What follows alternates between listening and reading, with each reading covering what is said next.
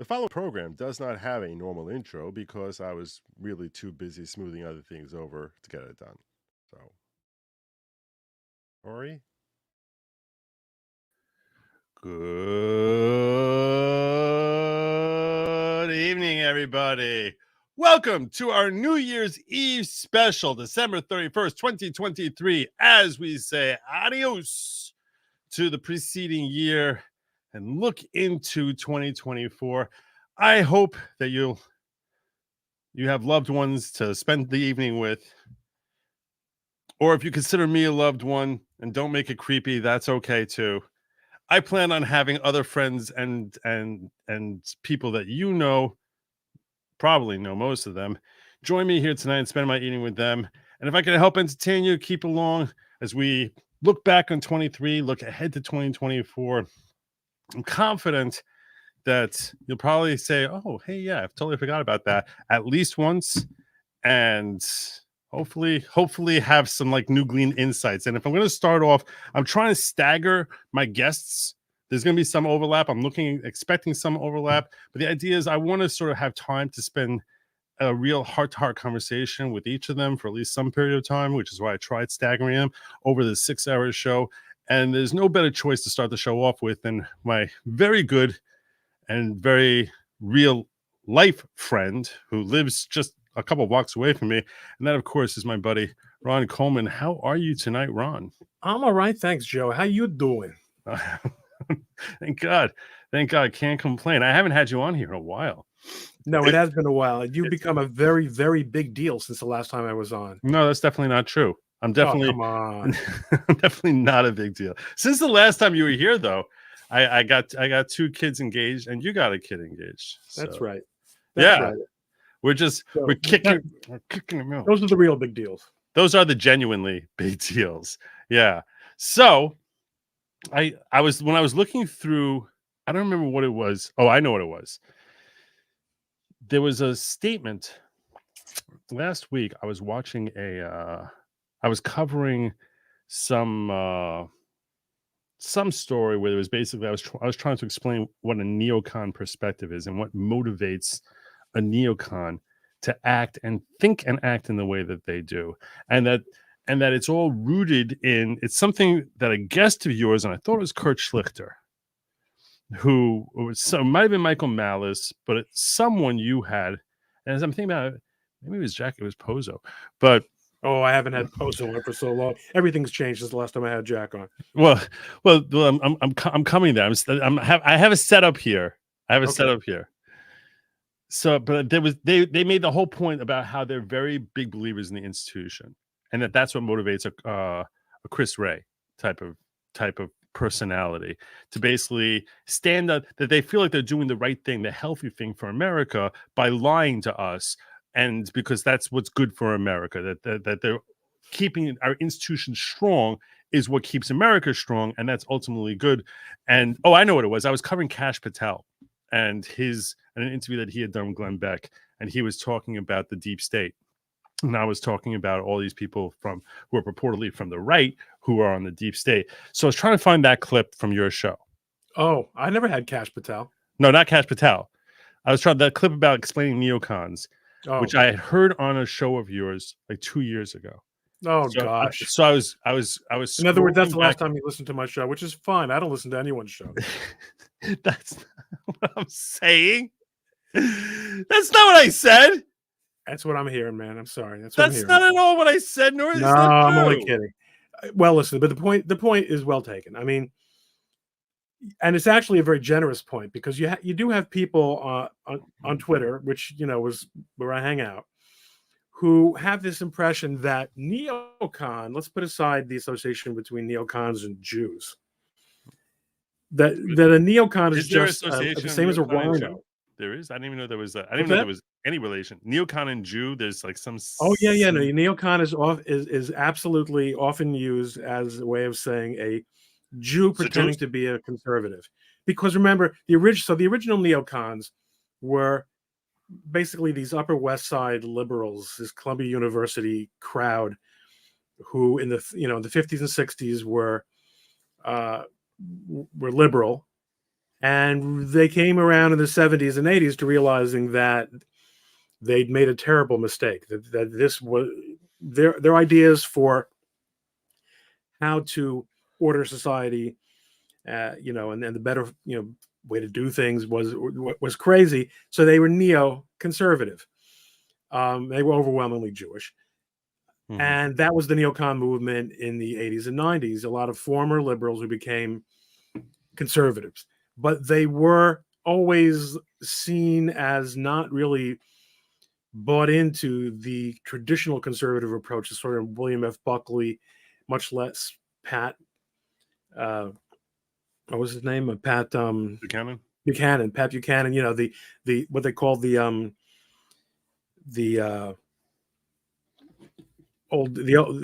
cultural conservatives. Many of whom came out of a Christian-oriented traditional approach to the state and to society and whatnot. But they had common. One of the big things about neocons is that they tended to be very, very. And this is the key point here, not the point that you made yet, but if I were to explain this, neocons, unlike liberals of the 50s and 60s, or unlike themselves as 50s and 60s liberals, were very hawkish on foreign policy because they came to realize that the Soviet Union did not actually seek peace the way they had been raised as red diaper babies to believe. Mhm. And in fact, the Soviet Union was quite tyrannical and intended to stay. Thank you, Whiskey. I assume that I say that from both of us, but I assume you mean Joe.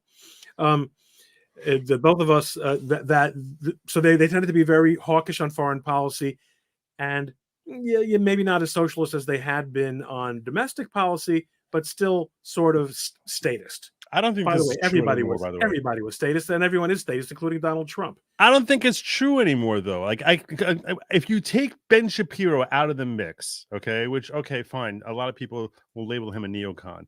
The biggest names amongst the neocons today, none of them are Jews. Like, no one who's labeled. If you look at the biggest neocons today, it could be Nikki Haley, it could be Lindsey Graham, Mitch McConnell. If you label So Joe, when you use the term, do you mean it in this? Do you mean moderate conservatives or moderate Republicans or rhinos? Are you using these as synonyms? Perhaps Because I'm I just am. telling you about the origin of the term in political theory. Okay. The way I learned about it, in when I was taking politics courses in college in the early 80s, that's what neoconservatism meant. Okay. But all these types, and I just saw a comment where someone said, "No, you're talking about McCain and Bush and Romney. They're not neocons. These people are not neocons. They were not former liberals. Let me just give They him. are Let me just. people who are statists. They were the people who became part of the of the of the liberal establishment. And although their preferred solutions, issue by issue, tended to be more conservative than those of liberals, they had no interest whatsoever. And this is the point, Jackals. No interest whatsoever in making structural changes or turning back the clock of the New Deal, for example. Rather, they were interested in fine-tuning the liberal order into a more traditionally oriented, a more market-oriented, and a more foreign policy assertively oriented policy, in a way that you sort of saw Ronald Reagan, govern. So Ronald Reagan you would label a neocon as opposed to Mitch McConnell, you would call a rhino. Mitch McConnell is simply a swamp creature. I mean, I don't consider. Listen, I'm not the last word on any of this stuff. I wouldn't call Mitch McConnell a neocon. I don't think he's particularly ideological at all. I think that he's interested in his power. Sometimes he comes through, but when it really matters, he hasn't in most events.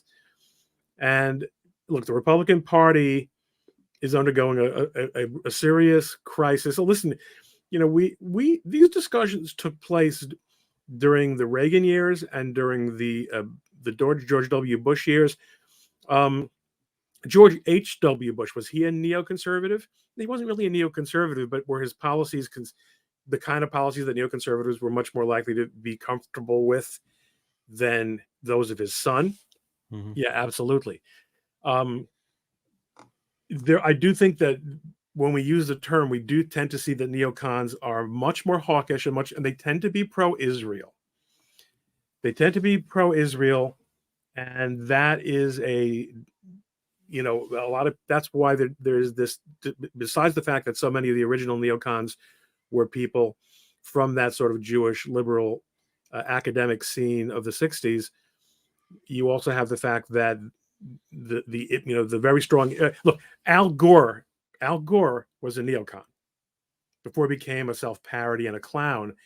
Al Gore was a classic neocon. New Republic magazine was the home of neocon thinking to a very large extent.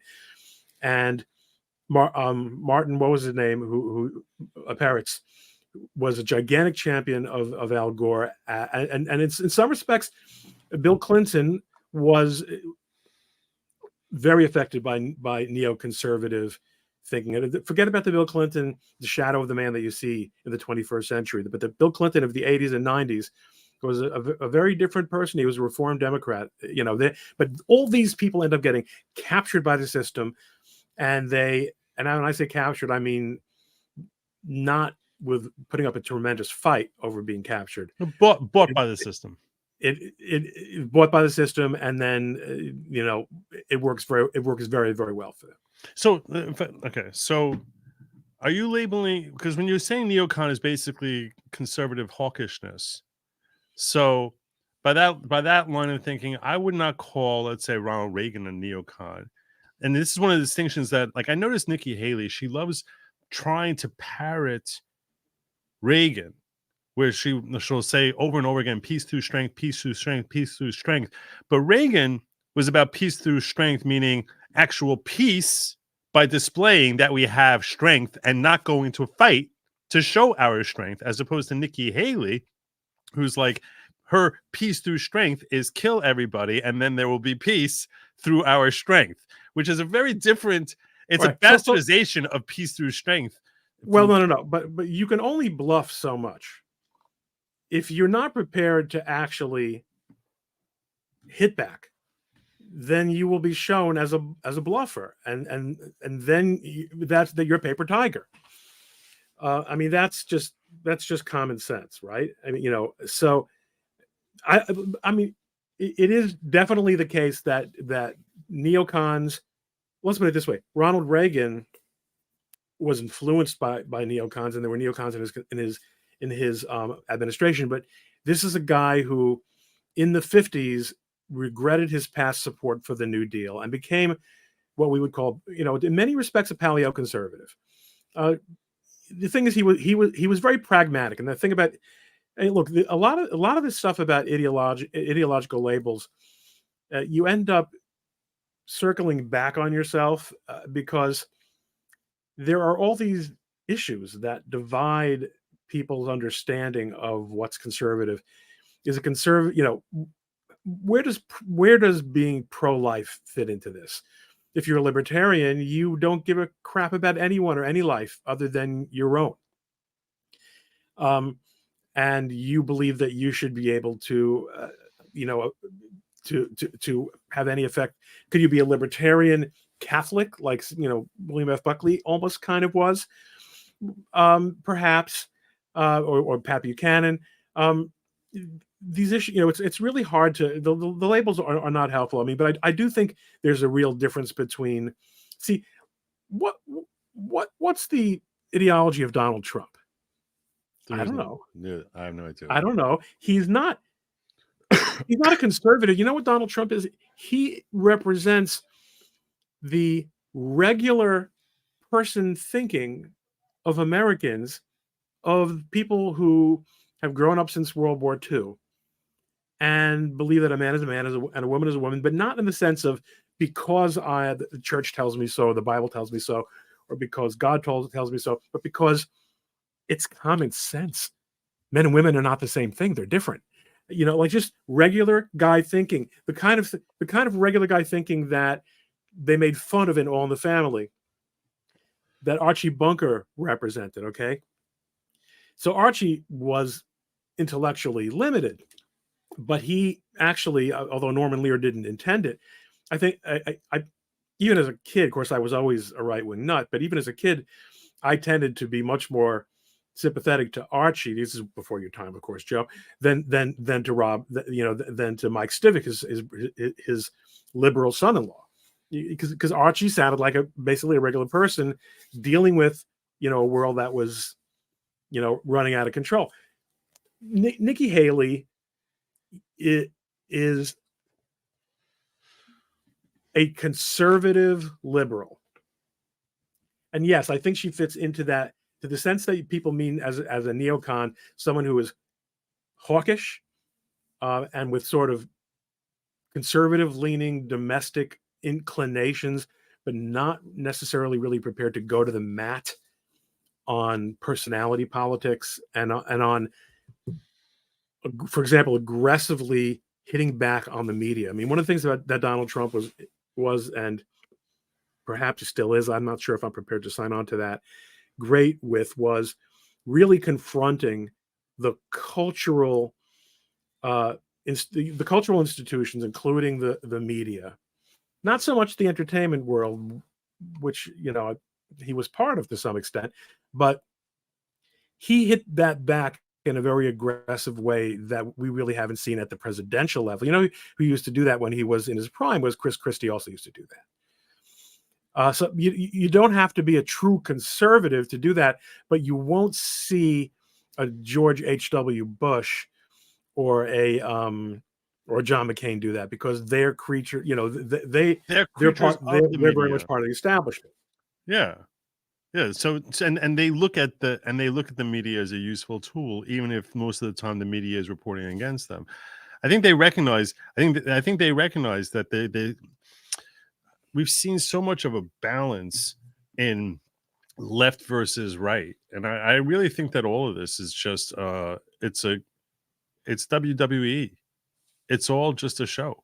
Like I don't think that when you were describing like not having like the actual values in Mitch McConnell, I think that's true. I think it's also true of Chuck Schumer. I think it's true of Nancy Pelosi. I think they're all just very good at doing what they do and making the right connections and for purposes of acquiring and maintaining power, self-power and self-enrichment. Yeah, that's all this is ultimately about. And they recognize that part of the establishment is the political theater that Americans have grown accustomed to over the last century, whereas Democrat versus Republican I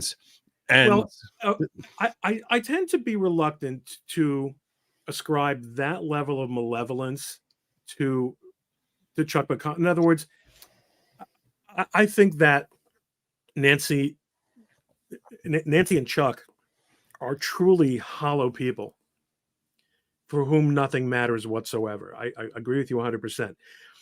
And I also think that someone like Kevin McCarthy, I mean, yeah, there's a guy who was simply playing a part, and even played the part of someone who believed that he was now seeing the light and was reforming.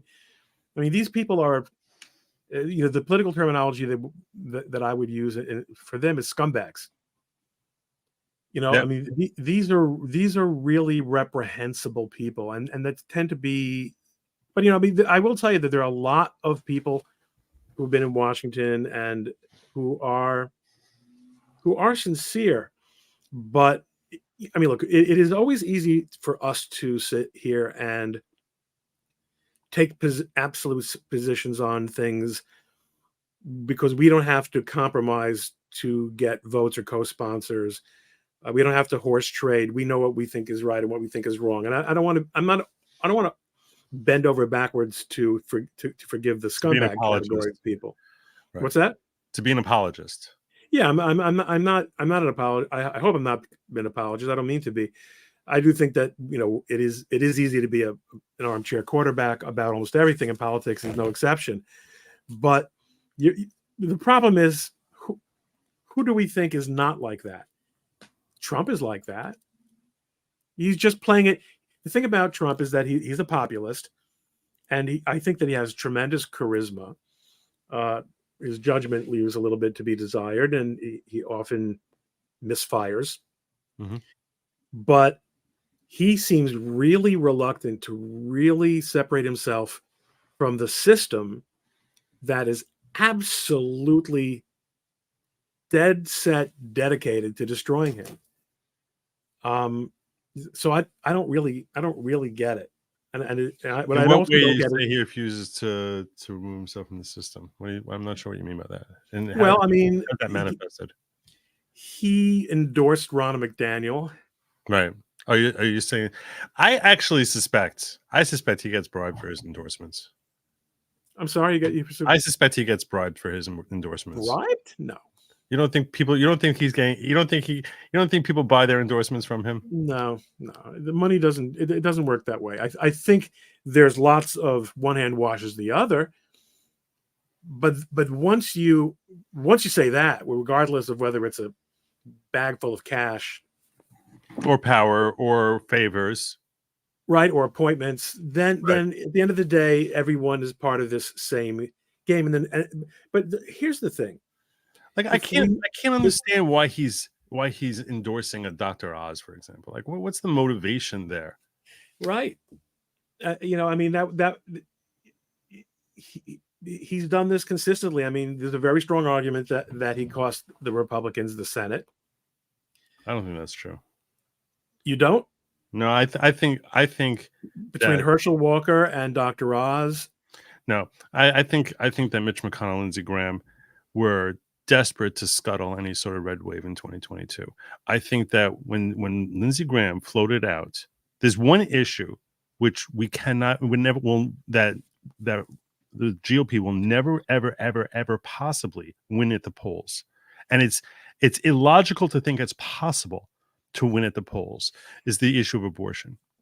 And the reason why you cannot win on the issue of abortion is it's against basic. It's if you're a capitalist, if you believe in capitalism, in that case, I think it is illogical to think that abortion can win at the polls. And those two topics seem completely unrelated, and I will show you how they are inextricably linked.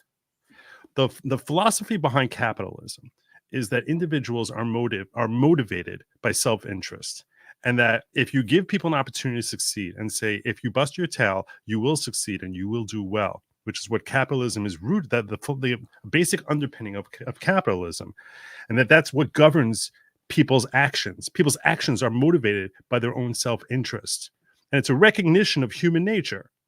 And that's why capitalism, I think, has been so successful, because it's true. It's not something that we choose to do. That's just how humans are hardwired, that we're motivated by our own self-interest. And that's a starting point for us. So if we're motivated by our own self-interest, and that's why, so you believe capitalism works. So now let's take that into political issues and recognize that the vast majority of humans are motivated by self-interest. When it comes to an issue of abortion, you or I know without any hesitation that as much as we can be pro-life all we want, that the issue of abortion is not something that is going to affect your personal life. None of your children or grandchildren, God forbid, are ever going. You know that you're never having an abortion. No one's forcing you to have. None of your offspring are going to consider an abortion, God forbid. So it's not something that's personally affecting you. But someone who is pro-choice, that person is personally affected by this. So if an issue is floated out there that is not personally affecting you, and all the pro-lifers, most of them recognize, hey, I'm pro-life. There's no way in hell I'm ever getting an abortion. So what the motivation to be pro-life is altruism, that I'm standing up for some fetus in some other woman's womb where that woman doesn't want to have that kid. That's the motivation to come out there and scream, don't kill a fetus. Now, there's nobility to it. It's a good thing. But to assume, my point is that even if 65% of the country was pro-life, which it probably is not, but even if it was completely pro-life, we would still lose at the polls, because to get up and go out and vote takes effort. It means overcoming your selfish nature of not really caring that much of and thinking that your vote doesn't matter, as opposed to someone who's pro-choice who says, hey, I need to save this because God forbid, if I ever find that I'm pregnant, I need to be able to get rid of that fetus. So those people are far, far, far more motivated because it's their own self-interest to look out for it. And that's what capitalism believes in, that people are guided by their own self-interest far more likely than it is in some altruistic thing of, oh, if I work for this, if I work for others, then things will be good all around me, which is more of a Marxist type of perspective, that's how things will tend to work. More of a socialist type of perspective. And that's why I say that people who believe that capitalism is philosophically a sound perspective should recognize that on this issue, even if we have the numbers in just philosophically in ideology, that will never translate in the polls. And that's why when someone like Lindsey Graham comes out in October of 2022 and says, we need to float out there a national abortion law, which is completely contrary to 50 years of talking from 50 years of messaging from the GOP of let the states decide, let the states decide. And he basically does a 180 on that 10 seconds after Dobbs is passed to say this is what we're going to do on a national level. That was a call to the left that if you don't come out here and vote your tuchuses off, that you're going to lose your right to abortion. Now, people on the right are like, yeah, you know what, we should have a national abortion type of thing, but they're not coming out there in droves like we must do this, as opposed to on the left where they're fighting for their own abortive lives, that the numbers, the call for them to come out came stronger from Lindsey Graham than any other person out there. And it's not, that's why I don't think it's about Dr. Oz, or I don't think it's about Herschel Walker. I think this was purely something that they wanted to scuttle. And we saw they wanted to scuttle MAGA with, where they basically gave money in primaries. Why the hell are they giving win red money specifically to anyone who's fighting against someone endorsed by Trump? Because they did not want these people to come into the House, and they didn't want them coming into the Senate. And that's what this is about. That's my perspective on it. Joe, we might need more than tonight to untangle the strands of your confused mind. This is a guy who wants to also help untangle the strands of my confused mind. Hey, Ron. Happy New Year, Ron. Thank you. Same to you. How you doing? Good to see you. I'm doing great. I hope all is well with you and yours. I had people telling me I was going to be tough for me to follow Ron Coleman, but I was confident that you would not tell even one dick joke while you were here. So I'm confident I can hold my position in the hierarchy. I stopped joking about Nixon years ago. I just found that most people weren't old enough to appreciate Hey, it. honestly, it's an honor to follow Ron Coleman. It's so proud even to be acquainted with you. I have no idea what you're talking about. Yeah. You know, I'll tell you one person who absolutely would have no problem disagreeing with you, and that's Harmeet Dillon. Take that to the bank. Can I wrap up the super chats before you get on out of here, Ron? Like, I'm not chasing you out, but like, no, you're not. No, it's fine. It's cool. Yeah. Let me just run through these, because I feel like they wanted to probably address issues that we may be veering away from if at some point you yes, Irving Crystal, thank you for reminding me. Prospering, that is who I was thinking of. Yeah. A question for Mr. Coleman: the rise of populist leftism has perhaps gone unnoticed, which I think is probably RFK Jr. probably is the best example of leftist populism. But do you see a reckoning for Democrats, and where does RFK fit into the new left equation? Well, I have written and I have said in the past that ultimately, a coalition-based party, which is the left, cannot.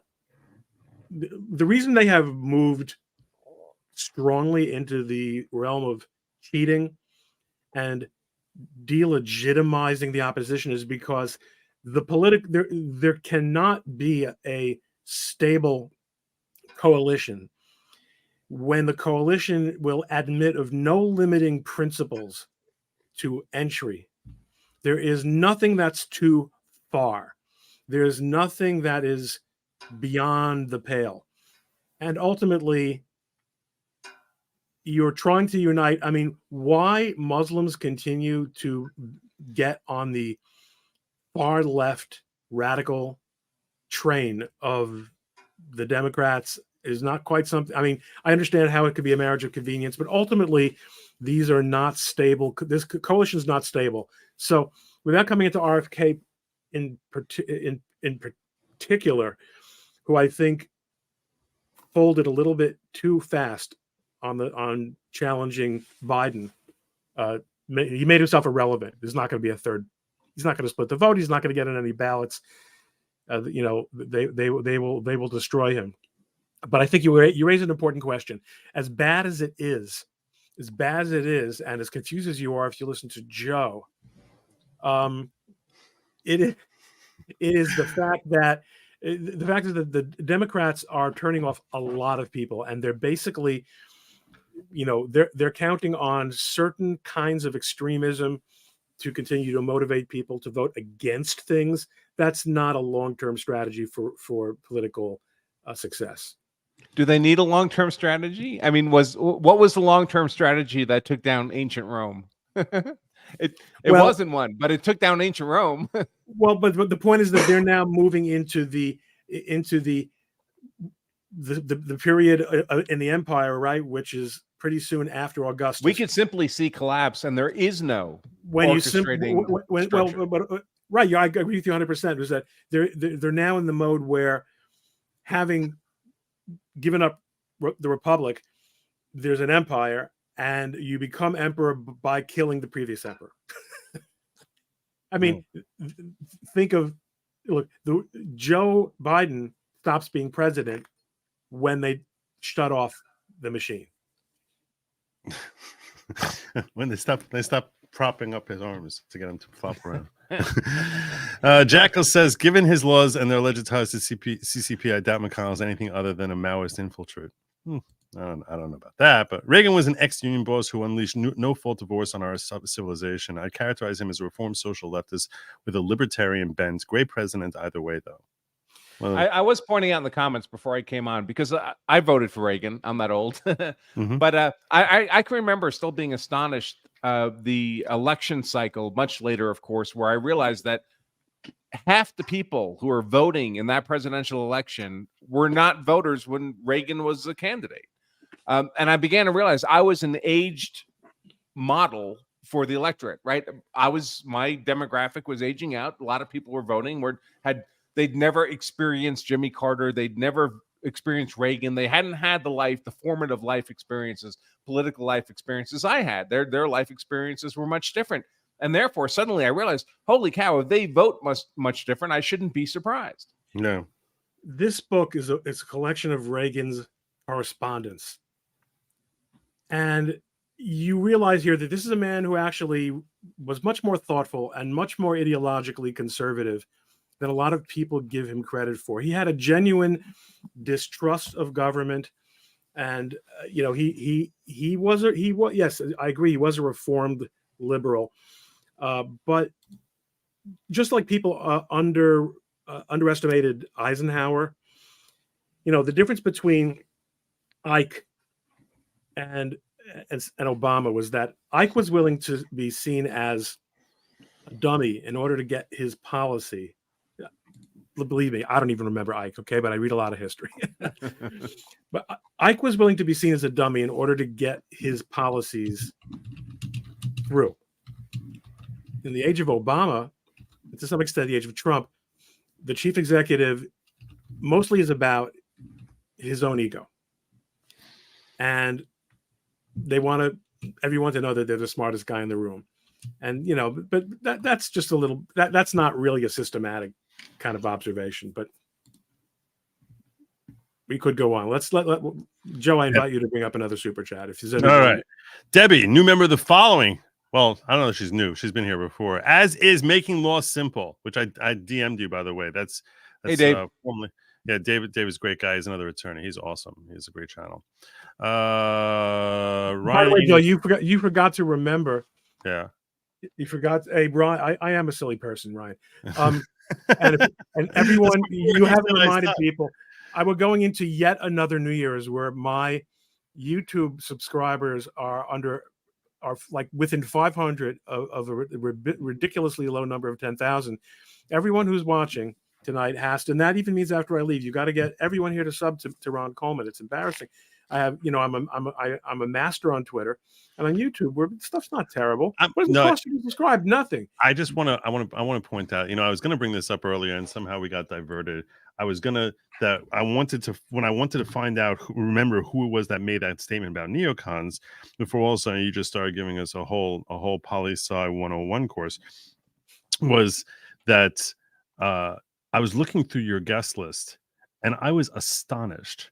I was like, it's amazing that the names of people who you have and like the views. It's like fewer views, and I'm not saying this. It's like, yeah, let's spend 2 hours talking to Vivek Ramaswamy in front of 11 people, and it's like, how is that possible? How is that even possible? Yeah, well, the algorithm doesn't love Ronnie. That's apparently. So, well, you just picked up a new subscriber, Ron. I just thank you. I didn't even know you were on YouTube. See, there you go. What I'm saying is like seriously, when I look to that stuff, if you look at things that he has that's 2 years old, I'm not kidding when I tell you there's a video with Jack Posobiec which has under 50 views where he's like talking to like an hour. Yeah, crazy. It's a crazy world. I'm like, I don't know how that's I don't even know how that's possible. Some people get views and some people are just a pleasure to look at.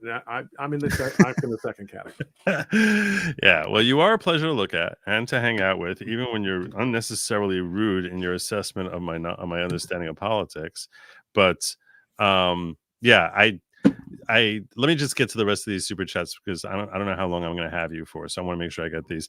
Happy New Year! Help me celebrate my 60th birthday. Happy birthday! Happy birthday to you! Happy birthday to you! Happy birthday, Proxy Loxy! Happy birthday to you! All right, I'm starting to understand the 50 views. So we had to stay home tonight because Hobart has husband has COVID. Cheers, everyone. Yeah. Cheers, COVID. That wasn't the comment. Okay, right. I thought that was you. Joe and Ron weekly show. I'm game. You're game. You could call it like Jews squared. But I'm moving into next year is going to be different for me. I'm moving more into this realm. So maybe we'll discuss it again, Joe. Sure. If the world wants it, we can give it to them. If they'll let the world, the world can handle it. Nancy, that's heartbreaking. Yeah. V-Beta says, "Oh, I see how it is. You bring in your other friends to discuss the left stuff." I'm not. It's not an exclusive list. I did sort of want to try to find. I was like trying to figure out like how do I like slot people because I know like no one wants to be here at 1:30 in the morning. Like that's the time. Like I know I'm that is a problem. Well, because you're all this deferential. Like you didn't want to. You didn't want to stream at the same time as Nick. Like he gives a crap about you. Right. I do try to. He gives a crap. He just doesn't care. He wouldn't care if I was streaming. Interesting distinction. Thank you. That's a good point. Right. Although now I'm at a stage now where he's siphoned off so much of his YouTube toward Rumble, literally so much of it that when I drop a raid on him, I'll like double his YouTube viewers. So it's actually like a noticeable amount of people that like that, as opposed to the first 2 years that I was doing this, where he just had 12,000 watching at a time every night on YouTube. And it's like when I would send in my 200 subs, like he wouldn't even notice. But now I would imagine he probably does notice when it comes in. Worcestershire sauce saying 2 years ago today I had a New York resolution. I stopped being in my echo chamber and found you. It took 2 years to move from lib to right, all because of you. You see, I'm doing some good. Wow. Thank you for showing me the light with patience, kindness, and over-explaining. My pleasure. Wow. My pleasure. Yeah, you see, it's not like I'm. No. It's sometimes useful to confuse certain level of people. I'm not saying otherwise. You take the votes are the same regardless of the IQ. Otherwise, I would be getting all the votes, right? Oh my God! Jackal says for the record, also true for the general electorate. I would say. Yeah. For the record, I don't think Reagan was dumb at all. You don't achieve things he achieved if he wasn't smart. Just that he landed far from where he came. And Carson Depp says, Joe and Ron, what percent of Jews do you think have been renegades and apostates? I don't know what a renegade is in this context. Apostates. So to us, apostates means people who take a Jew who takes on another religion, right? Yeah, as opposed to just dropping practice. Judaism, right? I don't know. Yeah, I don't know either. I don't know. We curse them 3 times a day, though. Is that it? No, we don't. Oh, Joe, you have to start davening again. Come on. I know that I said that if you gave up smoking, you didn't. I would let you off the hook on No. Okay. So yeah, I wanted to give so I wanted to ask you, before I let you go, I do want to ask you, tell me which story that happened in 2023 do you think like surprised you most, that you were like, wow, I didn't see that coming. Well, I think October 7th, I mean, almost everything besides October 7th was Yeah. stuff that, I mean, if you just read Ron Coleman tweets from, 2018, 19, 2021, this is where we were going. There's no, it's a two-tier justice. Just like nothing's a surprise. Yeah.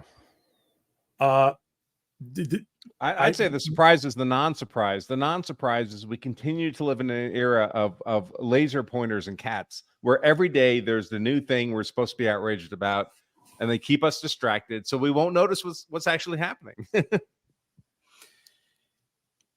That's right. You can think back a month and tell me what was the most important news story a month ago. Well, of course, now it would be October 7th, but let's take the summer, because there was 20 apparently world vital news stories in any given month of the year. So nothing becomes important. Nothing becomes capable of sustained attention. First of all, it's a cultural artifact.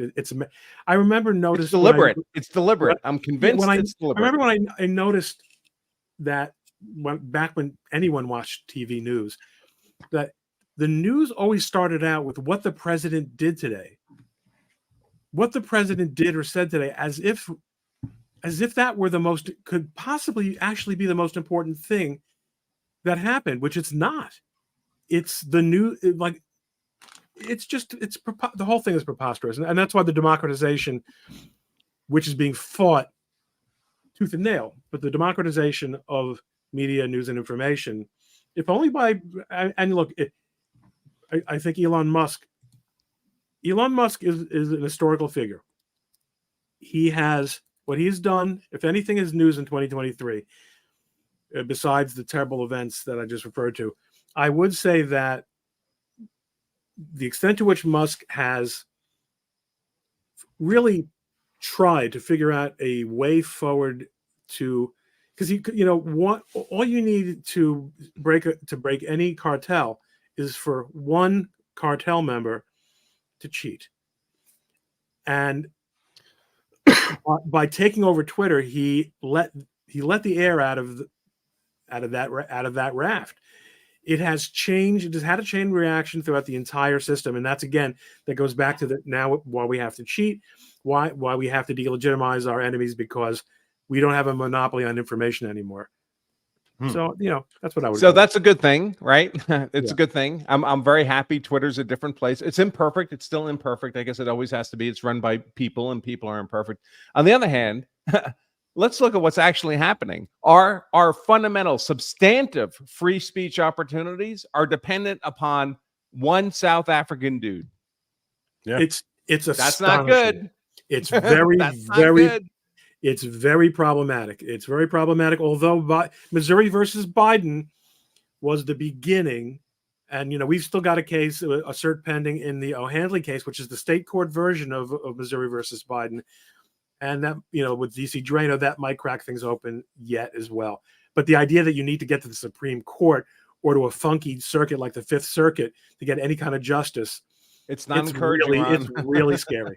It's really scary. It's like with Second Amendment rights in the Supreme Court, right? We got the Bruin decision, but the Bruin decision is really the only thing the Second Amendment community has. And of course, as always, the lower level and mid-level federal courts are in open rebellion against Bruin.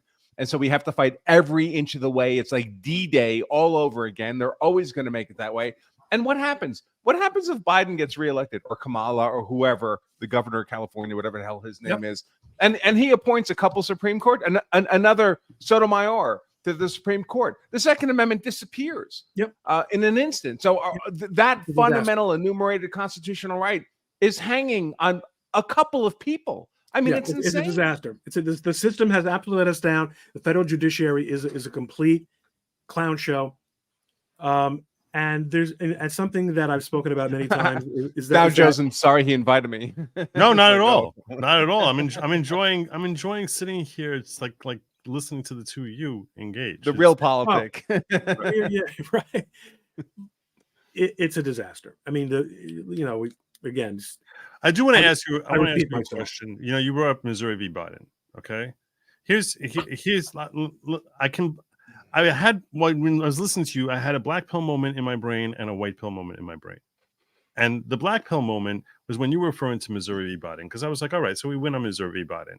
And then there's a finding saying you can't do this anymore. And then they'll stop for like a year, 2 years, and then they'll just start rebuilding all over again. Like what remedy is there to actually stop the government from doing what they're doing other than the court saying again, don't do it. Don't do it. Like a Bobby cop yelling, stop thief, or I'll yell stop again. All right, but I mean I hear the argument, but taken to its logical extreme, we can all go to sleep early tonight. Right. Nothing Right. matters. Don't fight. Don't speak up. Don't push Right. back. Don't file lawsuits. There is a broader political option, which I won't raise here because I don't want to get Joseph. No, we don't want to get anyone canceled, demonetized. right? Right. But I'm just saying our founding fathers were in a similar dilemma. Here's your white pill, so that we don't have to all turn into like Andrew Branca level marksman. Okay. And that is here's the white pill, which is when you talk about Elon Musk. Supposedly I don't know how much you guys have been watching Twitter Spaces. I happen to be a huge fan of Twitter Spaces. If you're not on Twitter, or what they call now X, Twitter Spaces is basically someone just starts a chat and they can bring in up to 12 other people on the panel and have like a group discussion, and people can just eavesdrop on this conversation. It's Clubhouse on Is that what Twitter. they call a space? No one knows what Clubhouse is, so that's what they call Space. Yes, those Twitter Okay. Spaces. Spaces, whatever. Okay. The amazing thing about this is in some of these larger spaces, you will see the biggest figures of the day just pop on into a chat. There's a chat which will be like discussing what's happening in Congress. The next thing you know, like you can literally get Mike Johnson or Matt Gaetz or other notable Congress persons popping in there. That is an astonishing ability to actually reach out and communicate and have discussions and dialogue with people who are running the government or other political figures who are significant, even if they're not necessarily in Congress, or other socially significant people. So but that didn't happen before Elon took over. Right. But it gets better. If Elon happens to take a nap, it gets better. It gets better.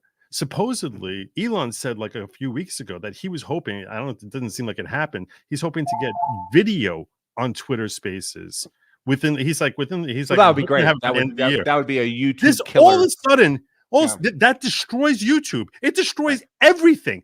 Twitter is not just a place which now is opening free speech. That is something that will destroy Meta, Facebook. It will become the most dominant thing, where all of a sudden you can just turn on and just see, some hosts who you enjoy following, just sort of just call out and have a decent chance of literally talking to vice president. And Musk would recoup the purchase price of Twitter in a quarter. What? Yeah. I'm sorry. What was that? Musk would recoup the price of Twitter in a quarter. The value of Twitter. I think X is going to go through the roof. And that's what I'm saying. And that's what I'm saying to you is, so I'm black-pilled about like, well, what's Missouri v. Biden going to do? How's that going to change the world 10 years from now? But I'm white-pilled in the sense that there is the continual fight between what is like good and evil. People who are actually trying to help society versus those who are looking out for themselves. And this development of what we're seeing happen with Spaces and the popularity of this and the ability for people to actually communicate on such broad scales like never before in human history, and the amassing of large numbers of people in a place that actually enables genuine free speech. That is an asset to those who are fighting, who are engaged in the fight for benefiting society versus self-interested persons. And that is a genuine white pill, which could conceivably, become a backbone of there actually being a healthy America for generations. So that's a massive white pill in the face. So there's another Missouri v. Biden 5 years from now, 10 years from now. So we can't call out corruption. We can't expose this stuff, and that's a massive atom bomb on the side of people. It's funny you mentioned atom bomb, because I was actually thinking that. I was going to say that I think humanity has always lived in a Lord of the Rings, Witch in the Wardrobe, World War II Europe, good versus evil kind of world. For most 99% of humanity, the dark side was always winning. And then the Enlightenment happened, and suddenly there was light in the world on a substantive level, not just the elites, the kings, but a sizable proportion of the population. And we're living in that now. We're living in that same conflict between light and dark now. And light is not 1%, which is the historical norm, right? Light is a lot more than 1%. But the dark is pretty powerful right now. And light is kind of hanging by a thread. And you mentioned nuclear weapons or World War II, whatever it was you mentioned, Joe. But that's what I was thinking of.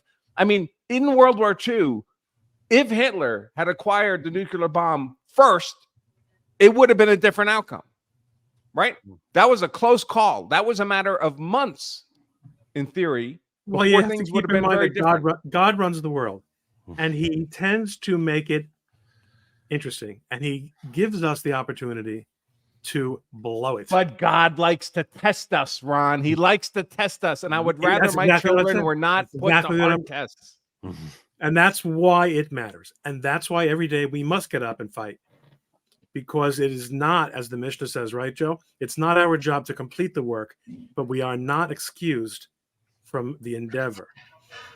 There you go. And on that note, thank you, my brother. It was great seeing you. Happy New Year, everybody. If you didn't sub Shalom. to me, Happy New Year. I will forgive Please make sure you that's sub how up I am. Ron Coleman. Link is in the description down below. Good night, everyone. And See you Almost all. certainly the smartest guy I know personally. No offense, Joe and Steve. That is very, very kind. I was just going to say, before Ron leaves, I wanted to say that one of the great things about the internet, there's a lot of scum, there's a lot of dump, and there's a lot of junk. But on the other hand, there's also, we as individuals are exposed to minds and people and ideas and thoughts from great minds around the world, and we can access them. So fill your mind with worthwhile endeavors, such as listening to Ron Coleman, who is somebody who is worth listening to, who has something to say, who's very intelligent, and I have the utmost respect as a lawyer and as a person. And I will say that we need to, as a resolution, you should cut out the junk and feed yourself something that's worthwhile putting in your brain, and something that's wholesome and worthy of your time. On that note, it's getting a little bit ridiculous in here, so I'm going to jump out. Good night, everybody. Take care, Ron. Night, Ron. Thank you for your kind words, and Joe, thanks for having me on. As always. So, and I guess my time is up. Apparently. No, it's not.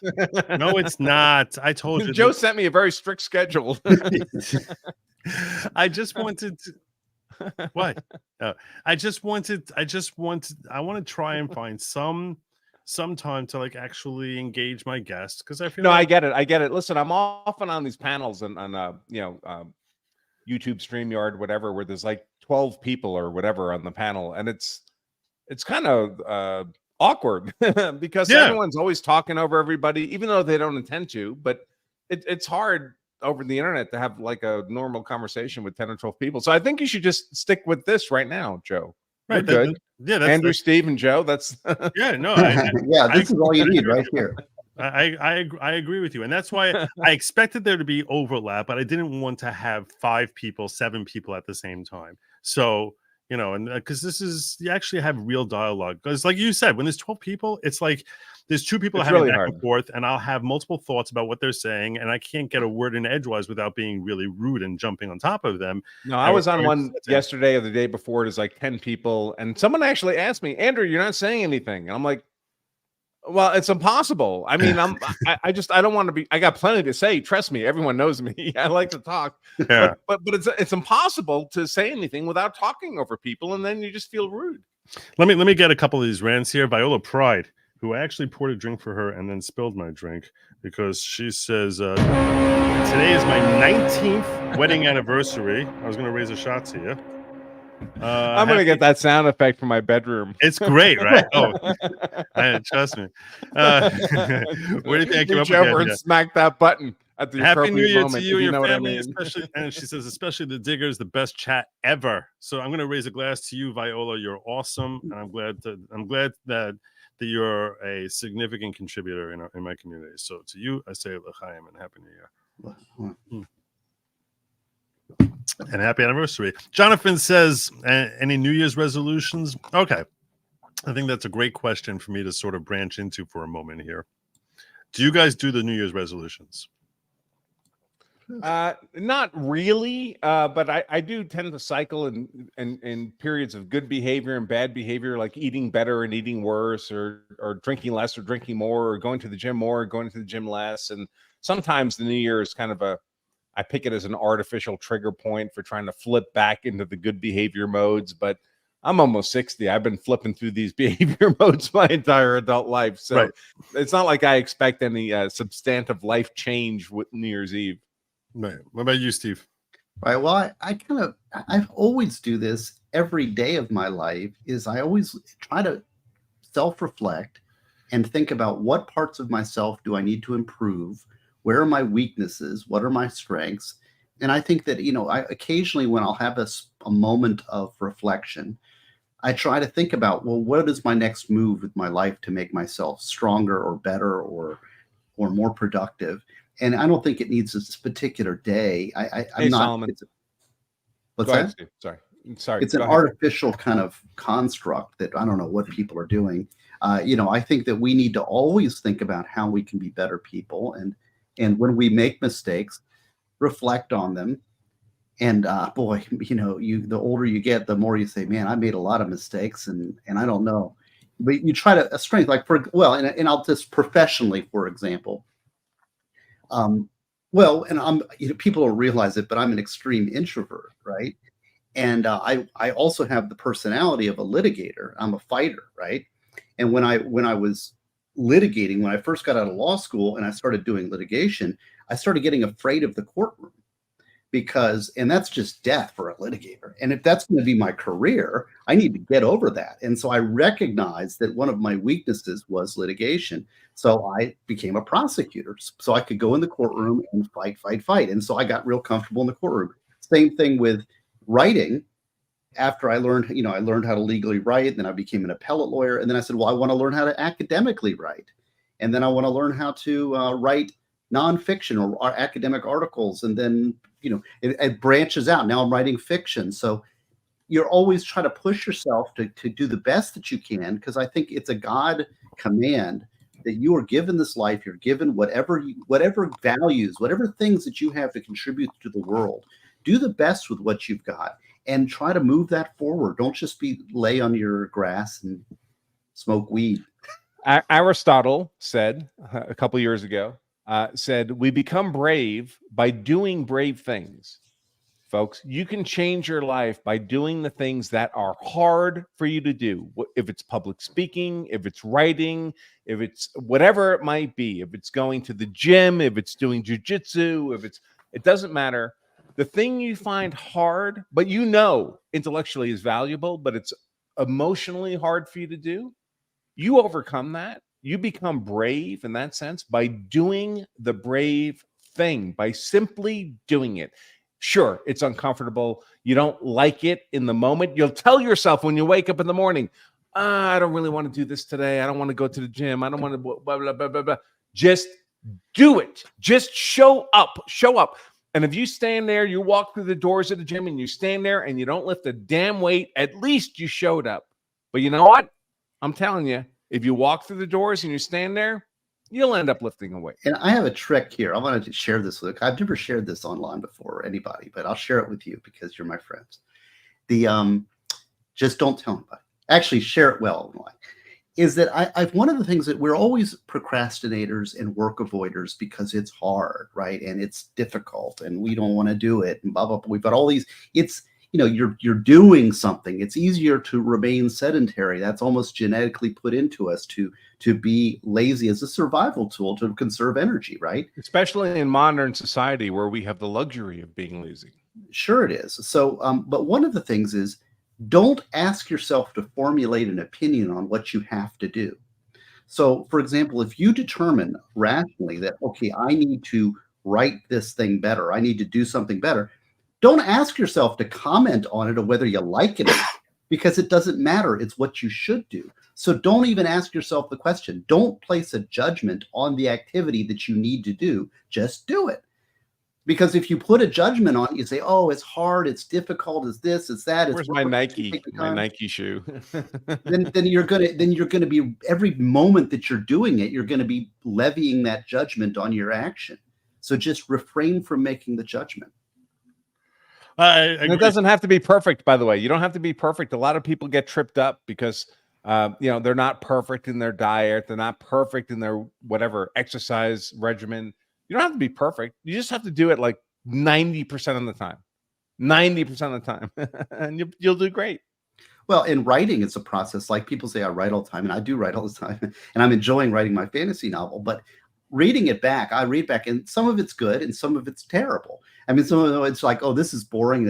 It sounds like a lawyer who's writing an academic work. So, but I'm going to have to go back and edit that. But okay, I put in there what I want to say, and it's a bridge. But then when I go back, I edit it and make it better and work on it and chisel on it and ting, ting, ting, ting. And eventually it will be better. So this is, it's a process of self-improvement. It's not like in fact, I don't think perfection is ever really achievable on Earth.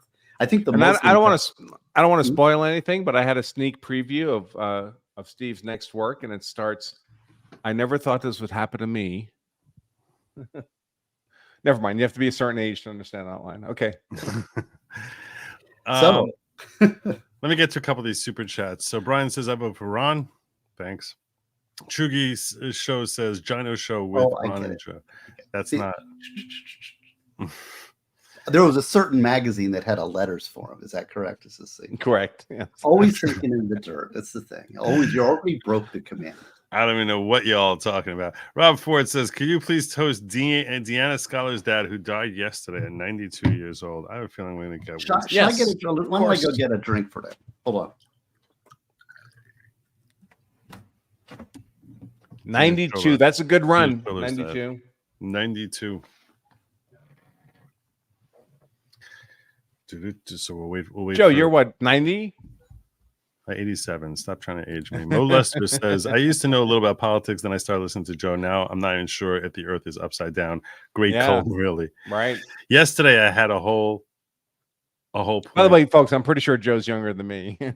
Yesterday I had a whole discussion where I basically pointed out that the fact that North America is in the north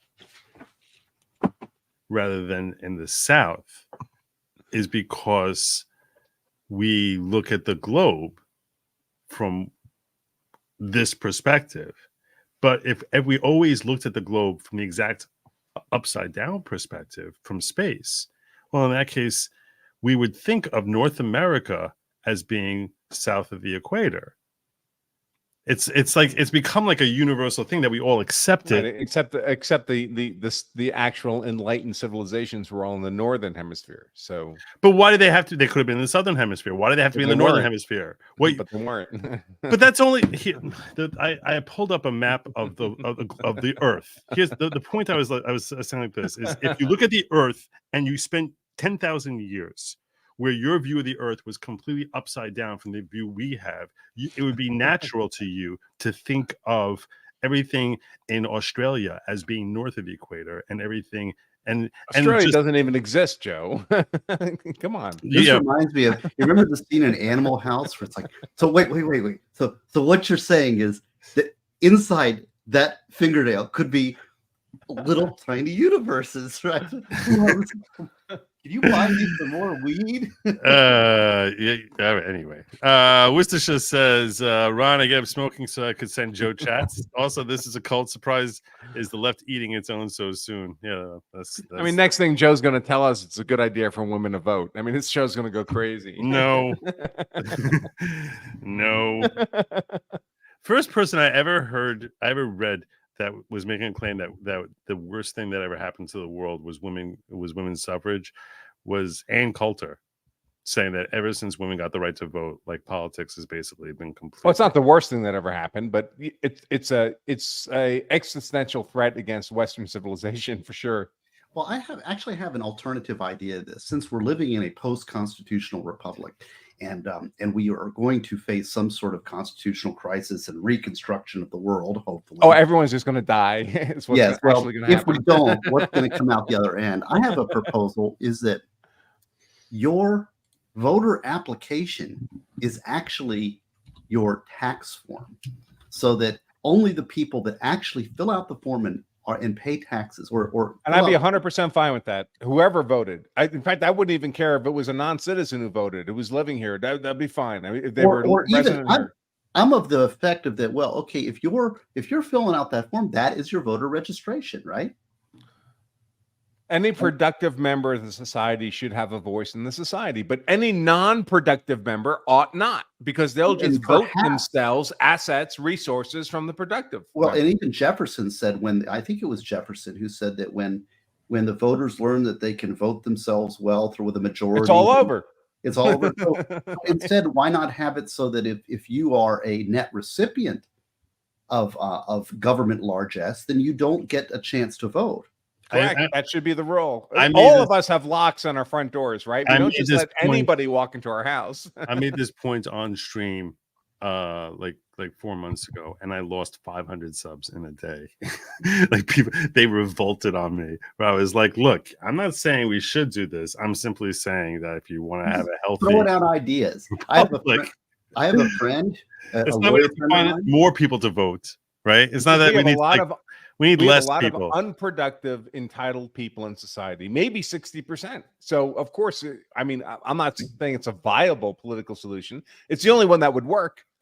So instead, we're just going to do the Roman collapse thing. I have a friend who is actually an intern with Joe Biden as a vice president. He was at the vice presidential intern. And he's a lawyer friend of mine. He's a really good guy, smart guy, Catholic, really nice fellow. And we had a conversation recently. He was one of my mentorees in my office who went off to bigger and better things. And now he's making big bucks as a lawyer in private practice. And I just had a call with him the other day, and he's like, I'm really having second thoughts about all this, because I guess he's paying taxes now, right?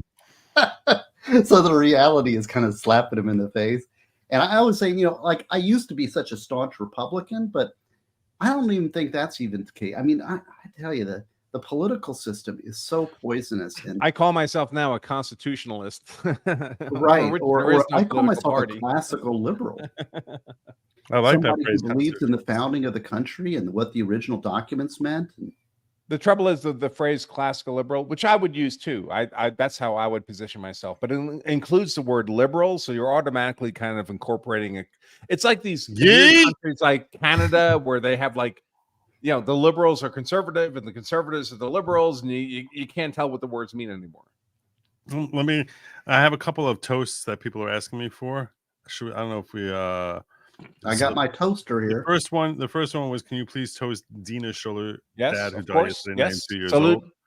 Sorry. So, may his memory be a blessing.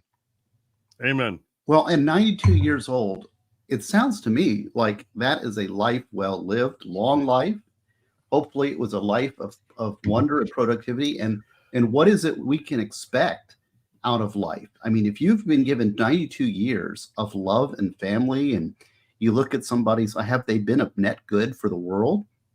I mean, if you lived to 92, you've lived a great life. And what I would say? I would say, however long you might live, and of course, none of us really know, right? But take every day, make sure the people you love know that you love them. Live every day as if not as if it might be your last, because of course we all have to have long-term planning, but live every day as if, just make sure that the people you care about know that you love them. And then if the worst happens, they know that. But you could live 92 years and not do that. And I'm not sure that's the better life. That ties into what you were saying earlier, which is that I think that the entire struggle of man is ultimately is fighting against his own laziness to put the freaking effort in. Whatever it is, I mean, we all know what is going to be of value to us, whether the effort is in closing our mouth from having an extra serving of food, whether it's in learning a skill, whether it's in getting a job done that we've accepted responsibility to get done, whether it's waking up when we're feeling exhausted or not in the mood, or it's cold outside, or brave.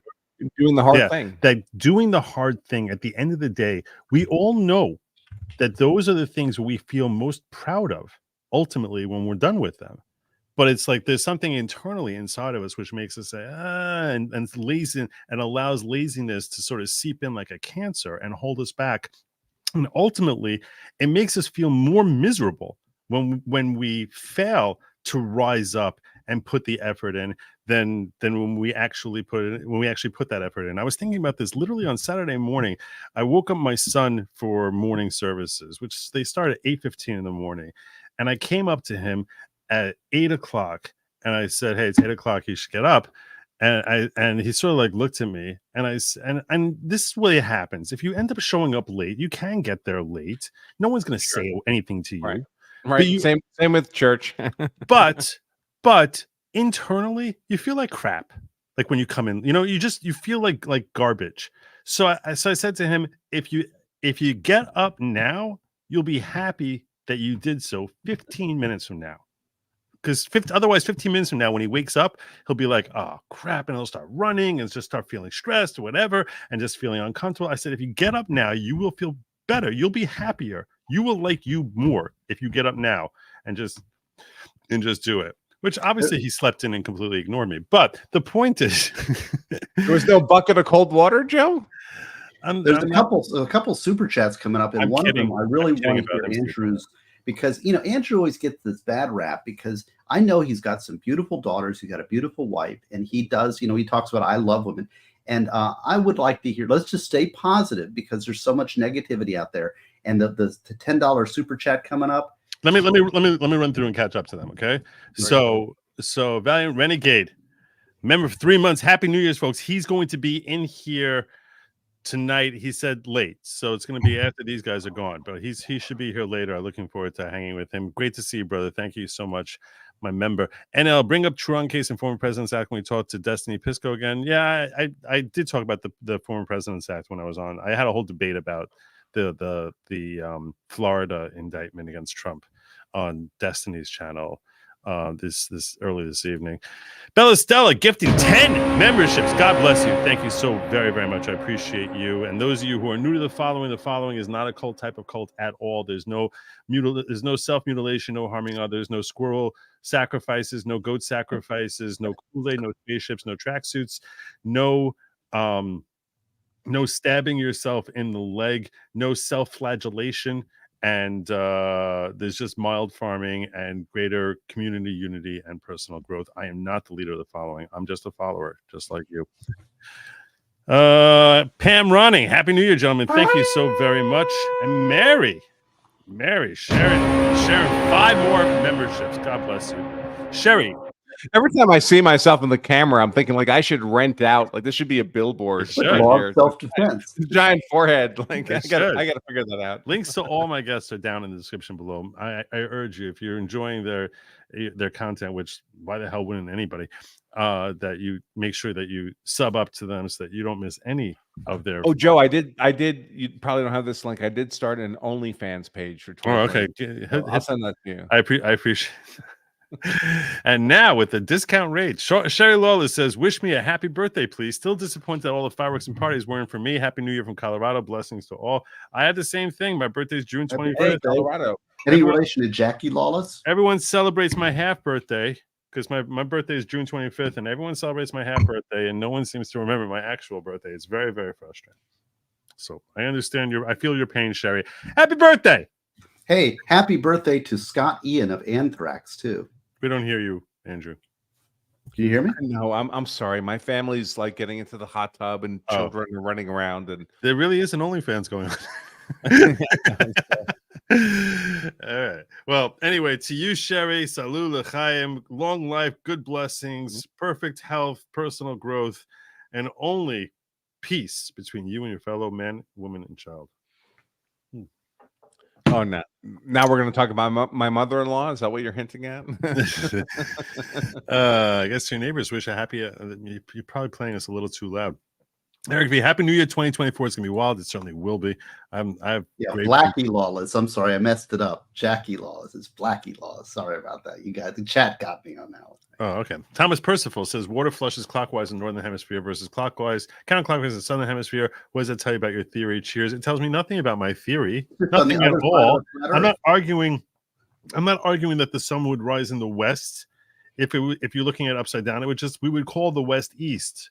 Joe's not a liberal. He's not going to say something that insane. Yeah, gosh. Lily, I think is asking a good question here that Steve wants to jump all over.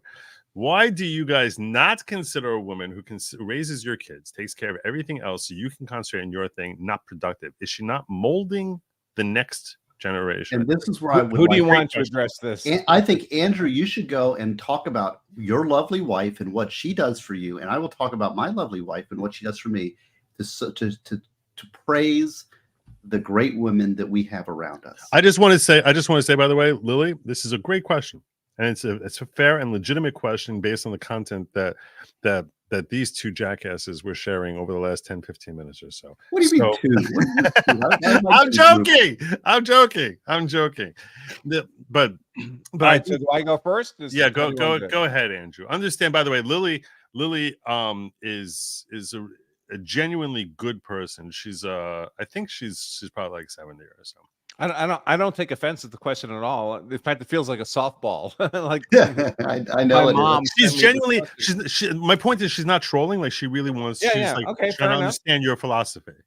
Sure. So my philosophy is that I do consider that woman who raises my kids and takes care of everything else productive, hyper productive, my equal in our marriage.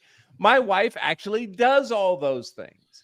I go out and make money, and my wife raises our children, manages our household, manages our schedule, does all that other stuff, the doctor visits, even, by the way, for my children who are not her children, my two kids from my prior marriage. She does all of that. One of whom, by the way, is developmentally disabled, has a lot of interactions with the state. It's a huge administrative burden to manage all that. She does all that too. My son's biological mother doesn't do that. My wife, who's not his biological mother, who's a stepmother, does all of that. So I value her enormously. And even better, when she and I met and developed a relationship, I was a guy who'd made a lot of money all my life, but I was post-divorce. I was essentially dead broke. And all my economic success since then has been with her. We built that life together. Mm-hmm. She didn't grab me when I was rich and I would have resentment about her accessing my resources. We built those resources together. So, and he, by the way, he means that since I can attest to that because I've actually, in certain various business engagements with him, I've actually had to deal with Mrs. Branca, and not have to in a negative way. I'm saying like she's the liaison point who it seems like runs all of his finances for him. So she's very involved in his business element as well.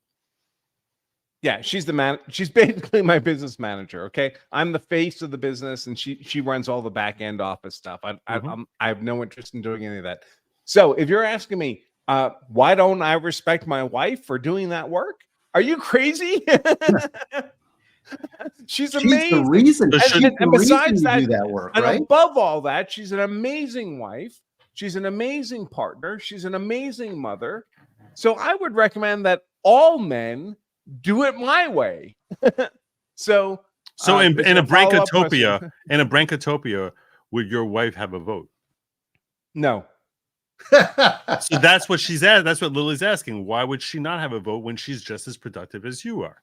She didn't ask about a vote in that question. It's in the context. This question came up in the context. Okay, all right. So what I would actually say is, so people take this the wrong way sometimes because I phrase it provocatively when I say like, should women vote? I think most people shouldn't vote, men or women.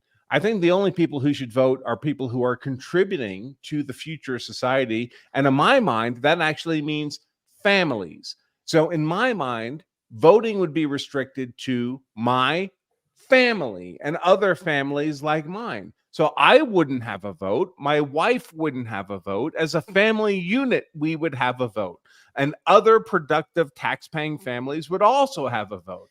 But it wouldn't be gender specific.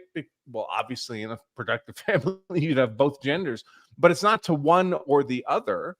And in a productive family, the partners should be similarly positioned in terms of how they're going to vote. Well, but then the question, the follow-up question to that, I'm asking on her behalf, what I would imagine many people who are watching may be thinking is, what if you and your wife are diametrically opposed as to? Well, you shouldn't be married because you're not. But you are not compatible. So, okay, fine. But if you are, the man's vote it takes priority. Of course, obviously, when women are by definition. It's shocking. I even need to say this, but we all know this. Men are more rational, biologically creatures in general. Not every man, of course, but there's, men generally, as a class, are more rationally inclined, or women are more emotionally inclined, and this is good, actually, because it's important from an evolutionary biology perspective. Men had to go out and kill animals and kill other men who were enemies of their tribe. We couldn't afford to be emotional about that. We just had to get the job done. Women have to raise children. Children are emotional. They're not fully developed. Women have to work in more social networks. They need to be have a higher emotional IQ, if I would put it that way. But those are two entirely different evolutionary job responsibilities. And so they developed they're not the same. Men and women are not the same. But if you're voting for the future of a nation, who do you want voting? If you could choose, if you were an alien from outer space and you could tell us what's the best option, is it the more rational part of your population or the more emotional, hysterical part of the population that you want making long-term future voting decisions for your population? Nobody would pick the more emotional part. So you're saying one vote, and if there's a contradiction because rationality, reason should dictate over emotion. That's why if there's at least in the long term, it should be the deference should be to the husband. Okay, you have thoughts on this, Stephen? Yes. Well, I thought it was a positive female question. Like Andrew says, that I've been married now almost 25 years, only married once. Really, I will only be married once, right? She makes all the financial decisions. She makes decisions. She keeps the house running. She has a full-time job. She's a career woman, very smart woman, has a master's degree. And by the way, I'm sorry to interrupt, Steve, but I would say my wife makes most of the family household decisions in my household as well. Sure. She runs, I think even Andrew pointed this out, is that, she makes most of the decisions on consuming anything, on the expenditures. Now, I will say that I generally make decisions on the cars we buy. And the guitars we buy, but she has, she handles all the food, everything that we eat and where we go, and I usually plan the vacations. But she has such authority. She pays all the bills, and when she got here, she had a high school diploma, and she worked her way through her master's degree. And I didn't really have anything. I wasn't wealthy, or not that I'm wealthy now, but I wasn't anybody really. So, but we had a fundamental foundation of commitment to a family. Like, I did not want to be married I did not want to be divorced. I'll put it that way, because I was a child of divorce. I didn't really know I was raised by my mom most of the time, and I didn't want to pass that on. And that was one of the criteria. And of course, she was very cute. and that helps too. But the thing with a man, though, it's like, okay, is it yes or no? If it's yes, then you're in the door, and now the other stuff matters.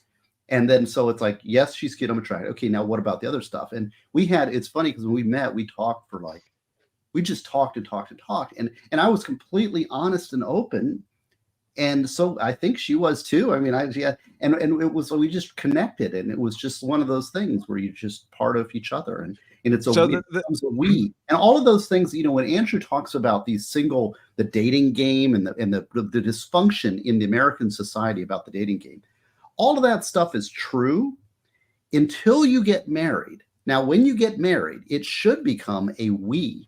Then those things don't matter. It doesn't matter if your spouse is this. Like I think in one of the another Branca Branca's thing he said one time is somebody posted this picture of some woman, and she's a little middle-aged, she's a little overweight, and they said, do you think she's attractive or something? And then he said, well, who is she to me?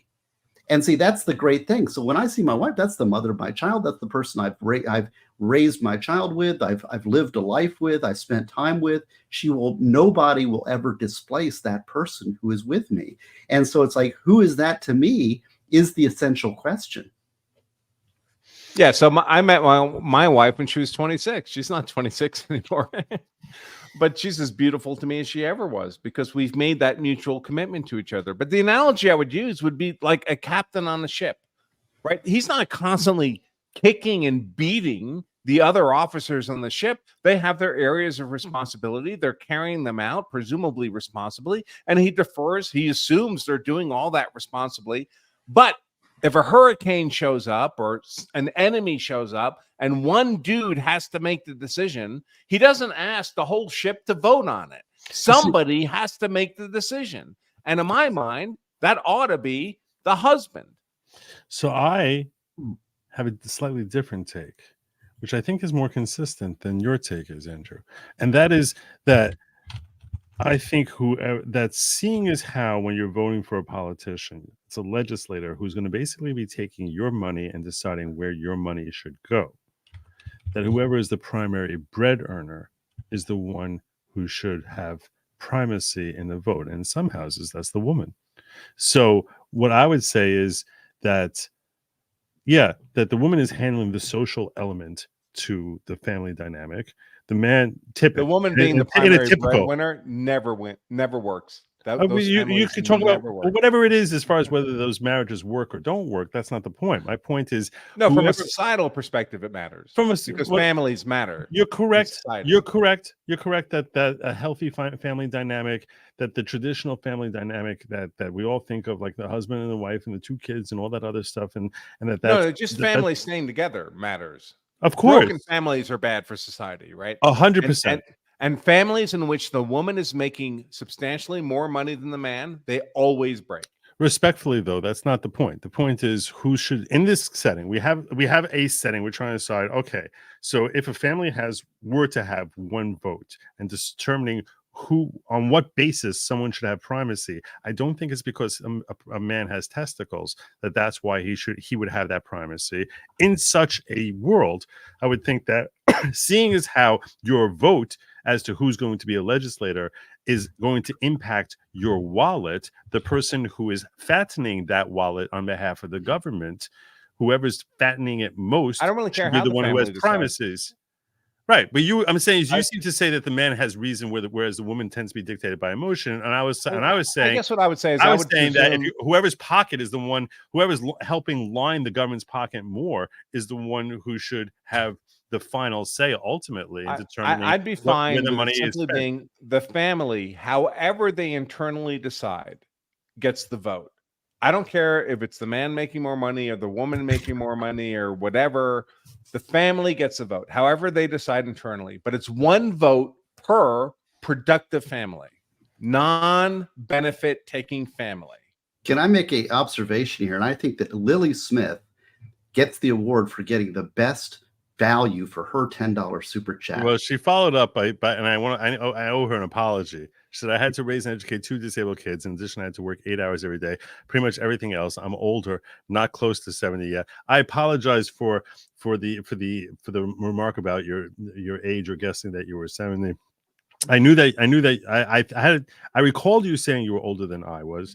I was terribly rude of me to just assume your age. The reason I threw that out there was the reason I just threw out any number at all, which was stupid on my part, and I apologize for that, was because I wanted to be clear to Andrew that this was not some young girl who's trying to troll him, but said he would address the question seriously. I didn't take it as trolling him at all. No, but I would say the fact fact that she has 2 disabled kids, I have a disabled kid, I get it, but Right. we're not the norm. So Right. you can't say my exceptional circumstances is how society should be structured. Debbie says every single time Branca goes on someone else's stream, we end up down the same rabbit hole. Is that really what everyone thinks Branca's value add is? Wake up, people, and engage him on legal issues. Debbie, I'm already married, honey. Although as Jackals. parents, I have a 19-year-old and you have 2 beautiful daughters. We are also concerned as parents for the future generation. So one of the reasons Sure. we engage on these social issues in male-female relationships is because I want my son to live a happy life, marry a beautiful woman for the rest of his life, have beautiful kids, and be happy and find the happiness that I've found. I think more people should talk to folks in their 20s, because the folks in the 20s will tell you how utterly destroyed the dating market is today. Debbie is just said horrific. we got to get you out of this. Debbie just said get Branca out of the All whole right, so stuff. change the subject. But What do you want to talk about? But following up on the whole family thing and having daughters, I will mention this that I'm just gonna throw this out there as a heads up for you all that tonight I have a 6-hour stream. At the end, a month from today is gonna be January 31st. I plan on having a 24-hour stream that day because I have a daughter who's getting married late in February, and that's gonna be like my final push of earning YouTube money. So there will be a 24-hour stream, God willing, on January 31st when I'm trying to ratchet up the last monies I can for my primary source of income being YouTube. So yeah, and if I can book you guys in advance for January 31st, anytime during that 24-hour period, that would be much obliged. I'm have to drag you. I'll do the last 4 hours and drag you over the line. Last time I had it, I was marrying off a son. So now I'm marrying off a daughter. But rest assured, those of you in the audience, that the next kid is at least like 5 years away. Like I'm not gonna be doing this every 6 months. But yeah. How many children do you have exactly? I have six kids, but I had like next year we'll be doing Joe's grandchildren. So Jackals of Terra Argentum says criteria for voting rights: 1, married for 3 years; 2, not be currently employed by the government; 3, never have to work for the FBI; 4, pay taxes. Happy New Year, Joe. God bless. I love Jackals. He's awesome. Jonathan, member of the following, not his first dance through this rodeo, but we appreciate you coming back, brother. Worcestershire sauce says following Gerard Magliacco when Joe says it's not a cult. It is. Drink Kool-Aid, put on tracksuit, turn world upside down, north and south. Those are some good cult references he put in there. I gotta say, I salute. She did, yeah. Beak Boop says, Happy New Year to you, Joe, and to the Diggers. May the Lord bring blessing and favor for all of us in the new year. Amen. And God bless you, Beak Boop. Exel Wright says, I'm with Hans Hermann Hoppe and think democracy is the god that failed. Ban voting and replace it with nothing. Well, no, I need a leader. We need a leader. Are we making the distinction between democracy and the republic?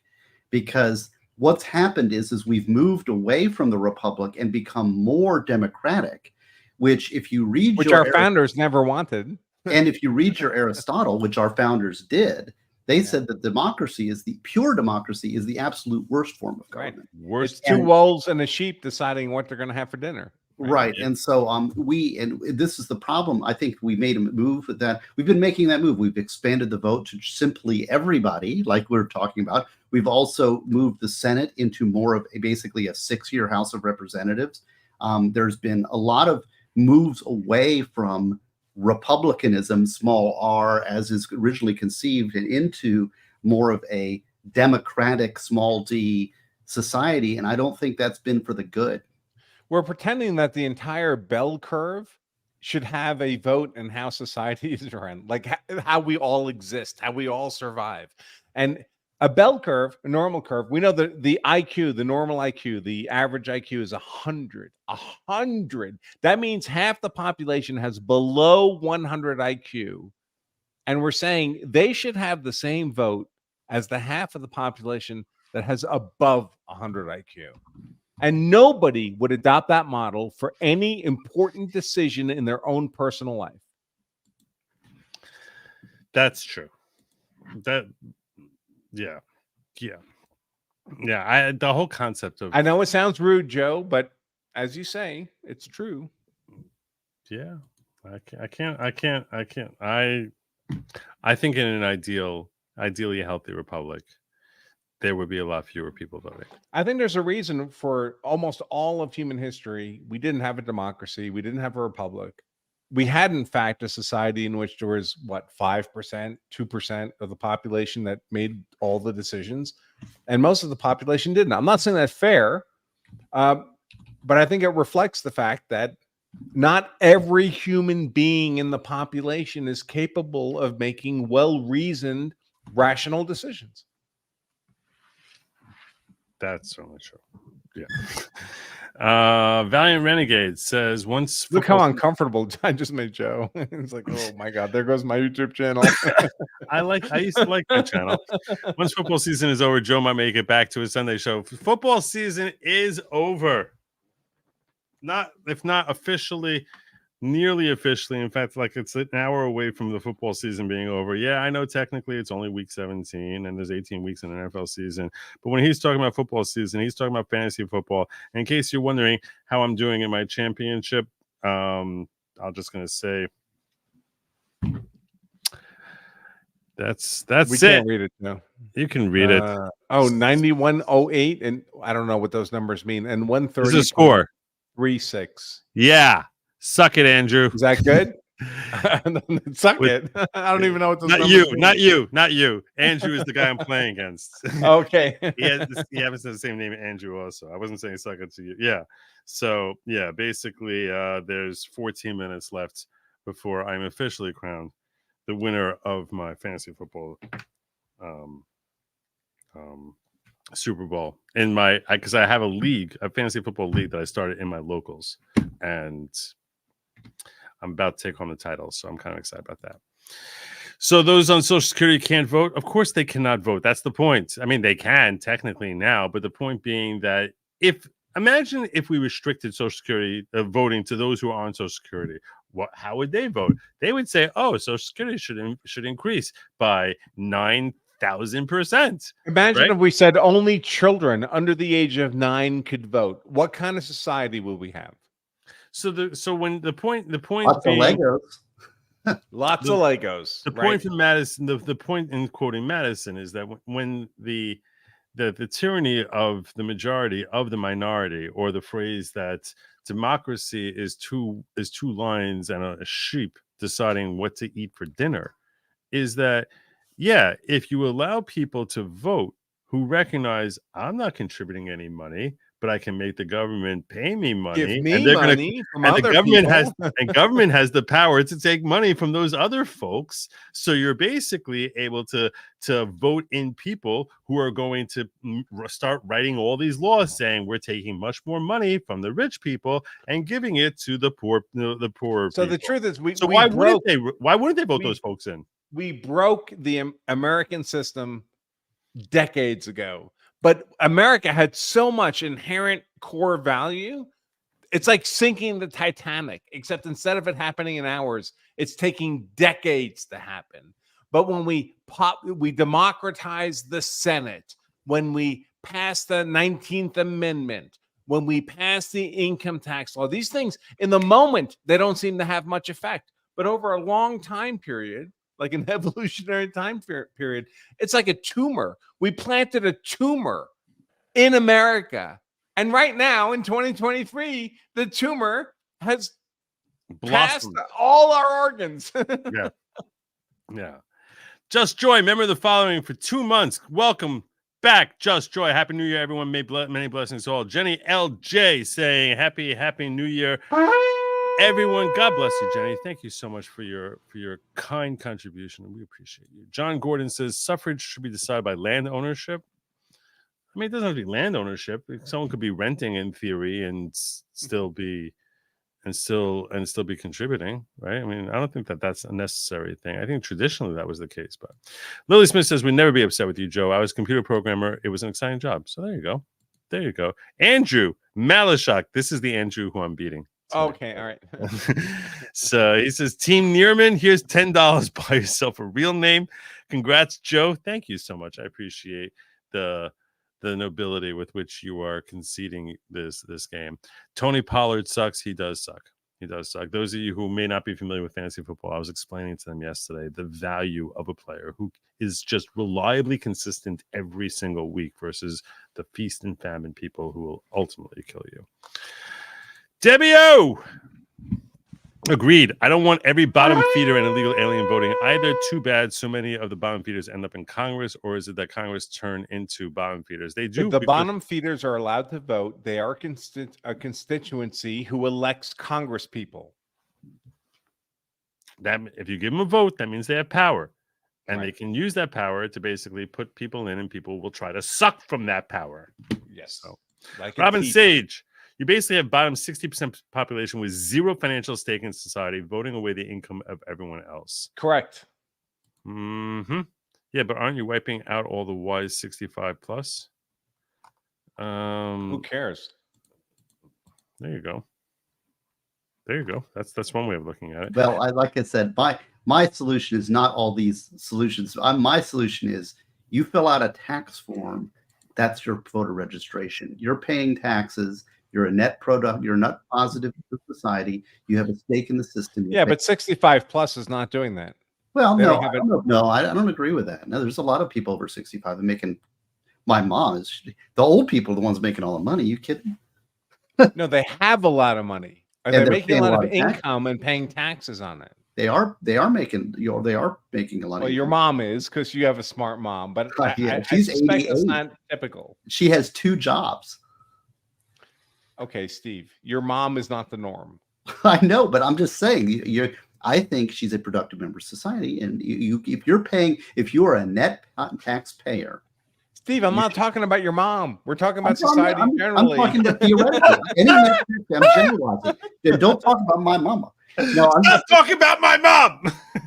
No, what I'm saying is that if you are over 65 and you're a taxpayer, you've earned a lot of money and you are making money off your investments, or you have income properties, whatever, you're paying taxes. Anybody who's a net contributor to the Right. body politic should have a vote in how the money is spent. Right. I'm always going to remember this stream and that time Andrew joined me. I And had to make a Steve and Gosney mom joke. started talking about Steve's mom. Stop talking about By the way, to Steve Gosney's mom, all respect, Happy New Year's. And you've Happy raised an indeed. amazing son who's an incredible friend of mine, She and I'm really has. grateful to you for it. Indeed. American philosophy says, what about those in the military? Those in the military, that should be a form of service, which to me makes them a contributor. If you're willing to- I don't know. The military I is a disagree different with you with military today. I disagree with you on this. If someone is willing to actually risk their skin, Now it's just a civil service job. It's like so the Department of Motor Vehicles also automatically get a vote. So you know what? If that's really just a civil service job, then you should not complain about the fact that they're promoting the military, about going all trans and all that other stuff, and people who basically couldn't do 6 push-ups. That's who they're exactly promoting. my point, actually. So They're not combatants. Okay. So you think it's okay? You think that's okay? No, it's not okay. It's all bad. But if you're going to let anybody into the military, no matter how non-combatant, listen, if someone wants to fight for America, they get a vote. I have no problem for that. But if we're letting people in the military because they have purple hair or don't understand what gender they are, those people should not automatically get a vote. I'm sorry. It's not the same thing as picking up a rifle and fighting somebody. I can agree with you on that. Anyone who engages in military service in the form of actually actively serving, rather than sitting at home in some base, yeah, that to me that would be something that would be a basis to vote. Even if they thought they might have to fight somebody, that would be fine. But there's a lot of people going to the military today because it's like a civil service job. They never intend to fight anybody. We see these people. Come on, they're wearing the dog leather masks. They got the. If I have to explain it, then it's. I guess I'm not making my point. Phillips says Highland's right service guarantees citizenship. That was something- Highline's military, the service fought. If you fight, you get citizenship. I have no problem with that. Kay Bell says, I'm curious, what about those of us that serve in the military and can no longer work? Are we not allowed to have a vote? I would debate the issue. I'm open to persuasion. But we all know, all of you, by the way, I never served in the military, but all of you who serve in the military know that very few of you were in combat positions, right? 90% of the military supports the 10% that are actually fighting. Now, which of that total 100% should get a privilege to vote under the Heinlein model? I'd be willing to debate that. And if it was all of you, I'd be amenable to that too. If all of you, when you entered, thought you were at risk of having to fight. I just want to point out to my audience here. Can you imagine how great a country it would be if Andrew Branca ran everything? how preciously you would safeguard the value of your vote if you realize that the only reason you have that right is because you're contributing to the American society. Like, you would look at your vote in such a different thing. Like, you earned that right to vote. Like, it's harder. By the way, it's much harder than getting a driver's license. It's much harder than doing anything. Like, you literally had to like bust your tail to get a right to vote. Every single person would vote. Every person who had the right to vote. There's a selection bias here too, right, Joe? Because like, I've never served. I never went into the military. But if I knew when I was 20, the only way I could vote was to have served, I would absolutely have served to secure my franchise. Right. But if there's 380 million people who can vote, because we allow anyone who's a citizen or anyone who walks across the border to vote. So yeah, you basically look at it like if it's treated like dirt, then the people, no one appreciates something that's just gifted to them. Lincoln Train says, by the way, military pays income and social security taxes. Wesley says, if you pay a penny in taxes, you get to vote. Yeah, I think filling out the form. If it's a net penny, yes. If it's positive, yes. Okay, there you go. Anyone who would ban pit bulls automatically loses a vote. Now, pit bulls are violent animals that have no purpose living in other civilized society. If you live in, I don't know, upper Canada and you're dealing with wolves and you need pit bulls to protect you, fine. If you're living in an HOA with school children and you have deaf animals running around on your street, you're the problem. This is funny. I'm just getting out of the way. I'm just letting the bullets are flying. I'm just gonna like stay in the foxhole as the incoming fire. Nobody who has small children would be happy with a pit bull next door. Yeah, do you want to let your kids out in the backyard when there's a collection of pit bulls in the neighbor's lawn? It's true. It's a really interesting point that I never considered before. I would never let my kids go outside unattended. Right? I don't care. Like, not without you having a gun. And you're only 16. I'm not letting you go outside by yourself. We got pit bulls next door. I never served in the military, I can tell. KVL says combat vet Brett Branca rated at 100. He's the one who said, hey, what about disabled? Yeah, it's fine. It's fine. Yeah, 100% disabled. Phillips says Highland was pretty explicit. Citizenship was open to everyone, even the feeble and disabled. The federal service would find a job for you that you could perform. Right. He wrote that in the 1950s. Are we a different country today than we were in the 1950s? I don't know. By the way, Joe skipped my last $5 super chat talking about the basis mama. Did I really skip your super chat? That seems almost impossible. I'm gonna have to try and dig that up. Meanwhile, I'm gonna ask you, gentlemen. I'm gonna ask you, Steve, because I know you got one foot out the door here. I gotta go. So I got 7 minutes to go. Yeah. So while I'm digging for the super chat, which story from 2023 surprised you the most? Oh, I don't. I tell you, I am. What development? It could be a development of your story. Happily avoiding the news media. I don't watch mainstream news media. I have my websites. I go to Instapundit, Powerline blog, Citizen Free Press occasionally if I want to get news. Legal Insurrection, those are the places that I go for stuff. And the mainstream media, to me, is left. They're so unreliable. And I know I know I've been behind a number of national news stories, and I know that what the people get, like when I read the story, I'm like, there is so much that is not contained within that story that is not known, that it's practically useless information.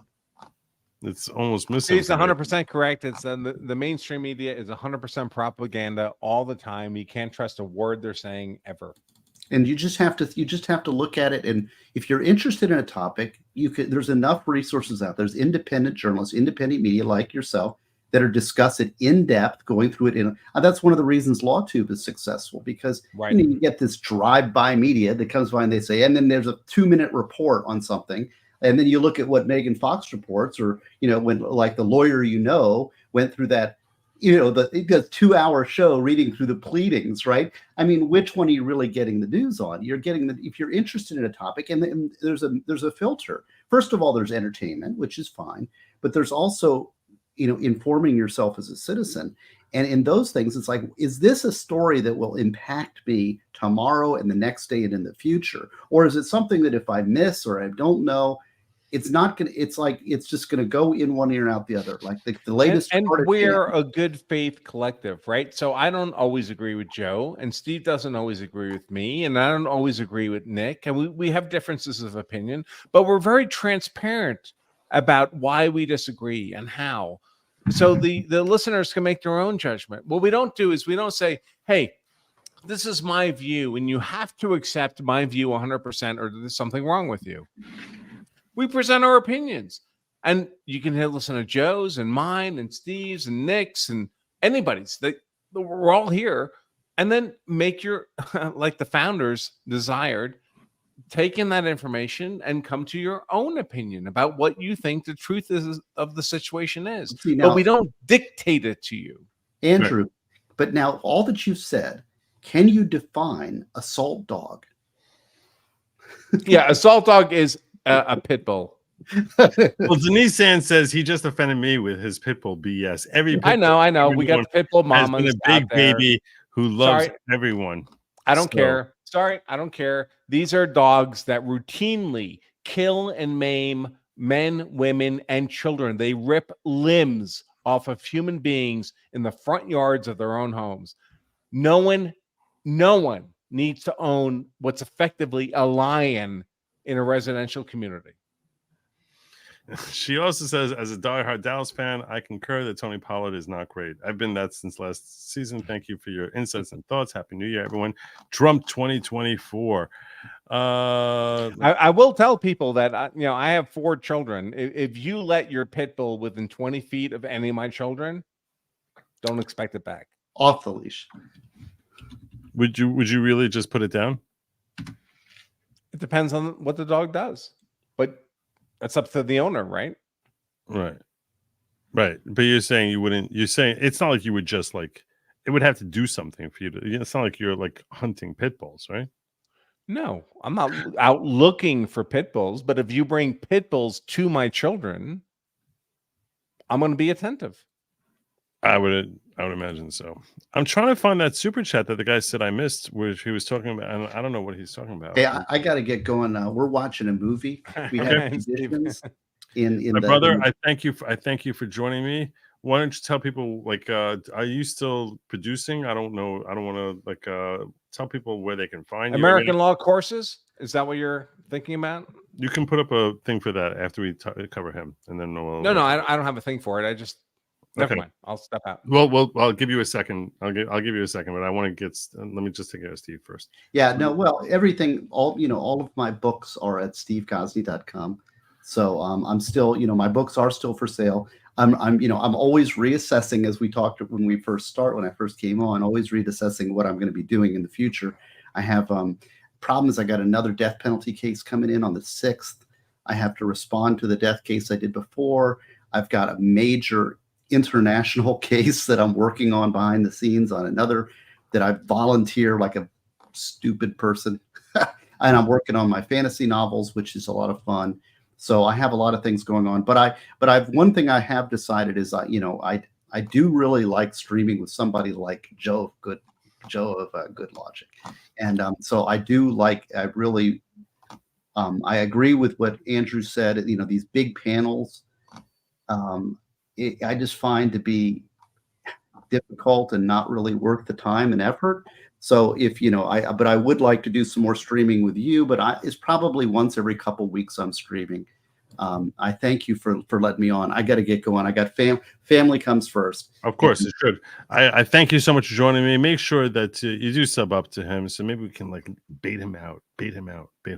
It's great to see you, my brother. Happy New Year, as always. I genuinely appreciate your friendship. All right. Happy New Year. Happy New Year, all to my chat fellows and the replay crew. Amen. Amen. Thank you. Happy New Year, Steve.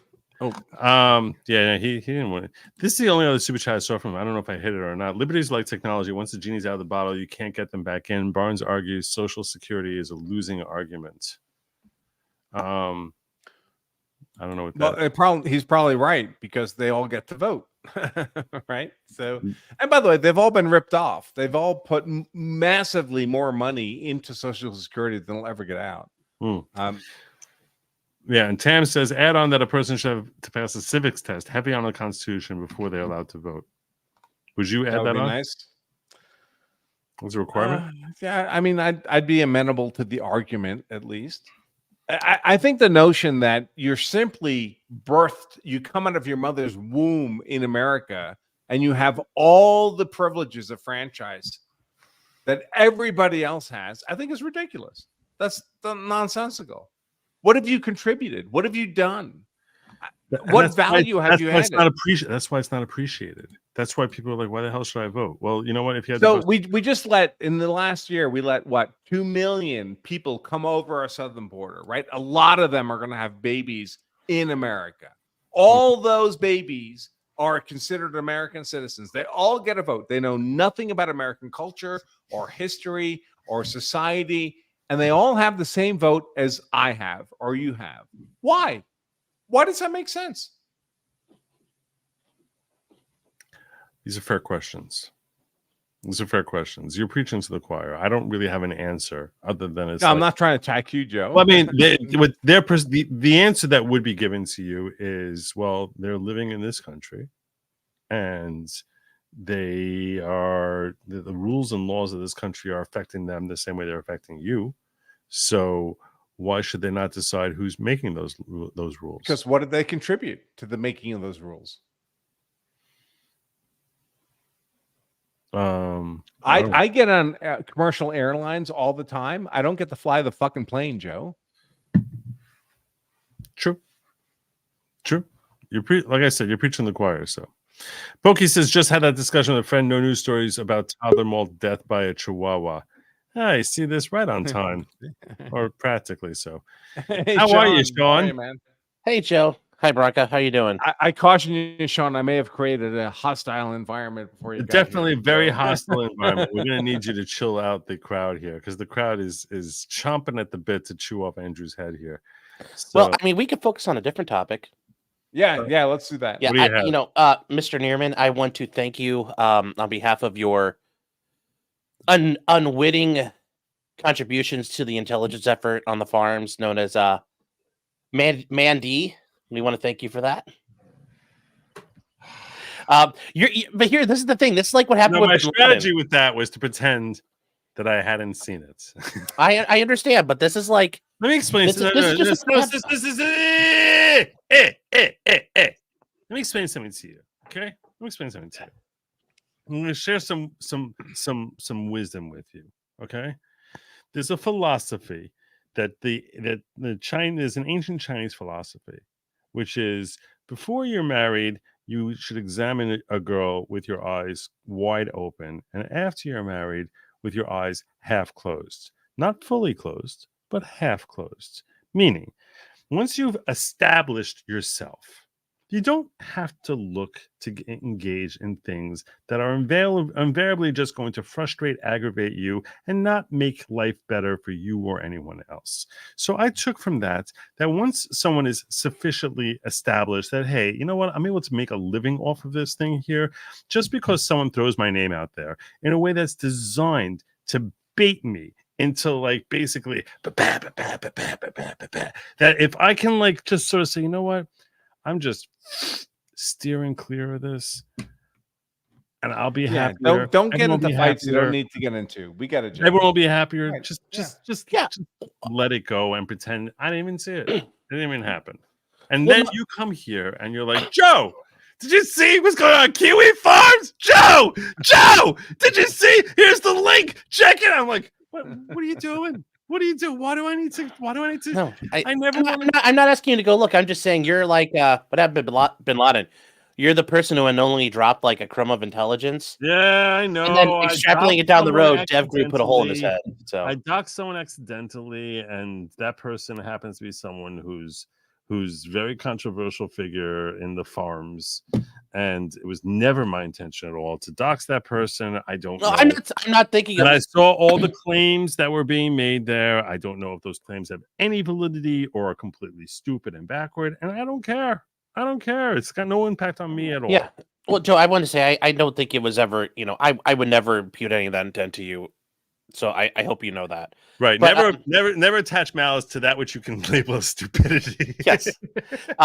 But with that said, I don't mean, actually believe that, by the way. I think that's nonsense. hey, it's a hell of a way to end I think 2023. there's a lot of so, like, malice in human beings. Apparently, my name is all over Kiwi Farms for the first time ever. What is Kiwi Well, Farms? I don't Kiwi even know what that Farms is. okay. So, like, basically, if you went back in time to like Is that like a gay dating site? the 1890s or the 1980s, where they have blogs and people basically make threads about like topics and information.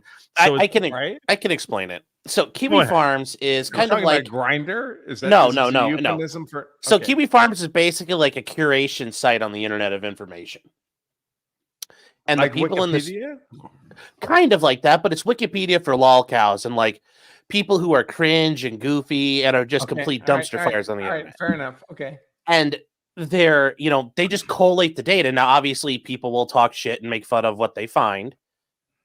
And that's generally where people react and they get mad. Like, oh my, people don't like the fact all the embarrassing shit about them's coming to one place. So that's where the controversy gets involved and people getting mad at the farms for documenting what they do. And then it kind of just snowballs from there. It's a self-feeding circle. Okay. it's basically a lesson Sounds like a clusterfuck. to approach social media exactly as I just described. Where it's Yes. like, you know what? If you pretend that you never noticed it, you pretend it doesn't exist, it really doesn't. It's like you don't care, you don't like whatever. Mhm. There were a couple people who dropped like tiny super chats here, making comments about it earlier, and I was just like, all right, they're $2 super chats. I can just pull them up and not even read them, and whatever. If there was a bigger super chat, I would have just sort of like laughed it off and moved on without really offering much feedback on it.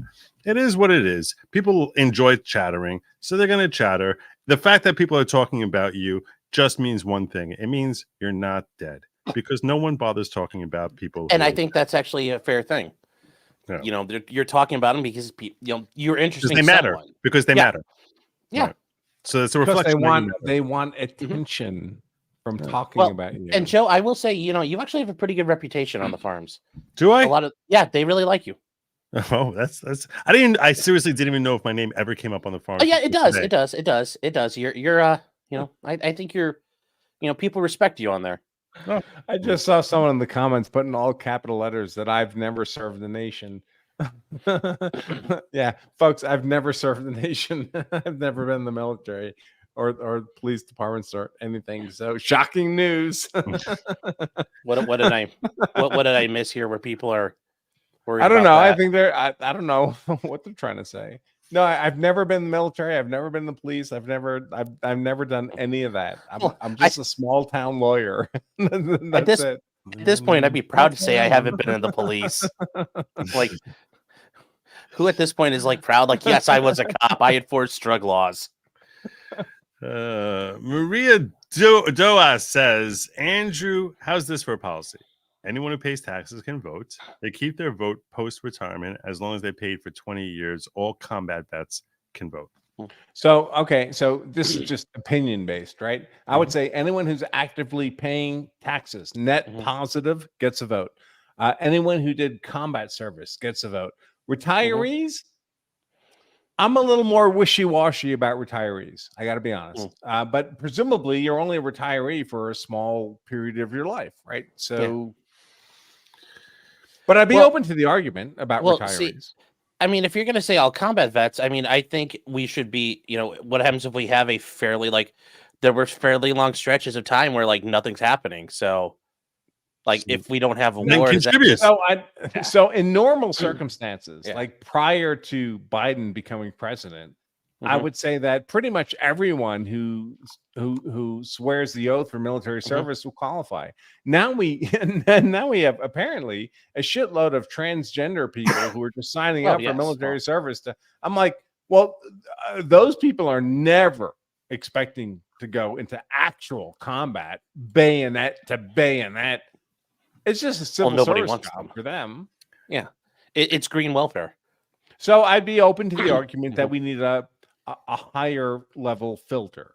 There are combat merit badges. There are ways the military measures differentiates between people who are doing support kind of stuff and actually stabbing people with sharp things. And I think it's worthy to have that distinction. I think if you're only going to be basically doing a 7-Eleven job stocking shelves, or alternatively, you're going to have to be shoving bayonets into other human beings, I think those are two different jobs. A little bit. Moderately different. Well, they're different in the sense they're not the same thing, but I guess I would just go back to the idea of, the amateurs talk about tactics, the professionals do logistics, but for every it's the personal sacrifice element. Well, okay. So the logistics guy is not going to get stabbed in the gut with a bayonet, right? Sure, fair enough. So it's different, typically, right? Yeah. Okay, so we can agree on that. Okay. All right. Grifty says, thank you for having me as a mod and for all you do throughout the year to provide value to us viewers. I hope for nothing but prosperity for you and yours. Oh, God bless you. That's really kind. And back at you. I appreciate the warm blessing. Damon on Andrew's side here. That's right. Saying I have 2 high content wolf dogs. One is 170 pounds, 2 lab shepherd mixes who are 80 pounds, and a lab pit bull mix who's only 45 pounds. The half pit bull is the one that the other mutts are terrified of. They're dangerous dogs, period.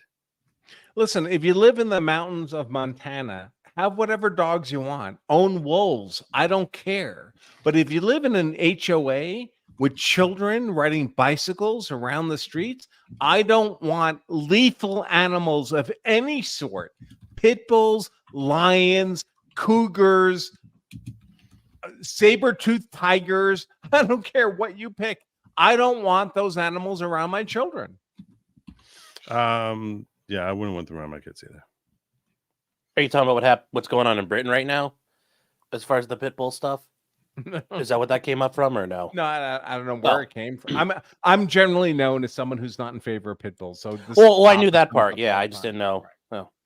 Yeah, because they're basically as of tomorrow in Britain. Well, actually, as of today in Britain, because it's the first there. You can no longer buy or sell them. So the ones that are there are basically it. Yeah. If you own an animal that routinely kills men, women, and children, you should not be able to own that, because they're not like guns, right? Guns are inanimate objects. A gun, a human being has to pick it up and make it operate. But these animals are self-operating. They choose whether to kill, maim, rip the throat out of a 9-year-old. I just, maybe other people differ in their opinions, but I don't want an animal that can rip the throat out of a grown man just roaming my community. That seems to me like a bad policy. J-Rock says Branko wasn't military, never done anything civic. Oh, right. Well, I don't know about civic. I worked for the public defender's office. Is Branko arguing that voting isn't a right? No, it's not. It should not be. What's a right mean? I mean, it's not a right for anybody. We don't let children vote. Do children have a right to vote? Do dogs have a right to vote? No, you have to qualify to vote. Well, there you go. Cavell says the fact that we have people in Congress that haven't read the Constitution should be addressed before we even get to the voters. It should be a requirement with a test to even be qualified. That would be nice. Yeah. Drop Barracuda says late to the party. Not sure about this nightmare of a conversation. But See, Joe, I ruin it for you every time. I'm so sorry, brother. You've been great. You've been great. Are you kidding me? Ted says by that logic, illegals work, pay taxes so they can vote, but a disabled veteran can't. No, I would say a veteran could. I mean, a combat veteran certainly could. So I guess I don't understand the point. But if the question was an illegal who's paying taxes versus a welfare mother, I would say yes, the illegal paying taxes would vote before the welfare mother. Okay, so I'm going to present a hypothetical to you for your hypothetical world, right? Where this actually would come into effect. So if we were to put something like this into effect, in that case, tilting an election would be not that difficult. You wouldn't need to have tens of thousands, hundreds of thousands of votes, but you would really need to get a few thousand votes, and that would probably tilt the majority of elections. That because there'd be a far fewer number of people who have the power to vote.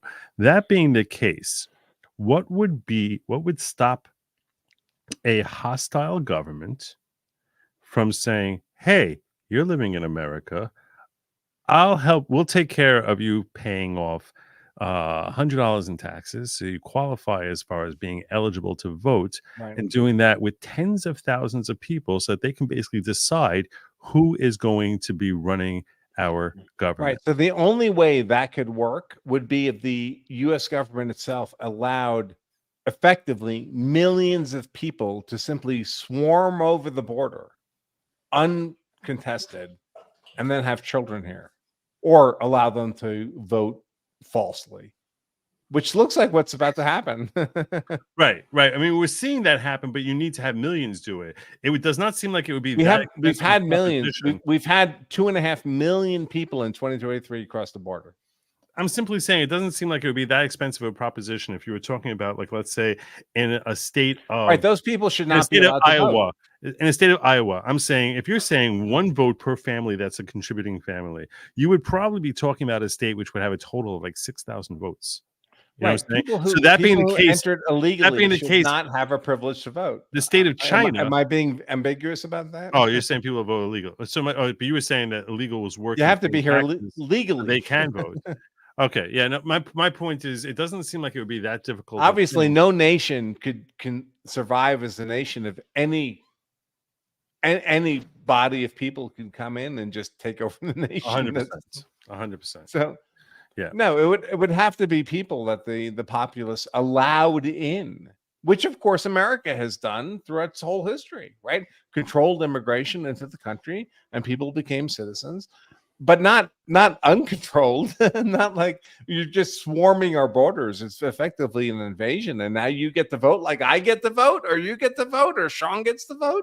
That doesn't make any sense. Mm-hmm. Yeah.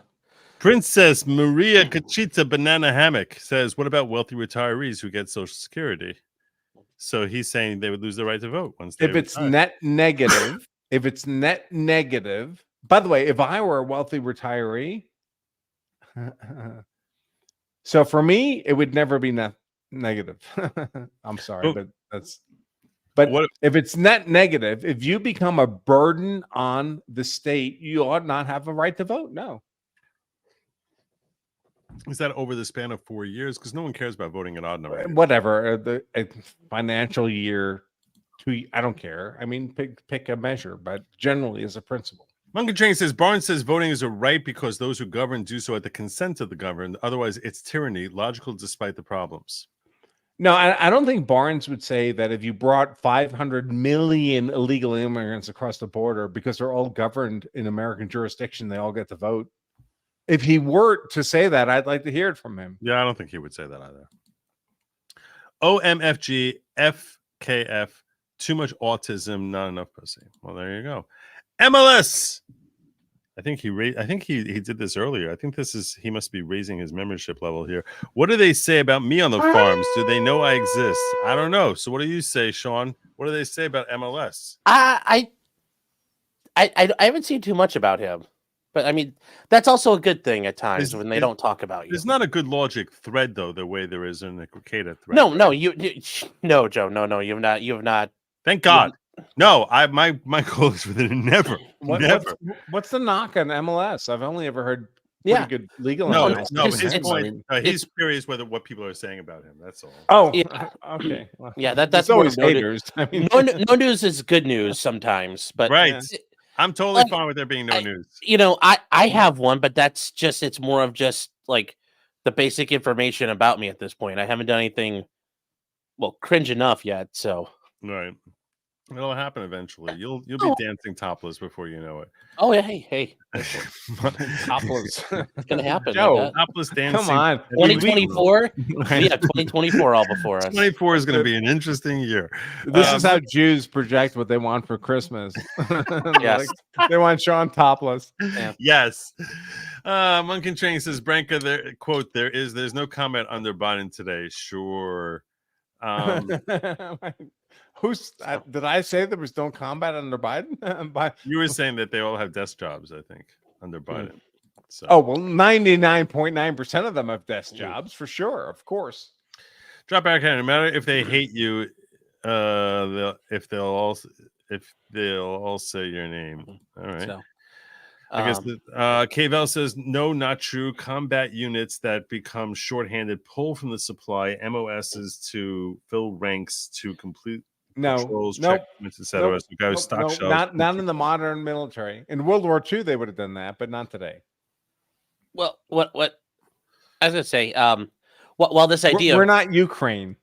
We're not pulling clerks into front. Ukraine pulls guys without feet and arms into the fight, but right. We don't do that in America. Yes. Yeah, I would have done a little more, put a little more thought into things if I knew we were going to be discussing the philosophy of franchise before we came on tonight. Who knows? I didn't know either, Yeah. brother. No, I know. I was just kidding. We were talking. I see trainees keep popping up, and it's like, oh, great, trainees everywhere. Let's go. Brandon says, thanks for making me a mod. Even though you don't remember it, it's given my life more meaning and purpose than Judaism ever will. Whoa. Is this your way of saying that he's a member of the tribe? Do you know who Lesko Brandon? I mean, Lesko Brandon is well, how many tribes? Because there's the tribe, and then there's like your tribe. Joe, do you actually not know who Lesko Brandon is? No, I know who he is. Okay, all right. I didn't assume that because he had money, which he apparently does, given the amount of money that he's contributed to various members of LawTube, that meant he was a member of the tribe. I don't know. I didn't draw that conclusion. The 13th tribe of Israel. Joe, Christ was a Jew. We're all fundamentally Jews. There you go. Well, it's funny that you say that, because the first time I ever appeared on Nick, I told him that white people became the Jews. That like they basically it used to be historically it was always the Jews who were blamed for everything. Now it's white people who are blamed. Christ wasn't very white. Yeah, that's true. He really was. Well, Cool Frog, thank you for the Happy New Year. Is bayonet a euphemism because sword fights? So K9 officers and their families can live where? I'm not sure what she's asking here. In the manger? It's Christmas. Yeah, I don't know. Yeah. What are you looking for? I don't know. Wherever they can find probable cause, so probably anywhere. She asked that 7 minutes ago, so I'm not sure what we were talking about. $2. Come on, do better, princess. That's Janelle. She's a loyal member of the following. Kvel says, we literally did this in Iraq. My platoon was always pulled from supply to fill ranks to complete missions. So yes, we do.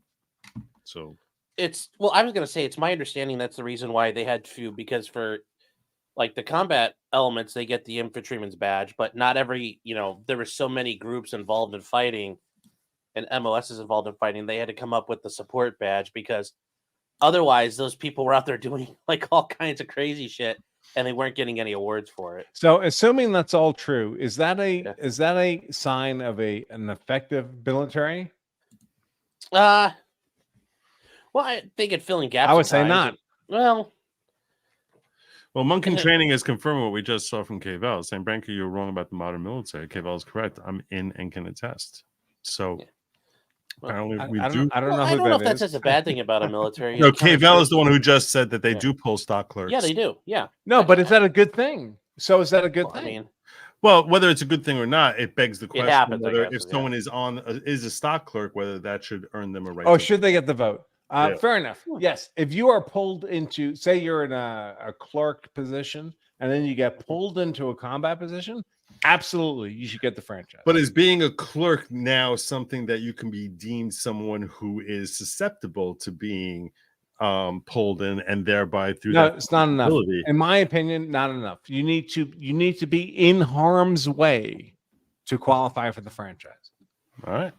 By the way, not everyone, right? Not every combat veteran gets a combat emblem on their medals, or they have to actually be in combat with the enemy. This is important because we're establishing the Constitution for the United States of Florida. So, so that it's important that we sort out all the details. is there a right to keep and bear pit bulls in Florida along with this? Definitely not. Apparently, Keep and bear an alligator. Alligators are fine, but yeah, alligators are totally fine. Rain Man, YYZ. Canadian forces are so short-handed that please, what are Canadian forces? That sounds like like, who are they gonna fight? Polar bears? Like, oh my god, there's a Yeti. That cross training and deployment is the norm. Yeah, cross training is in case you're not sure what cross training is, it's basically weightlifting's gay cousin. So cross training and deployment. So the Canadian government actually has like fighters, like jet fighters. Who are they defending themselves against? From who exactly? Well, Joe, he means by cross training like he was trained in multiple things, not like he was doing cross training. Oh, right. So he had algebra. So he was saying he was a weapons technician and he got trained as an anti-tank gunner. It's not saying like like we're doing CrossFit. Doing this whole cross. I'm picturing him.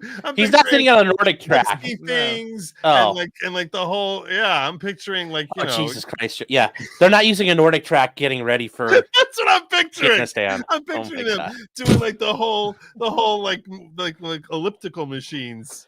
That's what I'm picturing. No, Joe. Yeah, the gazelles. The guy with the ponytail through his hat. Yes, that's what I was picturing.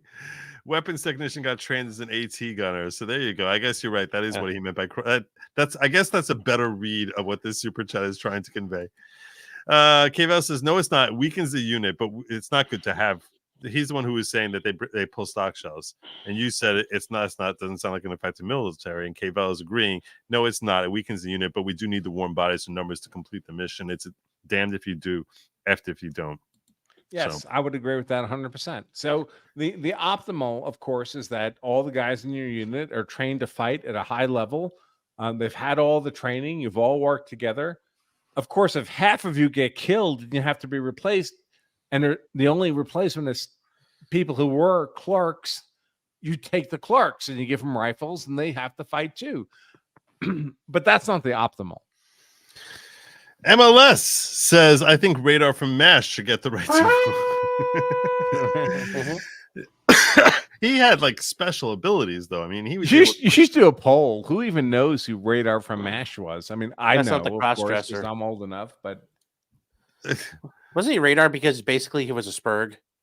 No, I thought that's what because he seems like he had Asperger's to me. No, that's not why he was Radar. He was Radar because he was like he was always the first one to know when helicopters were coming in. Oh, like, you're so old, Joe. Oh my gosh, that's the first time I knew for sure that Joe was as old as me. Right. Radar was called Radar because he would hear the hospital helicopters coming in before anybody else. Okay. Yeah. He would hear the hospital helicopter. I got now, but now that kind of ruined my poll, but I'm still gonna throw it up there anyway. So I'm just gonna did you know? No one pays attention to me anyway. So that's true. They probably missed it. Radar. They're still yelling at me about like not liking women and stuff. All I know about MASH is from when I was at law school in Toledo. The guy who played Klinger. Jamie Farr is from Toledo, and they're like, "Oh my God, he's that's like the most famous person ever from there." And yeah, apparently, John Robert, God bless you, brother. Happy New Year! Thanks for the stream. It is my pleasure. Thank you for joining, my brother. It's good to see you. Princess Maria Conchita Manana Hamek says wealthy retired U.S. Army colonel with 3 nom tours, also retired patrol cop, also collects Social Security, also cancer from Agent Orange. Vote or not? Canines are dangerous. Vote or no? Vote or no? Well, I don't know if canines are dangerous. If they're dangerous, then they should not be allowed around women and children. But forgetting about that, so now I think she's asking this question: do vote or no? If she's not describing herself, she's asking you. If it's a wealthy, retired U.S., so they're not paying taxes, U.S. Army colonel with 3 nom tours, also retired patrol cop, also collects Social Security, also cancer from Agent Orange. So these are different groups of people. I don't think it's one person. It's so complicated. If someone's a combat veteran, they actually fought for our nation, they get a vote. I don't care what else they are. If they're a veteran, they get a vote. If they fought, okay, that makes a difference. Because most listen, I've never been in the military, but I know the military, and most of those jobs are not fighting jobs. They're not. What if they're on the front lines but never actually go out and engage? I would personally be inclined to give them the benefit of the franchise. Yes. Okay. But certainly the people who fired a shot in anger or had shots fired at them, absolutely, I would give them the franchise. What I am curious about, forget about retired patrol cop for a second. What would you say about a police officer serving a state or municipality? No, I don't think so. Most cops don't get into fights. Really? No. You think no? No, I would apply to them, the cops, the normal standard, like I would apply to an accountant or someone who worked at Target. Are they a net positive taxpayer? If they are, they get the vote. Well, I'm hearing more government so people can vote. I don't think that's what you're saying. Branka, you're welcome to your opinion. I wonder how it would be had you served. Happy New Year. All. Yeah, I don't know. I mean, I never served, but if I knew ahead of time that I could only have the franchise if I served, I probably would have served. All right. In 1969, Congress created the Combat Action Ribbon. It's in everything is given at commander's discretion. I know some that saw combat that were denied. Well, ribbons, medals are mostly at the military's discretion. So that's that's the life you joined. I mean, I don't know what to say about that. Tank Rack gifting 20 memberships. God bless you, brother. Thank you so very much. And to those of you who are new members of the following, understand that the following is not a very culty type of cult at all. There's no self-harm, there's no harming others, no self-mutilation, no goat sacrifices, no squirrel sacrifices, no tracksuits, no spaceships. And I'm not the leader. I'm just a follower, just like you. It's all about community union, greater is there any Kool-Aid? Zero Kool-Aid, like literally, like no Kool-Aid. There's a little no stabbing yourself in the leg, and no jabs. Period. Oh, no jabs. No, did he say that? There's no, and also there's no medical advice in he means jabs like very a punch, like you cult. can't slip a jab. This very non-culty cult has no medical advice. Canadians earn, but thank you so much, Tank Rat, for that. Canadians earned 5 Bronze Stars in Afghanistan. Our snipers have the world record for longest range confirmed kill. Mm-hmm. They do. Okay. All right. Yeah, that's very far. What he didn't mention is that confirmed kill was a moose. So yeah. No, but they actually interviewed the guy who did it. It's a very interesting story. Is it? Yeah, because they were so far away. The guy had to shoot, and they didn't hit the first time, so he had to walk his shots in by seeing like the impacts on the side of the mountain. And the Taliban guys didn't really apparently put 2 and 2 together, and then he started just drilling them. Oh wow, that's pretty cool. John Roberts says, "What was Radar's real name on MASH? I'm 40, and I know his real name. The actor's name is Gary Berghoff. He's the only one who played in both the movie and the TV show, and the character's first name is Walter. So there you go. Walter. And by the way, I actually was watching on Hulu very recently, like last week. I was watching MASH, and there's seriously not one funny line in any episode ever. I'm convinced that this is like the least funny show of all time. Really? So it's so. Well, I thought you were going to say you really liked MASH. I grew up watching MASH. like when I was a kid on like reruns, Mhm. and I was watching. I was like, this is not funny. Like there's not one time that I actually like laughed out loud. That's and I don't remember smiling even a single time. Like I was just like, okay, I got it. It's like I actually look at like Hawkeye as being kind of creepy. K-Vel says, if you're not infantry, you're support. Yes, that means you tankers. U.S. doctrine supports the infantry to be the main driving force. Look, I gotta tell you, I'll leave that one alone because the guys in the armored branch may disagree. So I'm not going to comment on that one. fair enough. Debbie says, not sure why this confuses people, but retirees, even those who only get Social Security, pay income tax. I'm retired, too young for Social Security, as are my parents, and well, all still pay income tax. But the point you're Debbie, paying income tax on the money someone gives you. Right. The point that they're making is that you're a net drain rather than a net positive to the American the American pot of money. That's the point. So even if you're paying taxes, that just means you're reducing that how much they're giving you by the taxes you give. But the idea is, are you a positive or net gain for the American wallet? That's really what they're no one who's collecting Social Security today paid in anything like what they're collecting from Social Security today. I mean, the first lady who got Social Security never paid into Social Security. Right. So South Arm Express says, while we're restricting the right to vote, let's restrict lawmakers from voting on legislation they haven't read or don't understand. Yes, 100%. Here, yep. 1,000%. Yeah. Hope you have making lemonade from lemon says, hope you're having a blessed and happy New Year's. As combat veterans, we are soldiers first, and our jobs came second while in theater. For combat veterans, that's true. Not for everyone in the military.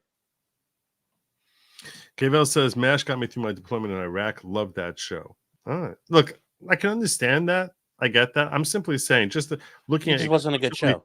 Exclusive. I'm not saying it was a bad show. I'm saying exclusively I still ended up watching like 20 episodes over a span of like a few days, even though I didn't laugh. And I'm still not sure why. It's sort of like here's the thing, there's a comic strip I used to read when I was a kid called Calvin and Hobbes. You ever see Calvin and Hobbes? Mm-hmm. Indeed, I have. Okay, I can't tell you why I read as much as I did. Every once in a while, I would smirk or smile. There's never a time that I actually laughed out loud, like reading a Calvin and Hobbes strip. No, but there was a lot of subtle truth. Perhaps. So it's like, oh, that's cute. Like that's like the most. That's the extent of the reaction I would ever give it. I'm simply saying, as opposed to watching something that I just literally start laughing out loud at, it's just not that. So that doesn't mean it's not entertaining. It simply means it's not what I would call funny. So if we're taking away the right to vote, I nominate the Thoughts and Prayers folks. Let's take this whole place apart. Who are the Thoughts and Prayers folks? When there's like a mass shooting, people say thoughts and prayers, and then the gun control people say, well, that didn't save anybody.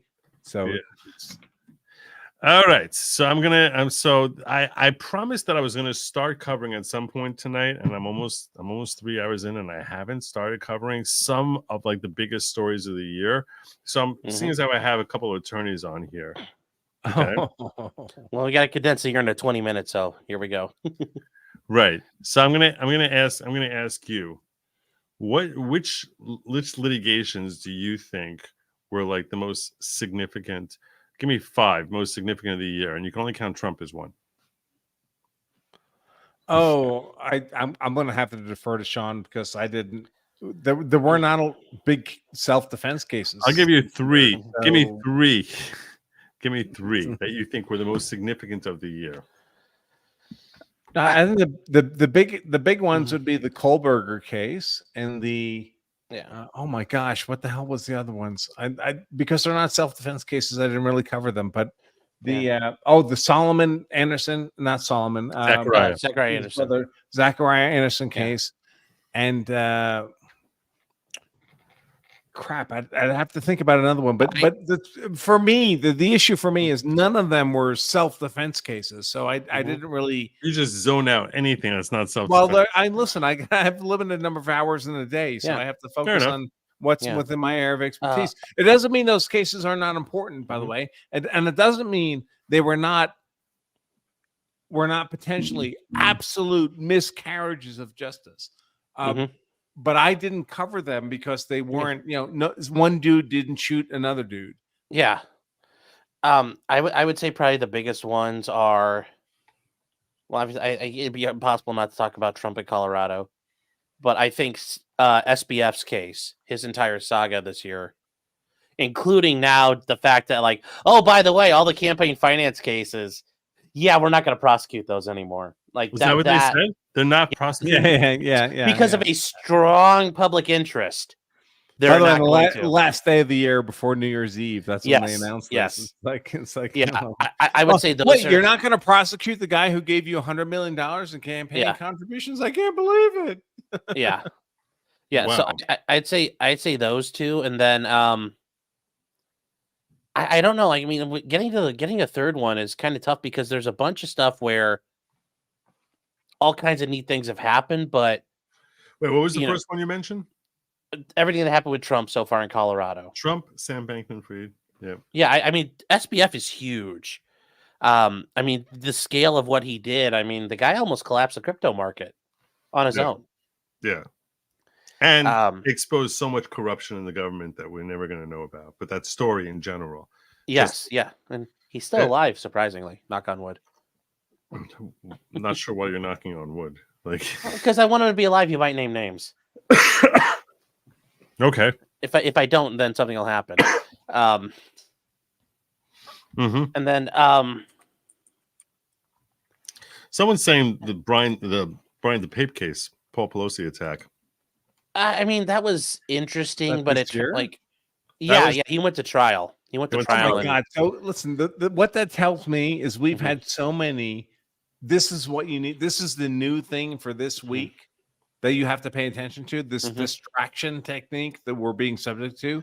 That whole hammer attack. It feels to me like that was 5 years ago. Does it really? That's how effective. Okay. Well, to be fair, the attack happened in October 2022. It was like right before election season is when it happened.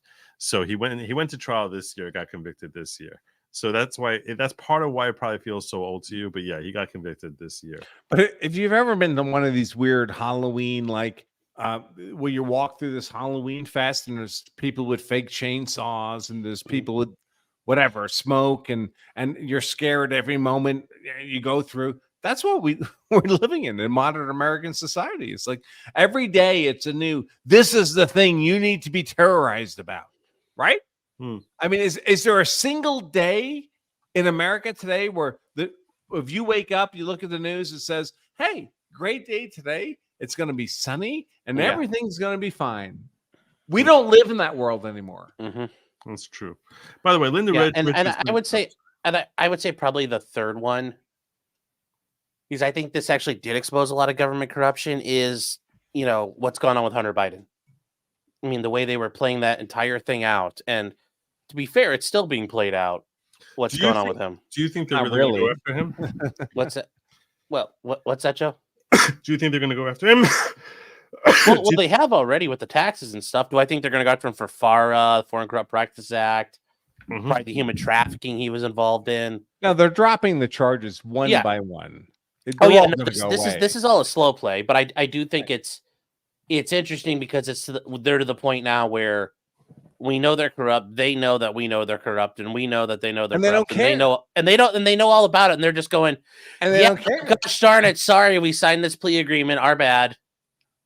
I mean, that's the point where we are with it. We're at the point where if we had a photograph of Joe Biden performing fellatio on Joe Stalin, it would not make the news. No one would care. Well, no, he'd be hailed as a brave, as a hero. Come on, Papa Stalin deserves at least a BJ from the American president. Yes. I'm actually that's that's a pretty Mhm. that's a pretty strong visual you just painted there. So Gift you. I think that I pulled up some cases that I had actually forgotten. All right, had Joe, I gotta go. Oh, okay. All right, I feel my like brother. that was my high point on the show right Yeah, there. seriously. The All Joe right. Stalin BJ. You know what? You know what? By the way, I want to thank you for joining me. Appreciate your friendship, brother. I wish you a happy new year. And Of course, I want to tell you, same to I you, am, Sean. and I'm so proud that you finished on a dick joke. He walked Ironic in. that, sure enough, I did. Yes. Very, very So, well done, my brother. Happy New Year, Bronca. See you around. Take care, folks. Love you all. Take care. Be safe. All right. So, and then there was two. Mhm. So, there's actually a few trials that I think we forget happened this year, like the Alex Murdoch trial. Mhm. Yeah. Which, like, that case was just so wild. I mean, you talk about the level of corruption and the way that that Judge Newsom allowed in so much evidence that never, ever, ever should have been coming into his criminal trial. And we're learning now about even more corruption. We're finding out about how, like, Becky Hill's emails got Oh, she's the FOIA'd, clerk? and She's yeah, the the clerk? clerk. And people are saying, like, oh, people want to tell the prosecutor this, that, and the other, and she's like, have them tell it to me, and I'll tell the prosecutor. And it's like, that's not how that should work. No, that's not how And- any of this is supposed Yeah, to and then it's fine, and then it's turning out that her she basically plagiarized BBC news articles Mhm. to, like, for her writing style. And Nice. oh yeah, it's you know, I kept on making the jokes. It's all about good old Miss Becky won't go ride that big old Mel Bird, go swim in the cement pond in the city. That's pretty much what happened here, and that's the sad part. Yeah. Yeah, it Yeah. was It's like, he was that's my first time being on that metal flying bird. I'd never seen these contraptions before. That's basically how she acted the whole time. it was she was it was very disturbing to me, because you would like to think that Mhm. like our courts themselves operate at least perfunctorily, as with a level of impartiality, Mhm. rather than working to actually help the prosecution. Mhm. But- Yeah. But yeah, I think, like, I agree with you. The Sam Bankman-Fried case was a highly significant case. Yeah. Lori DeVallo case was this year also. Mhm. Those of you who forgot, that was an Idaho jury. And in May they found that she had actually killed two of her own kids, one being 7-year-old JJ and 16-year-old Tylee, and that she had help from her husband in doing this and then covering it up Mhm. afterwards. Unfortunately, she got sent away for a long time. So to me, that was actually a really good trial. That was like, Yeah. Oh no, it was big, but I think it was big, but for the significance to this country, yeah, what's some wackadoodle lady and her true. loser, I'm second taking a husband. stroll Yeah. down memory lane. Yeah, through no, I agree with 2023. that. I was just saying I named ones I thought actually had some kind of, like, national importance. And that's how I framed it. So you answered properly. Another trial you all might have forgotten about was Gwyneth Paltrow this year ended up going to a civil case and being found not guilty of any of crashing into a guy and causing him his injuries, which that was It was a skiing thing, right? that was a skiing thing, yeah. Yeah. And it was an interesting, and of course, you had the Maya Kowalski case, which just wrapped up a couple of weeks ago. But those Yeah. are probably the biggest trial. Those are probably the most followed trials of the year, aside from Trump, which the Trump trials are obviously. Mhm. Which is why you need to sub up to my channel called Trump Trials, which is the link is in the Yes, description. the Trumpiest of the trials. The It's trials and tribulations of Trump. There you go, Joe. Change that to Trump's trials and tribulations. Trump's. Triple T, Well, T cube. I gotta tell you, I'm gonna ask you. Okay, so I'm gonna ask you some politics questions here. Okay? Sure. You think Biden's gonna end up running? I mean, I don't see who's gonna. Yes, even though I do think there's a massive effort to try to get him to not run. So you think in 2024 that it's going to be a repeat of 2020 on the ticket? I think ultimately yes. Okay. All right. And I have my own thoughts on what's going to happen from there, but yes, I think there's You're expecting fortification? Oh, I think there's going to be all kinds of shit that goes down, and it's going to be. We're getting to the point now though where, like we learned from Maricopa County, apparently they are too retarded to actually figure out how to conduct a vote and conduct an election, and it's going to be.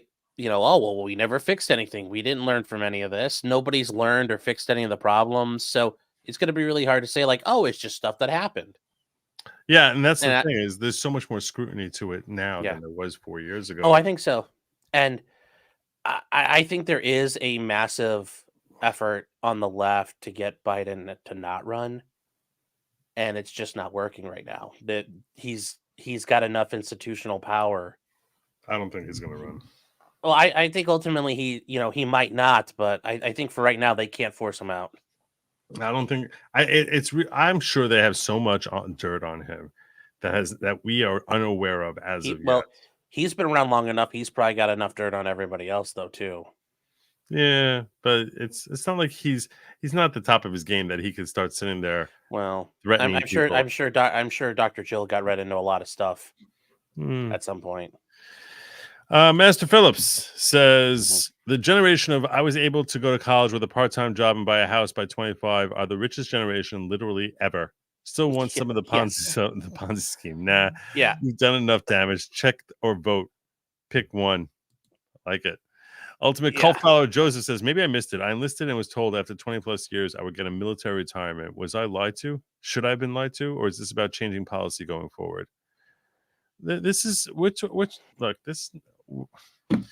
talking about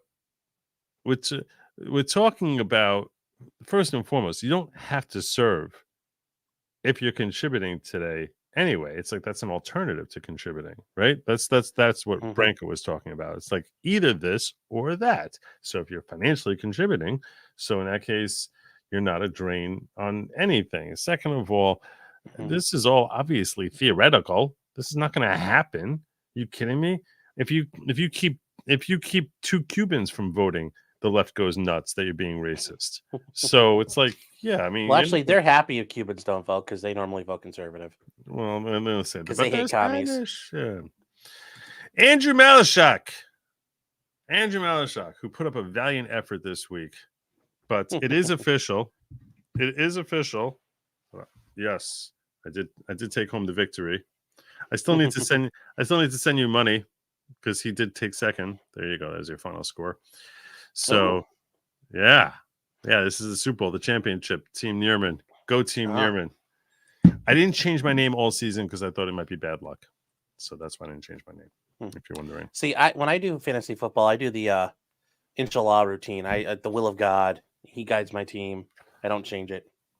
Right. Unless somebody gets hurt and then I put a new person in. But yeah, otherwise I don't change it. Oh. It's very fun that way. Nice. Yeah, you probably don't do very well. Yeah, I won a couple of games this year. Okay, there you go. The first year I've actually played a whole season. So he says, when I heard the MASH theme, I knew it was bedtime. I must be on the younger side of your viewers. P.S. My son is named Calvin after Calvin and Hobbes. Look, I'm going to tell you, the kid, the cartoon is adorable.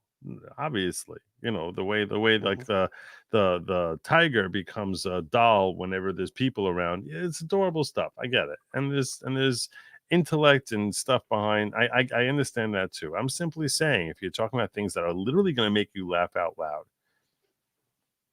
you're not going to find it. And by the way, this might be the most controversial thing I've said all year. Garfield sucked. Always sucked. Not remotely funny. Stupid. Really? Yes. Garfield is garbage. I don't know how that dude must have signed a pact with Satan to actually have become like anything. Oh wow. That was terrible. There was nothing remotely entertaining, amusing, funny. It was just like some stupid fat cat who eats lasagna and is just in a pissy mood all the time. It's not funny with a weird looking owner. and everyone having bug eyes. It was just stupid. He couldn't draw. He wasn't funny. There was nothing remotely positive about Garfield. Sorry. Just saying. I'm saying like it is. Saying like it is. At least, Calvin was a cute kid. You know what I'm saying? And it can be insightful, can be intelligent at times. Dilbert could be funny sometimes. Could be funny sometimes, but yeah. But Garfield, oh my god. Oh my god, that's like Joe's a Doonesbury man, it sounds like. Doonesbury was pretty good. Opus was amazing. Thank you, Jesus Freak. Lily Smith says potential. The government giving you back part of the Social Security paid in is not giving you money. It was always yours, and they just took it. It's not your money anymore. Your money was given away. You want to expound on that? Your money's given away to somebody else. Your money, there is no Lily Smith account. It's literally your money was given to somebody else, and then somebody else's money was given to you. I mean, that's literally it. If I were to do if any other business where you're paying off your clients with newer clients' money, you go to prison for that. So, just saying. She also says, Joe, you missed my members milestone chat again. Love you, Joe. I don't know why it doesn't pop up here for me. All the super chats and even like the gift membership and stuff like that, they all pop up in StreamYard. I don't think the members milestone always pops up. I don't know, but then some, when they say 5 months or whatever, I do see them pop up. I don't take them, I don't click them off. Whatever pops up, and they're supposed to all be collated into like this neat little category for me to pull up. Jesus Freak says it should be property taxes, not income tax, and citizen only to vote. Why would you say it shouldn't be property? Property taxes are rent to the government. That's bullshit. We shouldn't have to pay property taxes. I paid for the land. Why do I have to pay the government to keep living on the land? It's literally rent. Because if I don't pay my rent, I get evicted. That property taxes are a holdover of feudalism. We're serfs still with property taxes. That's true. I hadn't thought of that, but that actually is true. We are serfs to some bastard noble. Sons of bitches. Yeah. Happy New Year, Deus Vault. Thank you, Cash. Good to see you, brother. Prospering Woman. I think the most important case of the year was the January 6th case that revealed the confidential human sources from the government. Was it Proud Boys? Yeah, that was a pretty big one. 12 minutes, Joe. Thank you, Mary. I appreciate it. Yeah, are we gonna watch the ball drop? Yeah, we should. Do you have something I should like watch that you think is gonna be like? Well, I mean, like we can watch Dylan Mulvaney's like. Oh God, no. That comes up in my top 10 stories of the year. Okay, so no. Yeah. I'm not watching Dylan Mulvaney. All right. I don't know who we're gonna watch. Okay. Best place watch online New Year's. Let's see what we got. The last time, a year ago, when I did my New Year's Eve stream, I got all these stupid, annoying, like they were playing some stupid music in the background, and I got hit with like 11 copyrights all within a span of like 15 minutes, and I'm like, you guys suck. Yes, you guys suck. But all right, so where am I going to watch the best New Year's Eve 2024 special? I just want to watch the ball drop or something like that. Watch online New Year's ball drop. We'll put it Eastern Standard Time because that's what we're dealing with now. Where they're all blowing their stupid horns. I did this for a couple of years. That I went to. You go downtown. I've been to Times Square a couple of times. We do the Baldo drop, Joe. It's so stupid. You can't even see the ball drop. Oh, so you were never one of those people who got right up in the front and they're like, stand there for like 7 hours. Yeah, get there on TV. It's like I've been waiting forever. No, I would get there like in an hour to an hour and a half before, freeze my tuchus off for 90 minutes, and then head home. Are you a Dick Clark guy or Ryan Seacrest guy for your New Year's Eve? Who the hell is Ryan Seacrest? Okay, fair enough. Who does he think he is? Yeah. 2 minutes, Joe. We're gonna miss it. We're not gonna miss it. Let me see what my crowd is telling me. Give me a spot to watch. Give me a spot to watch. It should be on watch it on YouTube and like under the live part. Okay. Oh my YouTube? gosh, I'll find something then if we're Goodbye, 2023. We're gonna miss you. You were such a great year. hold on here. I'll find something since we gotta hurry up here. Okay. I got like 60 seconds. I know. I found one. We're gonna do this here. Yeah, Send me we're a gonna private just. chat? I was gonna share it. Yeah, please do. Share in private chat. Oh, okay. Well, hold on. So I can just click it. Oh, you're gonna do it that way? Fine. Yeah. We can do it this way. Why is it not? Like, come on, live. Let's go. Let's go, you son of a bitch. There we go. All right, here we go. You could have just said AP. Quiet there. Is this live? Yeah, it looks like it's live. They're saying it's live. Because there's like less than 60 seconds left for those of us here on the East Coast. Yeah, I don't. Are you? Yeah, here, I'll send you the YouTube link if you want it. I mean, I believe you. I'm not going to get it in time now. Yeah. We're stuck here. Behind? Oh God! This ain't 52. Oh, for crying out loud! Here comes 45. It's already Happy New Year. It's midnight now. Okay, well, they're 40 seconds behind. Oh my gosh! All right, well, Happy New Year, Joe. Way better. Way better. Happy New Year, Happy baby. New Year. There you go. Do you need to go give the woman a kiss? I just did. All right. Happy New Year. Hi, Joe. Thank you. Hi. I can't hear him back. He just said hello. I did. No problem. All right, we're gonna count. We're gonna celebrate it all over again. There's only 9 seconds left in our imaginary 2023. Yes. 7. Imaginary like the election. 5. 4, 3, 2. All right, there you What? go. It's 2024. Happy New Year. Now it's really Yes. 2024. Happy New Year, baby. I don't care what your clock said 40 seconds ago. Now it's really 2024. Showing Joe. Yeah, Joe wanted to show you. We got that going. You're engaged? Yeah, got engaged. Yep. Awesome! Congratulations! Thank you. Wow, you really got swept up in that New Year fever. Well, no, this happened days ago, but yes. Congratulations, that's amazing. Yeah. That's so good. I'm so happy for you. Yeah, and we're gonna be doing on Saturday night. We'll be doing kind of grifting for engagement gifts stream. So Yes, you'll be invited. That's the way you do it. I'll pop in for sure. Yeah, I'll make sure. I'll help you grift. What time to sundown for Shabbos? Does that count? Like, do you go by like the almanac version of sundown, or do you go by like a certain time? I'm estimating roughly 4:15 p.m. Friday. 4:15. Oh, okay. Jeez, I thought you were gonna tell me like 9 o'clock or something. But okay. No. I know you don't get on kind of late Saturdays. Yeah, Saturday night it ends relatively early. I mean, by 6 o'clock I'll be in here. Okay. All right. Well, I just want to let you know. I guess All we'll tell right. everybody here.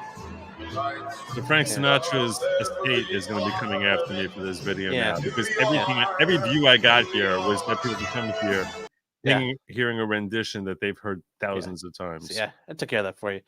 We asked them. All right. Well, those of you out there, Happy New Year. Yeah. Happy New Year. Yeah. Hope that your 2024 is going to be a year of blessing, peace, wealth, personal growth, and peace. Seriously, peace. For the love of God, please, peace. Yes, sadly, it's going to be very interesting. Lots of happenings. Yeah, a lot of people think I'm very black-pilled about 2024 just because I say it's going to be disastrous. But that's not black-pilled. That's not black-pilled because I don't That's think just the reality of it. That's reality. That's real-pilled. But Yeah. I think that the outgrowth of it will be eventually phenomenal. Yes, I think so. I'm simply saying, batten down the hatches. A storm is coming. Batten down the hatches. Every once in a while, you need a storm. See, here's the thing. When it comes, like, say, to our finances, so like people are struggling. This is the government always is like, oh no, if people are struggling, they're not going to vote for us to stay in power here. So we need to like pass all these laws to help people overcome their financial struggles, which will only make things much, much worse in the long term. But this way, they won't blame us. So because they'll say, oh, they're trying to help us, instead of just saying, hey, look, you know what? Sometimes there's just struggle. That's just it. So there's going to be Mhm. struggle. Some of it natural, some of it man-made. That's reality. But struggle is not necessarily. People think struggle means bad. Struggle just means challenging. Like fortify Mhm. yourself. Like make Mhm. yourself stronger. Just say, I can Yes. do this, because you can do it. You can get through it. We all Mm-hmm. got through 2020. We all got through 2020. Trust me, that was a pretty Mhm. crappy year. We all survived. We'll Mhm. get through 2024 too. Just be prepared that this might be Mhm. some rough patches. That's all. And Yeah. there you go. To quote the great Wu-Tang Clan, protect your neck. Just be ready. Yes, that's the first thing everyone knows that. Protect your neck. I hear Yeah, explosions grow up. going on outside. I don't know, something must be happening. But Is it explosions or is it gunfire out in your neighborhood? it's probably Actually, fireworks, not gonna kid you. I don't hear anything. Not in my neighborhood, so oh well. So Why don't I see? This is weird. My thing isn't giving me 1 second here. It's not giving me what I wanted. There it is. There, it's back. Okay. All right. yeah, no, this year there's a lot of You hear it? Can the you hear it? opportunities. You hear the fireworks? Yeah, I just did. That's The opportunities are endless, and even if things are going bad, there's always opportunity there, and things don't have to go bad for opportunities to present themselves. Just there's not much else you can do. I mean, like, that's the other point of it. You're strapped in, this son of a bitch. There's nowhere else to go, so Just you're don't be gonna have to afraid. look for the opportunities. Don't be afraid. Just just meet it you can be your afraid. eyes wide open and steel yourself. You That's can it. you can still be afraid. You know. Oh, and get a gun. Otherwise, you're good. Learn some martial arts. You're good. Relax. Everything's gonna be fine. Mhm. The chaos in the streets. Don't worry about that. Don't worry about that. It's all gonna be fine. It's all gonna be fine. Lori Vallow was just charged with murder of husband in Ooh. Arizona. They was talking about whether or not she had killed her husband, like before she met Chad Daybell. So, yeah, Interesting. yeah. I guess it's gonna be like another 700 years that she spends in prison beyond the current 700 years. Jeremy Hayboer says that Navy cook was badass. I don't know what he's referring to though. Bad time to tell you, his middle name is Garfield. Whose middle name is Garfield? Your middle name is Garfield? What? No, my middle name is not Garfield. No, Whose middle name is Garfield? I don't know. I didn't get that. Congratulations again, Sean. Amen. Yeah. Congratulations. That's Thank you. awesome. Now. Property taxes paid for fixing streets, plowing snow, sweeping streets, etc. My roads argument. Do you know what my property taxes are? Do you know what my property taxes are per year? Holy shit! In a place like where I know the county you live in. 'Cause God, and you have like a house, right? It's not like a townhouse. It's like a freestanding house. Freestanding house. And you guys, well, I don't know if you do it by half out there, by halves, half a year out there, but total, I'm betting I could buy like a decent Toyota 4-door car for what you pay in taxes. No, it's not. It's not that bad. Oh, no, it's not that bad. But some of my neighbors are paying that. Okay. Some of my neighbors, the ones who actually have like the nice houses. I don't. I live in a what for me is a beautiful house and meets my needs, and I'm amazingly grateful to God and everything in my life that enables me to have it. Compared to my neighbors, it's crap. You know what I'm saying? Like in other words, like all my neighbors have like a much nicer. I happen to have a lot of land. Like my property just happens the land I happen to have happens to be like relative to like my neighbors. It's actually a fairly nice size. Well, I was about to say, but if you were to like compare that to other places, it's probably not a lot of land. But yes, for compared to your neighborhood, right. We don't measure in acreage. It's the Nearman plantation. Yes, the near. We call it near mania. I'll come meet Joey sitting on the porch with a mint julep. Crops looking good this year. Oh, porch, you're so funny. I bet. I don't know, between like probably. It's about 15. I was about to say, yeah, what, like $15,000 in taxes? Yeah, it's like 15 a year. Jeez. Like 15 a year.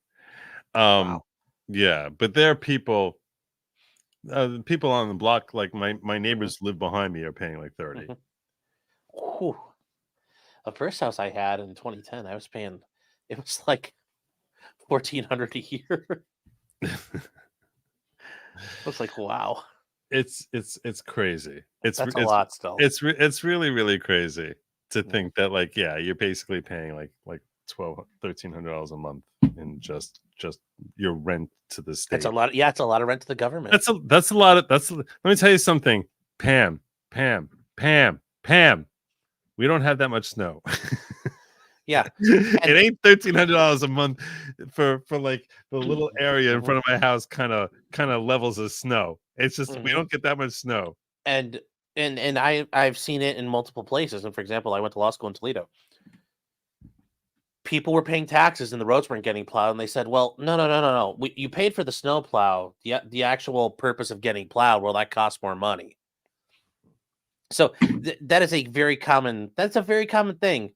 Like, oh, we pay to fix the roads. Well, most of the roads in America are shit. So it's like, what are we paying for actually? I'm telling. I know what I'm paying for. I'm paying for. I mean, there's the meme about Domino's fixing potholes in a commercial. I'm paying for for public reason. school. I'm paying for public school. That's what I'm paying for. Yeah, That's what I'm paying. Yeah. For. Which and those suck. Those suck in their own way. yeah, And it's a public school you don't send your kids to. correct. That's right. Yes. In addition to private, I pay for public and private school. So yeah, property tax covers school as well. So they say we have no income or sales tax, so I don't mind. Oh, you must live in Texas. A couple states, I think, like Florida. Well, actually, there's sales tax in Florida, but there's no income tax. Leighton Gate for 2024. It's Hey, not, it's not a good start. Oh my God. Yes. 500 AED. That's the Dubai, right? I don't know what that is, but I'm going to give him another one of them. I'm Yeah. going to raise a glass to this guy here. God bless you, Tank. Yes, 5 United Emirati dirham or dirhams. So I'm going to raise a shot to you because that was very kind of you, my friend. yeah, that's a nice. That is a beautiful way to start 2024. God bless you, Tank Rat, for your continuous support and sponsoring and sponsoring this show. I genuinely appreciate you. Hope that you and yours have a phenomenal new year. You have struggles that enable you to grow without feeling overburdening. Perfect health and continued wealth and blessing and happiness for you and yours and your family, whether your family includes those who are of your generation, earlier generations, or follow-up generations. God bless you now and always. Thank you.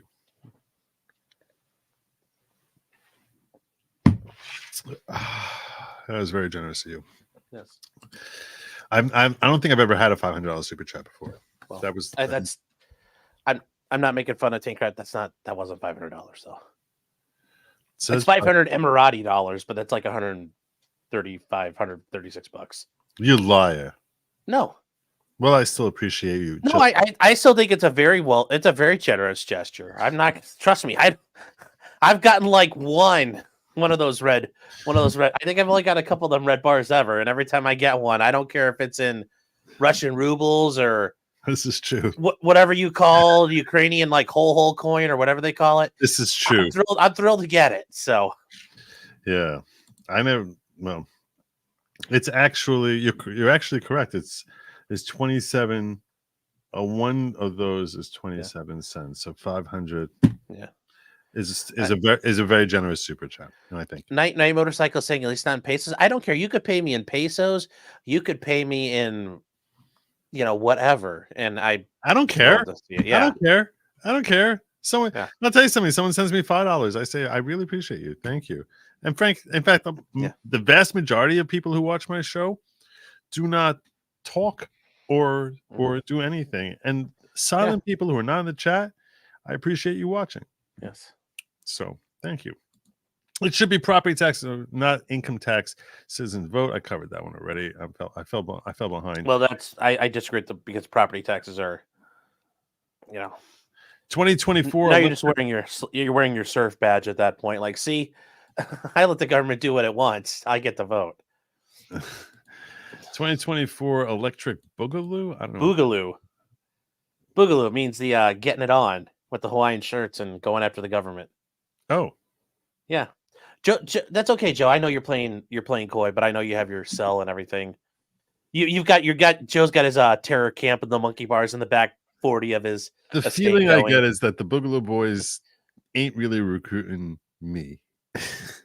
Actually, Yeah, out in public they might, because they became anarcho-communists very quickly. But I'm just initially they saying might. the feeling I get, and I could be Yeah. wrong. Maybe that's just like leftist portrayal of them. Mhm. But the vibe I get is they ain't recruiting me.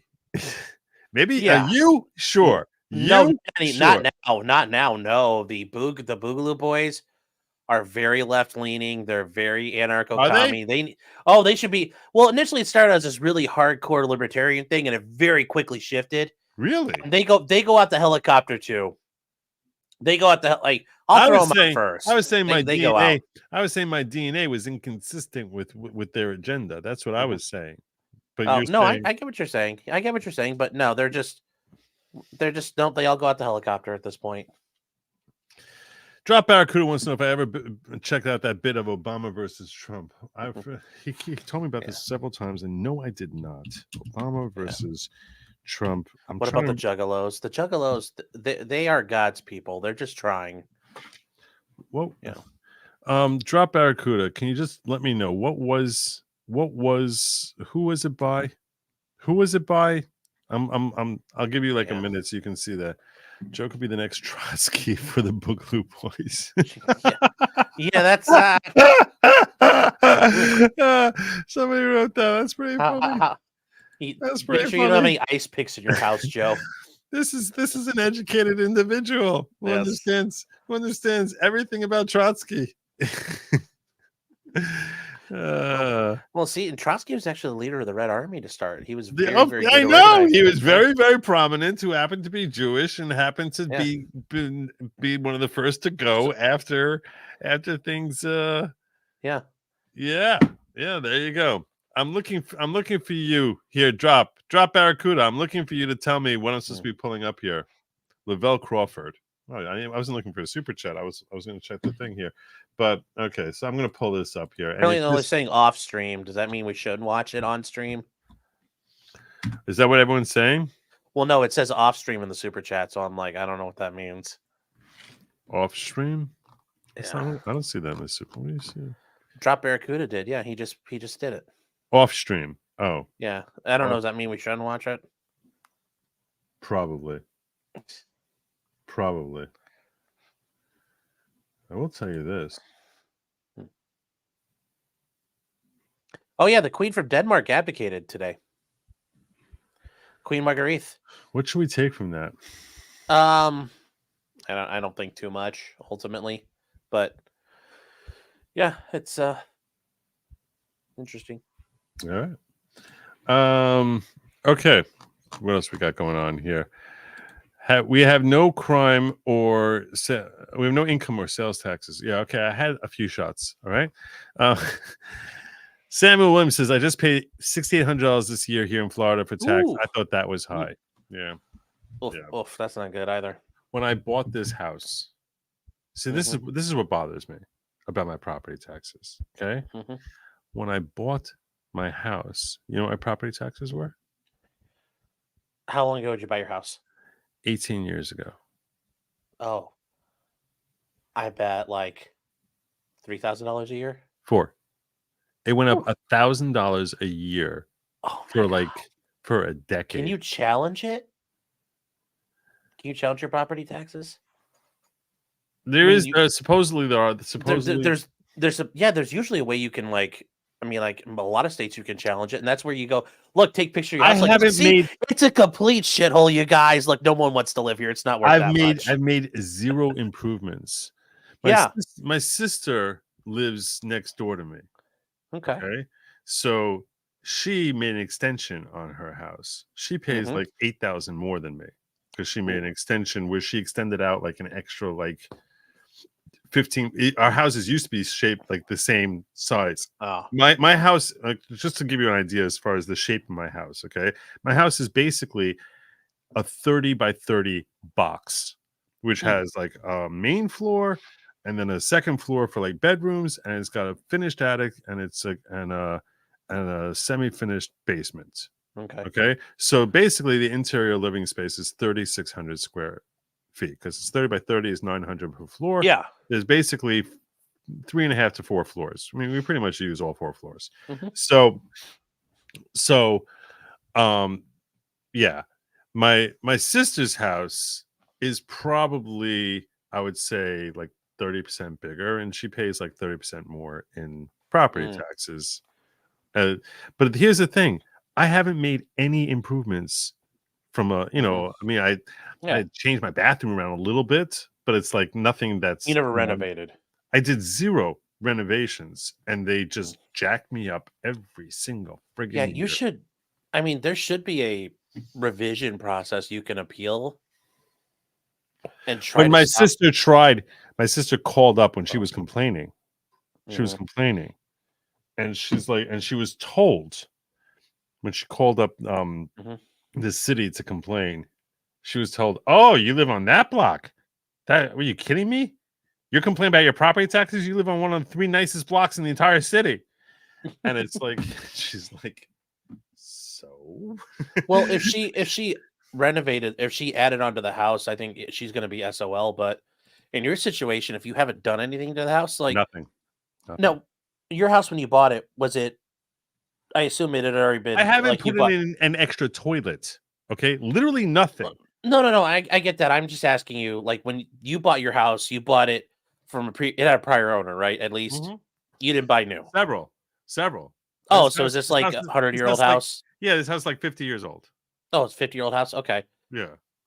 So like what yeah, I would you should try to, especially in your situation, your county should have like I don't know who you pay your property taxes to, but there's like a board of revision. You should be able to go in and say, like, look, now you're kind of screwed for the other 15 years, Right. but you should be able, because I've done this before, and sometimes it works, sometimes it doesn't. But you go in and just say, look, the houses haven't gone up. Well, be careful about the comps in your area. Right. But you can say, look, I still have if you need to Here's show, the like, look, problem. Here's the problem. My Yeah. house is doubled in value since I bought it. that's I mean, well, that's not really important until you're looking to sell. I'm just saying, like, when they're looking at the I mean, valuation of my Right now, house. you should be outside like shooting off shots randomly to keep your property value low. I'm just saying, my house has doubled in value since Oh. since I bought it. So, and it's Yeah. funny because I bought like 3 years before the crash. Mhm. So when the crash when the crash happened, my house was going up in value. When the Yeah. crash happened in 2008, Mhm. My house came back down to what it was worth when I bought it, and then Mhm. it's just basically been steadily increasing. That's always So that's that not bad. so yeah. Whenever people talk about like how they made money on their house, it's like, okay, fine, but if you sell and you want to live, still need to live somewhere, so you're gonna have to pay Mhm. like those increased prices somewhere. Yes. So that's not really any Mhm. genuine gain. So Mhm. I don't know. That makes sense, but yeah. yeah, that's a lot though. 15 Yeah. G's here. Yeah, here's the thing. I feel like I've been rooked, because when I bought this house, part of my brain pattern, as far as like my expected expenses, was like, okay, so there'll be like, there might be like a 5 to 10% increase in my property taxes per year. Like That would be 30 200 to 400, not 1,000 per year over the next decade, which is Yeah. quickly adds up. Yeah, that's a very steep curve. Yeah. Yeah. Well, that's where you're gonna have to take your land. I mean, you're gonna start like leasing it for agricultural use and start growing crops, Joe. Well, I said if I get enough members of the following, because I don't believe in You're gonna climate bite them change. on. Well, if I get enough members of the following, what I basically said is when I hit certain levels, so Mhm. like that I would buy a Hummer, because my incentive to get people when I first opened up memberships Mhm. was well, the whole pitch was basically that those who were investing in my channel were wasting their money because I wasn't going to give them anything. So if you want to burn your money, I'm going to burn the climate. I'm going to burn the environment. So I was going to basically. So my initial pitch when I was first having memberships, this is before I realized that the following is really a very non-culty type of cults, which is like, it's a following. So, my initial pitch was that I would buy a Hummer. Like an H1 Hummer, the old, just because it's the worst gas guzzling car. And then when I reach a higher level, I would leave the Hummer running for an entire day once a month. Just light a tire on fire if you're going to do this. It'd be a little cheaper. And then if I reach the next level, I was going to buy a cow. Just so that it would fart and give it very farty food and have that cow on my property. Going to feed the cow beans. Feed it cow beans just to like emit as many cow farts as possible. It's like I wanted to have just as much emission as possible, which is so that was you could start a homesteading channel then too. That would be amazing, right? Imagine if you heard a cow in the background here. Well, I mean, since the traditional Jewish family setup where they're reading, Talmud every day, you're reading and learning. Semi Lee Lawgic is out there taking care of the livestock and doing a Little House on the Prairie. That'd be kind of sounds like she'd be down for that, right? That would be kind of awesome. Your kids, like they're animals, so it's like play with the animals, kids.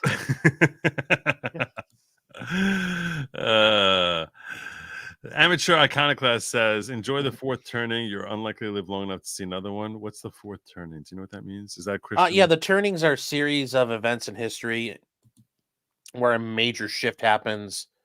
Like the Civil War was a turning. Okay. The first one. Wait. It's a turning. It's an event that happens in history. It completely shifts and fundamentally alters society and everything about us. So what were the first three turnings? Do you know? Forget now. Hold on. The Civil War obviously was one of them. Revolutionary War was probably one of them. Hold on here. The turnings. Hold on, I gotta. Okay, so which ones were they? So yeah, like there. Well, I mean, like there's a couple of like, the turnings. So like for us, the first turning was, what happened. The American post-war boom, and it's World War II. Okay. The Second Awakening was kind of like what happened throughout the 60s into the 80s. The third turning is kind of the 80s onwards till about the Iraq War, where everything kind of built up and everything kind of fell apart. And then the fourth turning is crisis.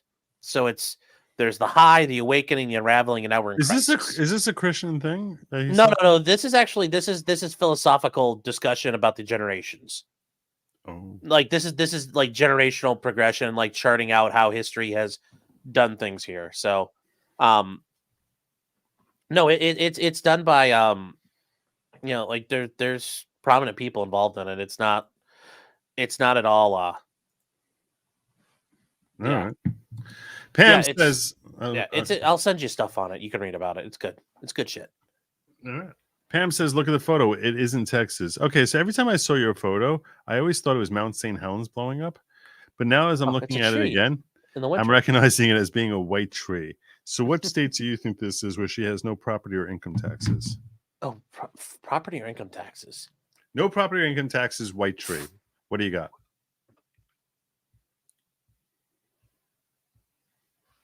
Looking at that, I mean, I want to say Alaska because that's just like, because that's the Wild West. That's the only thing I could think of. I mean, it really did always look. I never really looked closely at the picture. To me, I always just assumed it was Mount St. Helens. It's somewhere. I mean, it could be like Alaska, maybe. But it is a tree. It's not like Alaska. I mean, I don't know. Maybe New Mexico, Nevada. Those are the ones I could think of where, things are a little different. But most likely Alaska. All right. And Belle Feinstein says, "You're saying Alaska. I like your Alaska guess. That's not a bad guess at all. Because there's not a lot of taxes up there. If there's no property or income taxes, that has to be a red state. It's not a blue state. You know that. Yeah, but you could also like Alaska. You could still homestead up there up until fairly recently. So, like the traditional old school way of The white homesteading. tree. The reason I like Alaska is because the white tree feels northern. Most of the northern Yeah. states are blue. If you have no local or income tax, if you know income or state taxes, in that case, that sounds very conservative. So that's where I come to Yeah. Alaska. That's why I think your Alaska guess is really good. And says got you all be $450 a year in proper. Shut up. That's good. That's good. Shut Yeah, some up. states are really good about it. Shut up. Speaking of someone who never probably has paid taxes in his amazing state that he lives in. Hey guys, How are you, brother? Happy New Year. We're well Happy into New it now. Year. How you We're doing? way into it. Way Yes. into 2024. How long does it normally take you to transition over to the new year when you're writing checks or something that fills in the date? About a year. Yeah. It takes longer as you get older, right? Yeah, what doesn't? It Well, takes some things so don't. much longer. Yeah. I will most things be- do. Last in July of 2023, I was writing 2022. I'm not kidding. Yeah. The only time I actually write out dates is when I am drafting something for litigation. So Mhm. I will give it a name and put it in a file, and I'll put it, and I'll be like, so it'll be like, it'll be like, Johnson affidavit dot, and then I'll put a date in there, and invariably, I will put in last year. Like Well, I mean, every single time. can you Sometimes I imagine- might put in like 20. I could. It wouldn't shock me if like in 2024 at some point I'll write like January 12th, 2021, and I'll be like, oh crap, it's 24. It seems inconvenient now, but imagine if you lived at 0 BC, the whole thing changes over, and you're writing checks, and it's year 1. I'm still writing year 0, and then Yes. your grandfather says, "Hell, I'm still writing -1, guys. I'm still writing Yes. -1." You know, I haven't cashed a check since Yeah. 10 BC. Yeah, I'm still writing 4724 the before era. Yeah. Andrew says, you don't actually think the government spends $20,000 on a hammer, $30,000 on a toilet seat, do you? Well, in Nassau, yeah. I mean, I don't know what. Well, I think that was actually a Independence Day joke Oh, because You hear the fireworks is still shooting off. I don't know what's happening. I don't think that's gunfire. Emma's Kitchen says, fun fact, Amsterdam used tax windows according to their size on canal houses. Many boarded the windows to avoid paying taxes. What a pain. Okay. What, counting them? No. Oh, it's just your first dad you joke of the thought- year, Yes, Joe. it Come on. was a big pain in the glass. Oh my God. Yes. Wow, that's terrible. That's wrong. Matthew says, Happy New Year, Joe, and East Coasties. Horn, no horn. I don't know, by the way, I don't know what that means. Best cult ever. Thank you so much. Mhm. Drop says Lavelle Crawford. Oh, that was the Lavelle thing. That's Obama versus. I'm going to put in Lavelle Crawford, because I'm going to forget. Otherwise, I'm going to be like, oh crap, I missed it again. Crawford. Is it the visual that makes it so bad, or is it what makes it so bad that I can't show it? Hmm.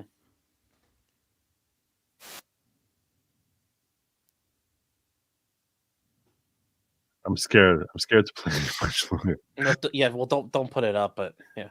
Gimme! Happy New Year, Joe and Sean. Thank you for your company time. May God rain down his mercy and blessings this year. Amen. We're going to need it. Mary says, Sounds congrats, great. Sean. Love Yeah. you, Joe. Not in a What's creepy not to way. love I about appreciate that that. idea? I appreciate that. I'm a big believer in people who loving me in a very non-creepy way. Blessed New Year, chat, and go Ravens. All right. And Tradeo says, I'd like to revisit something from earlier. How does Brankin know so many homo dating? I don't know. I need to try and save this super chat to ask him that question the next time I have him on. Aaron, gifting 10 good Lawgic memberships. God bless Nice. you, Aaron. Nice. Very nice. Indeed. Joe, homesteading. He needs a fiddler on a roof. John Gordon says Joe buy cows and get an agricultural tax exemption. Someone was talking to me about that. Yeah, Someone you was can talking get that for to me. land. Yeah.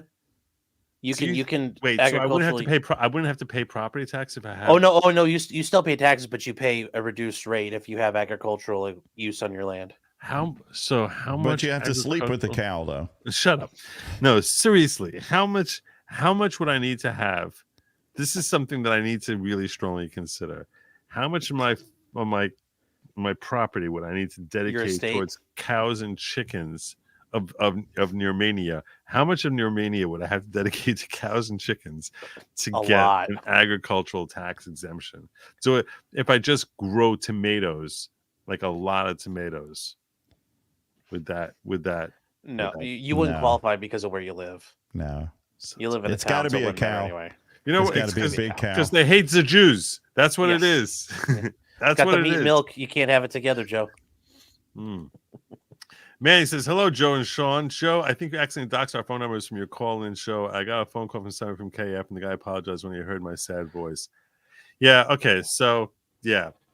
Mandy, I apologize for that. I'm sorry about that.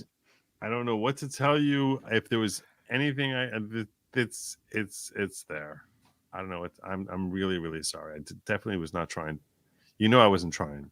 Apparently, when I pulled open my whole Google Voice thing, it's not my actual phone number, so it doesn't affect me, but I recognize it could affect you. I apologize for that. I definitely didn't mean to do that. I'm really I don't know what to say beyond I'm genuinely sorry. I effed up. Yeah. I boomered. I'm sorry. Okay. Drop says, I'm so mad about pain in the glass. Yeah, Yeah. that's. And Chauffeur and Warhorn got muted at some point. That should. Oh, they did. Oh, I forgot to take out. Oh my. Oh my. I feel terrible. It did get muted because I took out the. You're correct. I did a terrible thing. I apologize for that. All right. Let me see if I. I apologize. I'm really sorry about that. Well, anyway, Tank Rat, this is for you because and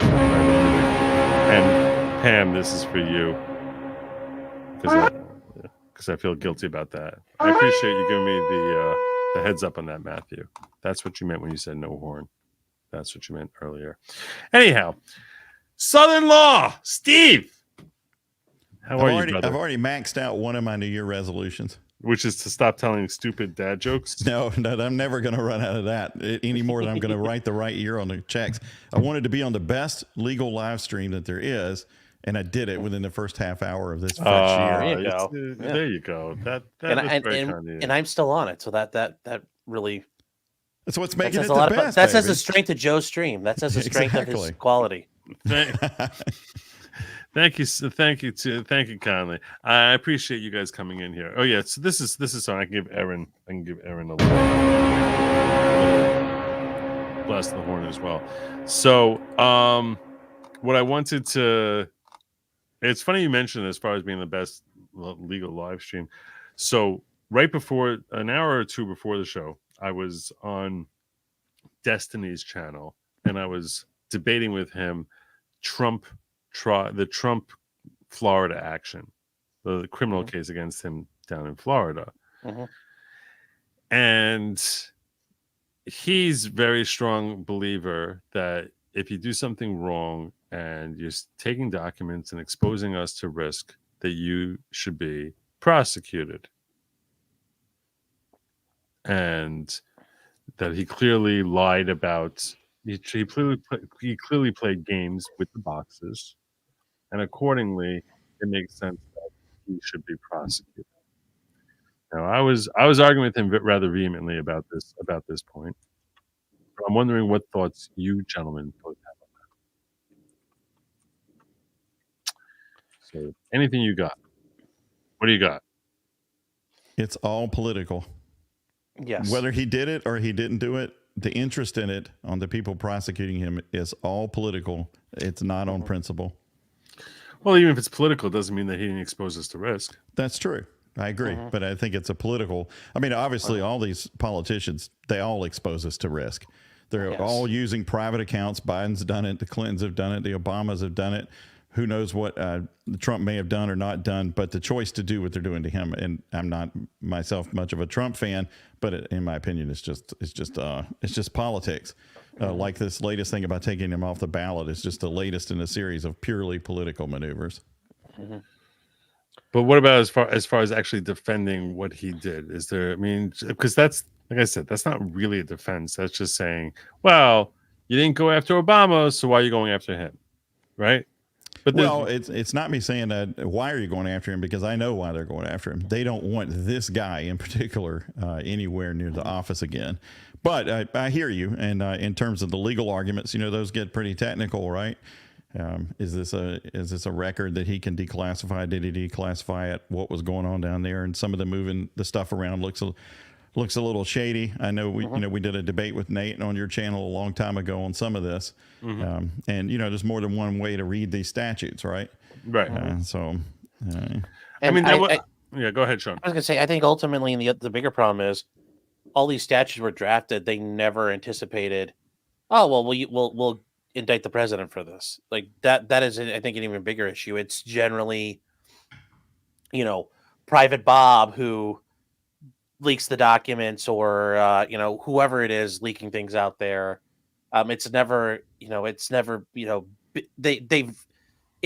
been the idea of, and kind of like what you said, Steve, with the all the different email accounts and all that stuff going on. It's never been somebody who's actually important. And I mean that's the bigger thing here. It's never been a big time person who's ever really had the problem. And I think the closest one is the guy who got caught shoving papers down his pants. What was his name? It was well, they got Oliver North, didn't he? No, he got in trouble, I thought, for lying because of Iran-Contra. But no, there was a guy who, like around the time of the 9/11 Commission, had shoved a bunch of papers in his pants that I thought made the Clintons look bad. And he was walking out of the archives, and they caught him with them, and he admitted all of it. And they were like, "Yeah, it's all good." Like he got a slap on the wrist and was let go. I'm trying to remember the guy's name. Yeah, Sandy Berger, that's his name. I think that's probably, he was like a national security advisor or somebody in that, the NSC, the National Security Council. That was like the highest person that I think has ever been charged with any of this stuff or ever done any of these things. So I think that also introduces a problem of, we've never been here before. This is rarefied air. And when you're doing legal stuff, being in rarefied air is never a good thing. Like being a trailblazer can be very perilous in the law. But again, respectfully, that's not going to be a compelling argument on a legal perspective. As far as just because it's the first time it's ever happened doesn't mean that he didn't commit the crime. No. I think the fact that it's not clear is the point where, well, if it's not clear how this all shakes out, it goes back to the idea that if it's not clear, then the tie goes to the runner at the end of the day. And I think there's a lot of issue there with that. Yeah, but that's not going to win you an argument in the Supreme Court, right? Well, yeah. The argument that I made was this. The argument that I was, and I was actually offended when he kept accusing me of being disingenuous and not actually believing my own arguments. And I was like, "You're talking to Destiny." That's. He was losing it on me. He was losing it on me. He was so angry. He's got a lot of stuff going on in his plate anyway. Yeah, I know. I know his plate's pretty full, but I certainly wasn't gonna go down that road because no. But the point I made was if Biden tomorrow was to go into Central Park with classified documents and start handing those documents out, doesn't say anything. He's like, here's a knock list of all of our CIA agents who are working outside this country and working undercover outside of the country. And he starts handing, it's a current confidential, one of the most confidential things you can possibly imagine. And he starts handing that out in central list of the names and where they're located and what their aliases are. And he starts handing that out. Does he have a right to do that? Is he breaking the law when he does that? The answer is clearly no. As someone who's possessing it, can they possibly be charged that you're now handling classified documents? The answer is obviously no. So the point is that it must be that inherently they are declassified by the very action. It's a verbal act. The act of giving it to someone else is a verbal act. Similarly, if someone gives it to themselves when they have status A heading into status B, it is a verbal act that it is automatically declassified. And unless you're talking about certain documents, which under the Energy Commission, arguably, perhaps he cannot declassify. The law, the way it's written, implies he cannot unilaterally declassify, that it would be declassified whether he says it or not, even if he says nothing, even if he doesn't know that it's declassified. It's still declassified. He does not need to know that it's declassified or make a statement saying, I hereby declassify these documents. He doesn't have to do anything of the kind. The very act serves as declassification. Now, is this the law? No, I don't know. It could be the law, what I'm saying. It's logical to say that this is the law because of the Central Park example I'm giving you. So when he takes these documents and he brings them to Mar-a-Lago, that is an act in an unsecured skiff, something that's not following proper classification. When he's leaving and planning putting it and clearly putting it away there so he's basically giving these documents to him as president with authority, to himself as non-president. If he would drop it in the mail and send it to himself while he's president, and he receives it when he's not, if he drops it in the mail as president, receives it as non-president, everyone would recognize, yeah, that's the same thing as him handing out in Central Park. It's the same thing. So so when he's taking it from DC to Mar-a-Lago, so now that is a verbal act of declassification, even if he doesn't know it. It is. That's just what happens. Now, is this logical based on how we understand classifications and specifically declassifications, which are much easier? It's much easier to declassify, and it makes logical sense why it would be easier to declassify, because when you classify something, everyone who's handling that document needs to know they're handling a classified document, as opposed to if you declassify and you don't tell anyone. Well, no one needs to know that. The worst case scenario is that they'll accidentally store it with other classified materials and be locked away somewhere that no one knows anything about it. So if you don't publicize your declassification, there's no harm. If you fail to properly publicize your classification, there's great harm, because people will not be handling it like a classified document because they just don't know. So there's obviously a lot of protocols which must follow for classification that don't necessarily have to follow for declassification. All this is a logical way of understanding classifying versus declassifying. Is this actually the law? Well, there's no law that's actually written as to what standards and protocols president must follow in order to declassify. So nobody knows what the law is, and we won't know that until a judge tells us what the law is. So to me, this is a logical way of understanding the law, of interpreting the law. This is the way the law should be understood by the court and should be applied by a court. But until such time as we actually have a court weigh in on this, nobody knows if this is actually true or fiction and a fabrication in my own mind. But it is the most logical way of understanding the law. So that's why that's why I said that when he takes it there, anything he did with those documents, there's no way he can be charged with it. Now, with respect to things that he did with respect to lying to the government or and stuff like that, any issues of obstruction based on that, there's a potentially there's more of a serious issue in that regard, potentially, because at the time that he's engaging in that, there's a question as to whether or not then the question comes down as to whether or not he's obligated to abide by these as a former president. And there, I think he's in far murkier ground. But that's the legal argument that I presented, which he was saying, I am full of crap and don't even believe what I'm saying. Like he was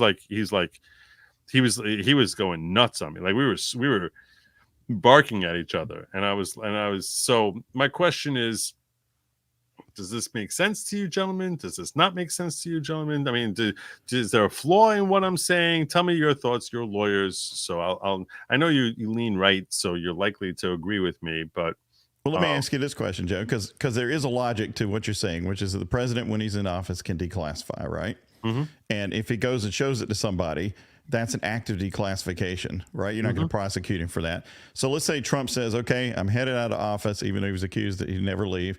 I want boxes 1 through 10, and they'll go down to Mar-a-Lago. So under your logic, which I think is sound, in theory, that's a declassification because he's going to possess those after he leaves office. Now, let's say overzealous assistant never talks to Trump and says, well, I'm going to take boxes 11 through 20 too.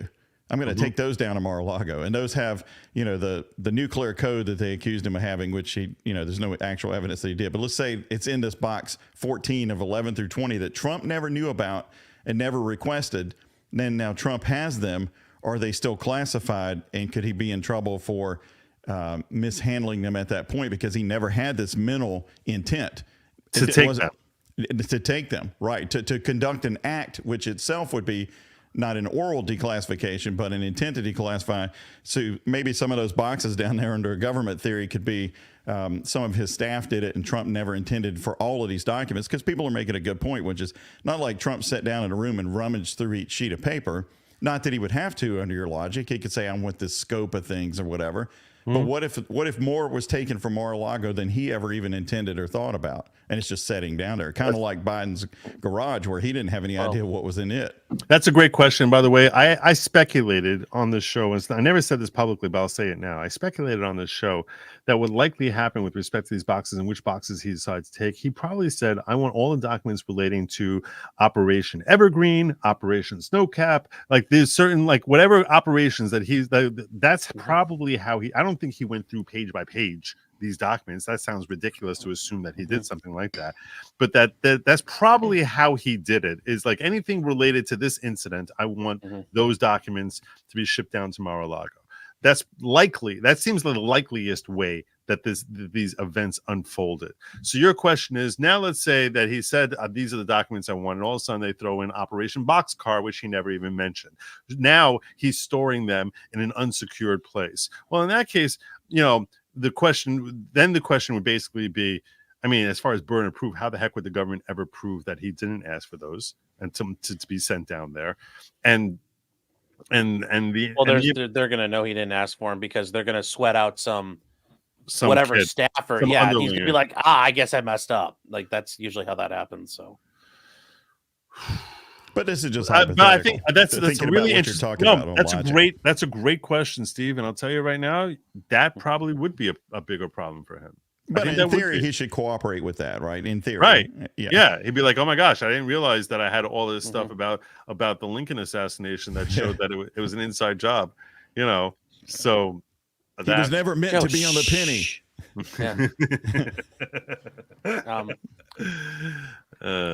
I don't think it's the Lincoln assassination. Now, just because I see this in the chat, I'm not suggesting there was actually a document that says, here's the nuclear codes on it.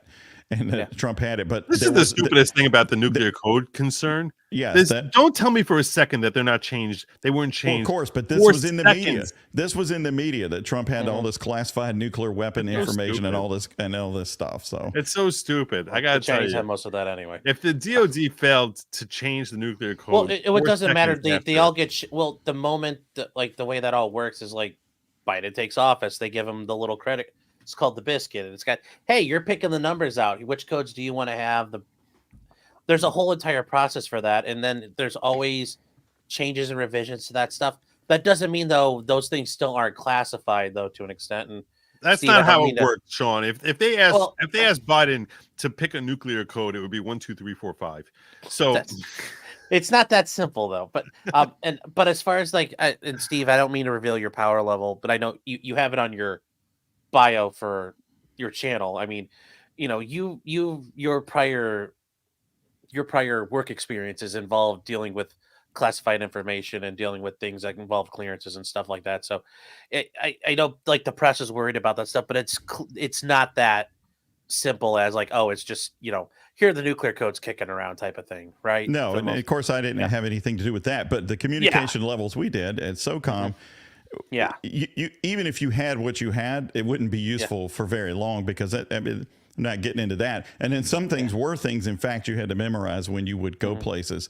So there's a lot to it, and I think all of that stuff, I'm sure at the nuclear level, is much more sophisticated than any kind of they got to stay one step ahead of things, right? So yes, I totally agree. Biden would not pick password, and then that'd be okay, and with all the the things they would have to do what they need to do anyway. Password. Mr. President, what's your password for launch? Cheese. I gotta tell you, Steve, you do have an air. You have a very military air to you. Yeah. So I mean, I assume you served. I don't remember, but I assume you served. Yeah, it was a long time ago though, because I am so old now. What rank did you achieve? I was an NCO. Okay. So I was a sergeant. Okay. And did you ever think about becoming a JAG? Well, yeah, I did think about it, because I was down at Fort Bragg. I had, taken the LSAT and due to a mental deficiency, decided that why don't I go to law school? And I didn't know any lawyers. Right. So when I got out, I did it. And the Army guys were like, well, you should stay and be JAG. But I just didn't want to do it. But in retrospect, it would have been fun. I liked the job I had, but for, I wanted to go off and do this other adventure, which was law. And I didn't want to do it in the confines of the Army because there were a very limited amount of people in the Army who I thought were cool and wanted to hang out with, and I didn't, and JAG wasn't where we were. Now, in retrospect, older and wiser, I think they do some cool things, but they weren't where I was, and the people that I got to know were very cool people. All right. So when you came out of law school, you went straight to private practice? Yeah. Mm-hmm. Yeah. So I was a civil litigation at a big firm, and then ended up as a general counsel in a construction company that was owned out of Switzerland, and it was general counsel for North America. So I flew all around and we did a lot of government contracts, even though we had some foreign ownership situation going on that we had to balance out, and got to see a lot of cool things. And now I do other cool stuff. So it's been good. I've enjoyed it. I noticed that you managed to keep your work almost strikingly apolitical, which is impressive. And I'm wondering what your secret is to that. Well, my primary secret is there's no shortage on the internet of people's opinions about politics. All right. So me adding a voice to that, it doesn't really add anything. And then while it is fun, say, to talk to you about it or Sean about it or Nate or somebody like that, a lot of times people are just emotionally responding to political arguments. And right. I don't find that fun to talk to somebody who cannot reason at all.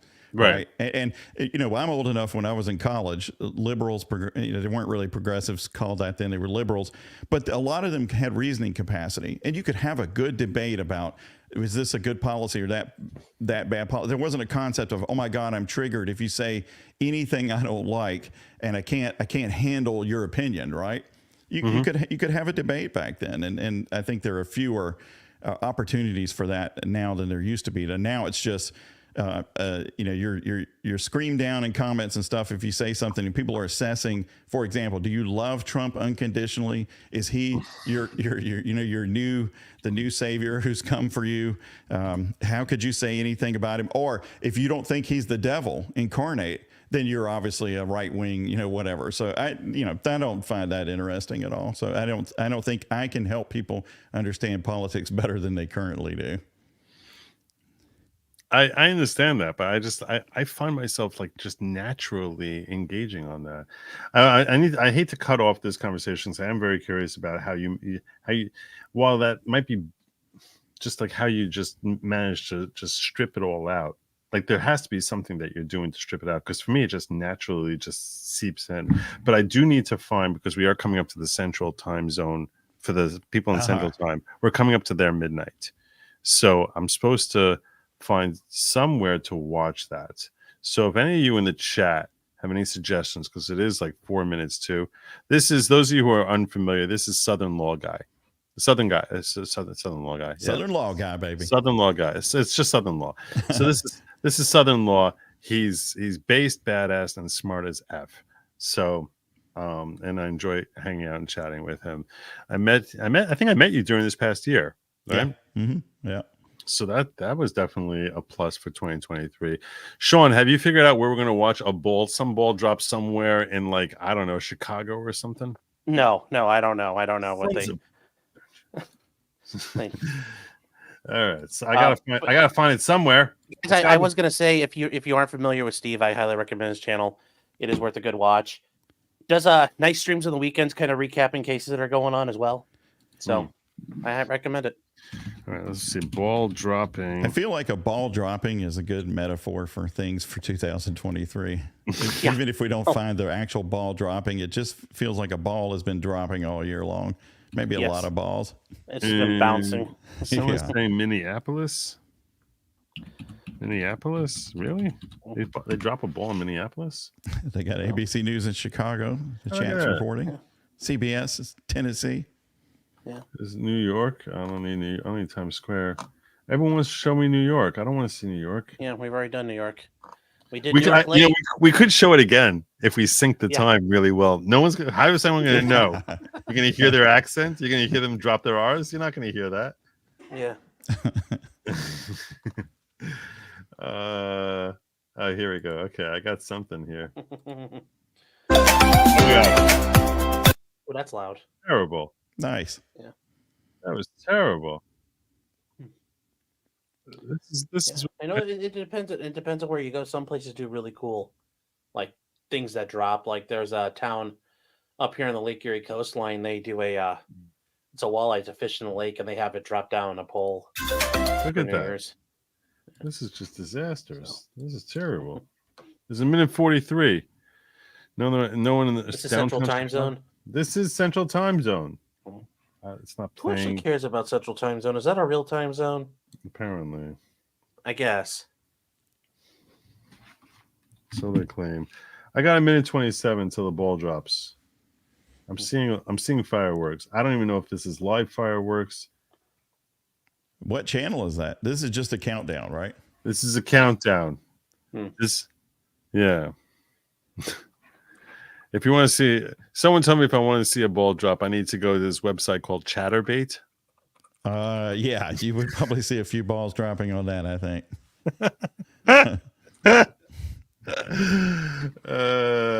You got to be 56 seconds. You got to be Six- very careful with the Google. Yes.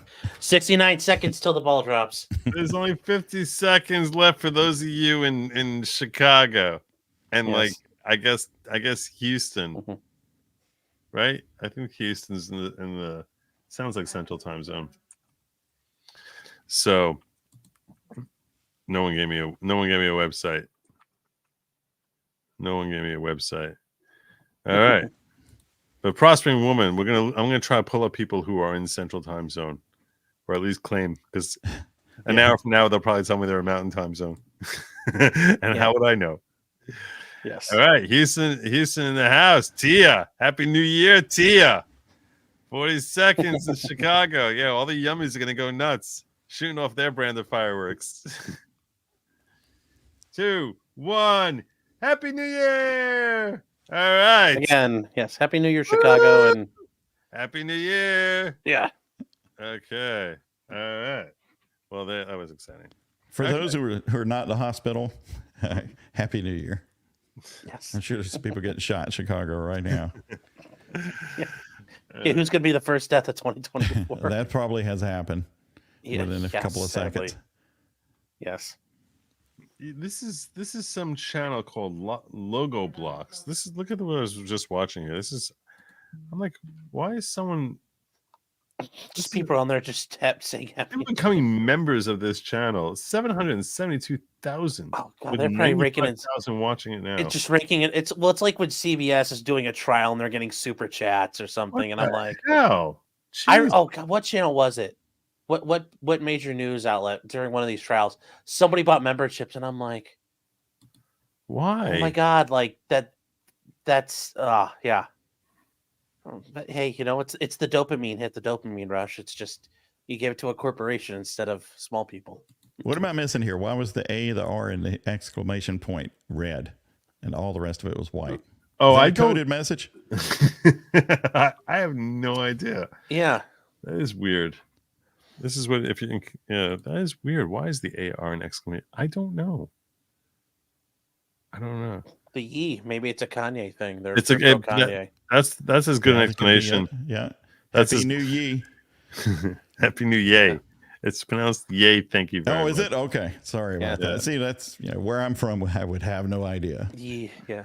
All right. We just have yee-haw where we're at. We don't have a yay. Yay is when you're happy about something. Doing a reflective on 2023 and looking ahead to 20.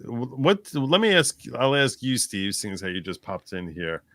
What litigation related story surprised you most this year? Oh, surprised? Yeah. Yeah. Well, I know you guys were talking about some of the cases earlier. Sean did of national interest, the Trump Colorado stuff, the SBF stuff. But I guess that's not so surprising that that's going on, and that they're trying to cover up for current politicians. That's unfortunately not surprising, right? And then you did talk about some of the criminal cases. You got Murdaugh, and Is that surprising that a lawyer might have been killing people or might not have been, or somebody as powerful as his family was finally found himself on the wrong side of the courtroom there at the defense side of it? That was an interesting case. I think that has taken a lot of surprises to it with the book by the clerk, the plagiarism of the book by the clerk, the allegations that she talked part's to the hilarious. jury. Yeah, it's out of control down there. I mean, it is South Carolina. It's not North Carolina. Let's be real clear here. Yes. Right. Well, He's in North Carolina. Yeah. So It's the best Carolina. Yeah. North Kakalaki. Yeah. Did you see the part though where she By the was way- in the? I'm sorry. No, I was just going to ask you: is there some sort of like rivalry between North and South Carolinians? Well, it's kind of the imaginary one, right? Like South Carolina likes to think they're in a rivalry with North Carolina. The macrocosm of that is UNC, which is down the road for me. That NC State here in Raleigh feels like they're in a rivalry with UNC, but UNC Tar Heels always want to act like they're too good to be in a rivalry with NC State. They're in a rivalry with Duke, right? Okay. And Duke is where, before North Carolina became part of the North, people from the North would come down and send their kids to Duke, and then they would move to Cary, which was containment area for relocated Yankees. So that's where we kept them all, and UNC liked to think they were part of that. Over time, we actually did become part of the North. They then became concentrated area. Oh my God! Yankees. I'm only learning that there's this whole freaking culture that is like just part of normalcy for you, that likely is not part of normalcy for most Americans, and certainly not for me. So you said containment area for relocated Yankees. That's what you Cary. call. That's like a suburb of what it used to be a suburb of Raleigh. It's gotten even more pretentious than it used to be, and it's its own thing now. But because we've been successful at recruiting businesses, we've had so many people come here from the North, by the way, which I like. But I track the bagel biscuit index, right? So as the amount of biscuits available changes relative to the amount of bagels, as how I keep an eyeball on the population. And so at this point, This is totally a Jew-related thing for sure. I love bagels, man, but they're everywhere now. That's all we get. We really, and I hate to admit this, we really don't even go to Bojangles now. We will just go, and we don't even like Bruegger's, which is the local. We want New York bagel because it's the best bagel. So this is how I am, right? I'm basically, I need to change my accent at some point. I've got to. I got to learn how to drive more aggressively. I got to stop saying hello to people I meet. I got to pay higher property taxes. But we love they don't call them Yankees anymore. They just call them people from the North, New Jersey or New York, because they bring their high property values down here, and they help raise the property values that we have. So nice. We appreciate that. Nice. Now North Carolina is actually a pretty good state. It's actually a pretty good state. Yeah, and a lot of people love like a lot of Jews love flooding down to Florida. You can be his etiquette coach, Joe. Like My Fair Lady. Yeah, I'll be like insurance. Insurance. I'm insurance.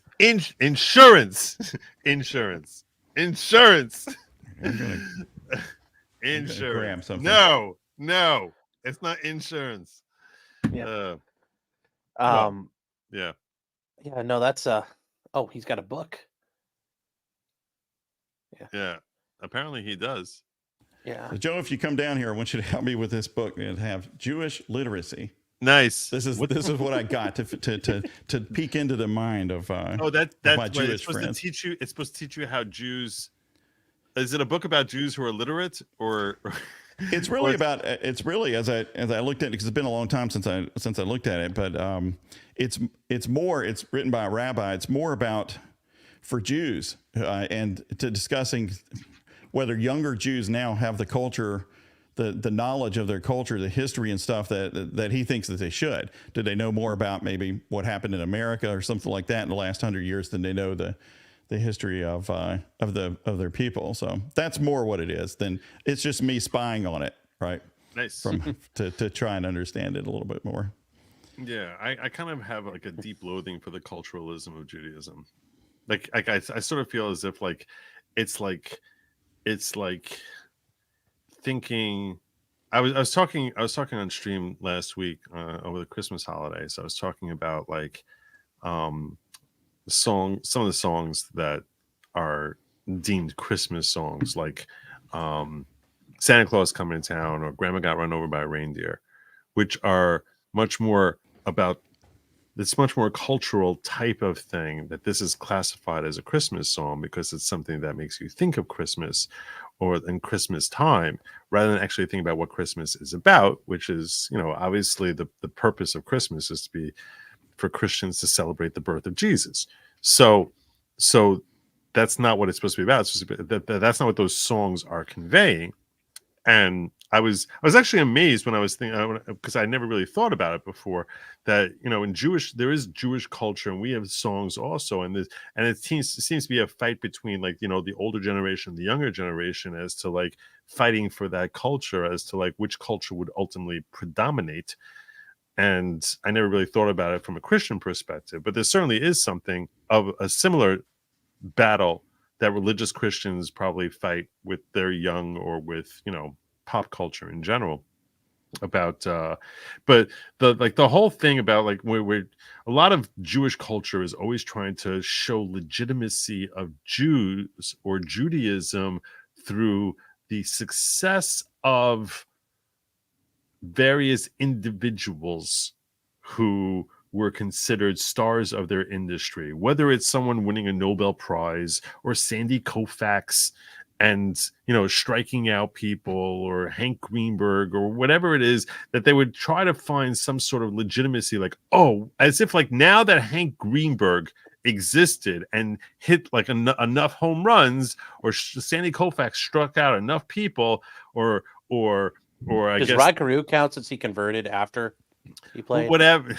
Well, but now all of a sudden, I guess that means Torah is real now. It's like, yeah, it's so stupid. It's like to me, it's the most childish, insecure thing in the world, to try and find some sort of validation through the accomplishments of one individual who happens to share genetic DNA with you. That it's embarrassing. It's like, what the hell is wrong with you? Like, what are you, such a child? You're so insecure that it's like, oh, thank God for Sandy Koufax, or some Nobel Prize winner. Like, now, oh, okay, well, at least we held our own and contributed to society because someone came up with some sort of string theory, or some stupidity, or some other, not stupidity, but some other insight that no one came up with before. So now we deserve not to be like gassed. Like, I don't know what people are supposed to take from it. Like why is that a necessary thing to prove yourself or your self-worth?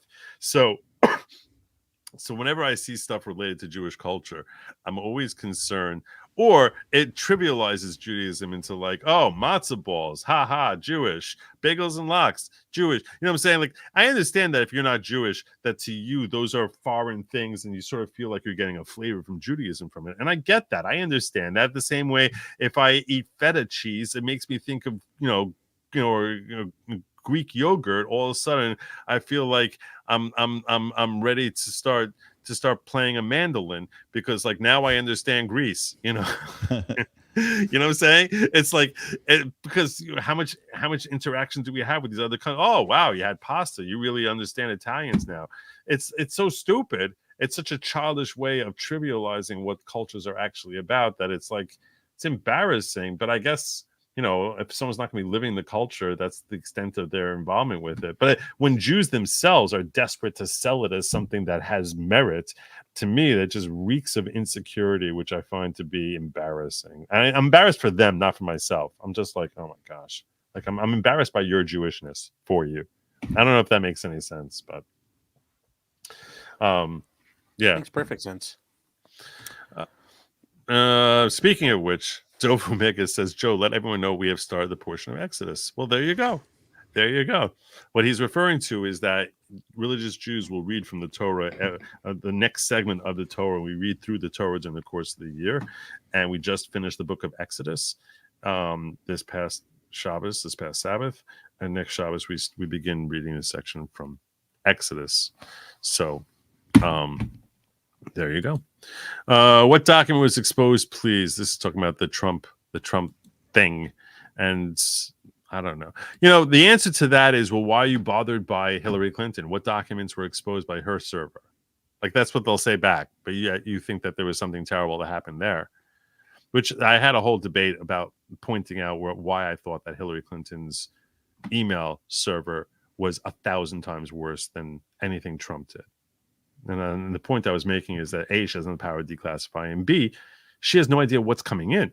And she's just exposing whatever may be sent to her. That's insane, as opposed to him saying, hey, I want all the stuff from Operation Crossfire Hurricane or whatever it is that he wants to take with him, that he at least knows what he's taking. It's sort of a pre-sorted group, as opposed to Hillary, who's like, I have no idea what's coming into my email next, but Putin could read it before me. Like, that's insane. That's a joke. So Jay Sekulow band did a live concert tonight. During the concert, Jay said he thinks oral arguments at SCOTUS could come as early as January in the ballot cases. Does that sound right, or did he misspeak? No, I think they're going to come fast. I think they're going to come. I think that it's very likely that they really could. This could get processed, even though SCOTUS rejected certiorari for the Washington D.C. case. I do think it's definitely going to be expedited by the D.C. Circuit Court, and I would not be surprised if after they hear it, the D.C. Circuit Court, whatever they decide, whether it's for Trump or against him, that they end up that it gets before the Supreme Court in relatively short order. That would not surprise me. But I wonder, I would like feedback from you gentlemen on this. First of all, what do you think the Circuit Court's going to do? Like, how long do you think it's going to take? What do you think they're going to? You think they're going to rule a Chutkin, or do you think they're going to find Trump's favor? What do you think is going to happen there? Well, at least for your super chat, I think that's about the ballot cases, and you know, in Colorado, they stayed. The Colorado ballot case. So you're right. They stayed their decision. In the event there was an appeal to the Supreme Court, which there is, and then I think the Secretary of State in Maine suspended hers pending some Superior Court review, which will go up too. Correct. And yes. to be fair, this issue that has to happen fast. That has to. Yes, and this is the definition of. I mean, this is an issue of why you have the Supreme Court, right? Because you have all these different opinions in all these different states on the Constitution of the United States of America. That's the court for it. It's extremely important for the nation to have a resolution to this. A late resolution is harmful in itself. Whatever they're going to decide, I think they should do it rapidly. They should take the case and go as rapidly as they can and get the decision out there, so that we don't have this roiling debate over what the application of the 14th Amendment is for somebody being on a ballot or not. What do you think is going to? What do you think the Supreme Court's going to decide? That they can't take him off the ballot for this.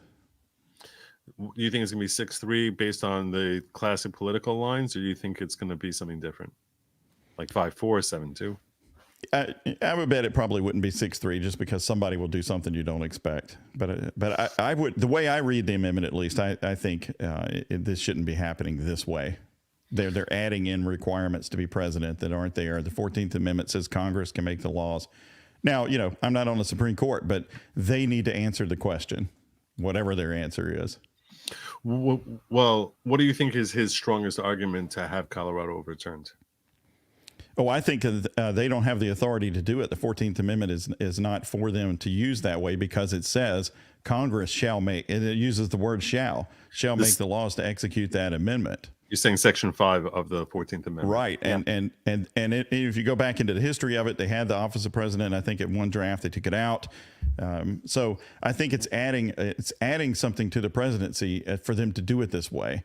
Just like you can't add qualifications. There is some case law on that. You can't add substantive qualifications to somebody in an office like this. You can have administrative things, but not substantive things. And so I don't think they have. Is there case law on that? Because I was asking that question. Like, let's imagine that the state of Colorado said that in order for you to run for president, you have to be 50 years old. Like, imagine they said, so we're not going to take anyone under 50 who applies. Would they have? I was like, would they have the ability to do that if they were so inclined? So you're saying no? Is there case law on that? I think that's been clear. The minimum requirements are set out in the Constitution. Those are the requirements. You can't, like, there's times where the states can do things further than what the federal government's done, but that's the bottom floor. They don't get to raise the floor. That is it. To go with what Sean How do we know that's true? Well, some cases that I read, what they did was they basically divided it, kind of like you would see procedural versus substantive stuff. And they said if it's a procedural or administrative requirement, like you have to have at least 5,000 people before we'll print your name on the ballot or something like that, they will allow that, because that's viewpoint neutral. It's not it's not really a new requirement for the office. It's more administrative in nature. But if it were to become substantive, then they wouldn't have the authority to do it. I can't quote the case off the top of my head at this point. And it's certainly, it's not going to control what the Supreme Court does here. But I'm buying what Sean's saying based on the cases I've read. Yeah, and there have been cases where it's dealt with, represented like congressional races, senatorial races. So it's not just for the president. The Supreme Court has clearly said you don't get to. The Constitution sets the qualifications. Yep. That's what I read was on the Congress too. So what about this? This was part of my debate with Pisco, where he was basically trying to make the argument that the states send electors. How they select those electors is their plenary decision. If they were so inclined, they could eradicate voting altogether and just say we're picking these electors, and these electors are going to go and vote for us. Yeah, so, technically they could. So and he actually argued that historically that's what happened in Washingtonian times. So for like the first 30 years, that's basically what he alleged happened. I haven't had a chance to research whether it's historically accurate or not, but let's assume it is historically accurate. So in that case, now and I countered and I was like, but once they set up that there's an election, they can't just start playing around with the terms of like how those elections are going to operate, and that they cannot raise those minimums. But I didn't know of any case law that actually supported the supposition that I was making. And I'm curious if you guys are aware of something that says that they cannot unilaterally decide to change the requirements as long as they're not going below the standard thresholds, but for them to individually decide, our state decides we want to raise that threshold. That how we know that the states are prohibited from doing that. I forget the cases, but nobody, not even the Colorado Supreme Court, would come in there and say Colorado can change the voting age to 35, to 40, for the president, the running age, and they would agree you can't do that. I mean, that's a clearly settled issue, and like Steve said, it becomes this issue of how do we get about making the election happen is different than the actual qualifications for the election. I forget the cases, but that's not something I would even see, the crew people, the people on the other side opposing Trump and the Colorado Republicans would try to argue they have the authority to do at this point. I don't even think that's something they would admit to. Right. And to be fair, that's not what they're saying. What they're saying is the 14th Amendment tells us he's not qualified to be in this office if he was involved in insurrection or whatever. So they're saying that they're following the Constitution. Now, you could read it the other way, the way that I happen to read it, but that's why we need the Supreme Court to step in on this. They need to settle this issue. Yeah, I was saying I expect it to be at least 7-2. And the reason I expect it to be at least 7-2, and the most likely one to bend in my mind is Elena Kagan. And the reason why I say that is, and probably Sotomayor is the least likely one to bend, only because she's been there long enough. I anticipate that Chief Justice, that they're not going to, they don't want to cede this level of power to the states. I think it's such a backward reading of the 14th Amendment to say, if you look at the context from an originalist perspective, forget about textualist, which text is probably favoring him as well when you look at, is it even referring to a president? But let's just put that argument aside, which is what the lower court hung her hat on. But when we put that argument aside, we look at it from an originalist perspective of like, what is the mindset? What's happening in the country when they're passing the 13th, 14th, and 15th Amendments? Is that we had just finished the Civil War, and the point of the Civil War was states do not have unilateral authoritarianism that they can decide what's going to happen. And we don't want to have someone who is just a captain of a rebel army leading troops against my forces 6 months ago, sitting next to me in Congress after they swore last time they're going to uphold the oath, and they broke that oath. Now they're coming back in here because the state decided that they were going to send them on back up here. So if someone did that, what is our authority as Congress to stop that from happening? Well, let's write this Section 3 of the 14th Amendment that will give us that authority to say states don't have this power. This is a federal decision when it comes to someone who breaks the oath. And given that perspective, to say that an individual state can now tell the rest of the country, hey, we're not allowing this guy to run, seems like the exact opposite of what the intent of Section 3 of the 14th Amendment was. And from that perspective, to read the Section 3 is empowering states to actually use a section of the Constitution as a basis to remove someone from a ballot is basically giving the exact opposite effect to the 14th Amendment from what its intent was. And that's why, from originalist perspective, and I think what Chief Justice Roberts is going to do is that's why I'm confident that we'll get a 6-3, because this is and the idea of stripping power from the states and leaving it in federal government is very consistent with what the three middle justices of Roberts, Kavanaugh, and Barrett are likely to be all about: establishment and institutions and federal government, yay, state government, not such a big fans of, as opposed to the three real conservatives, of course, such Alito and Thomas.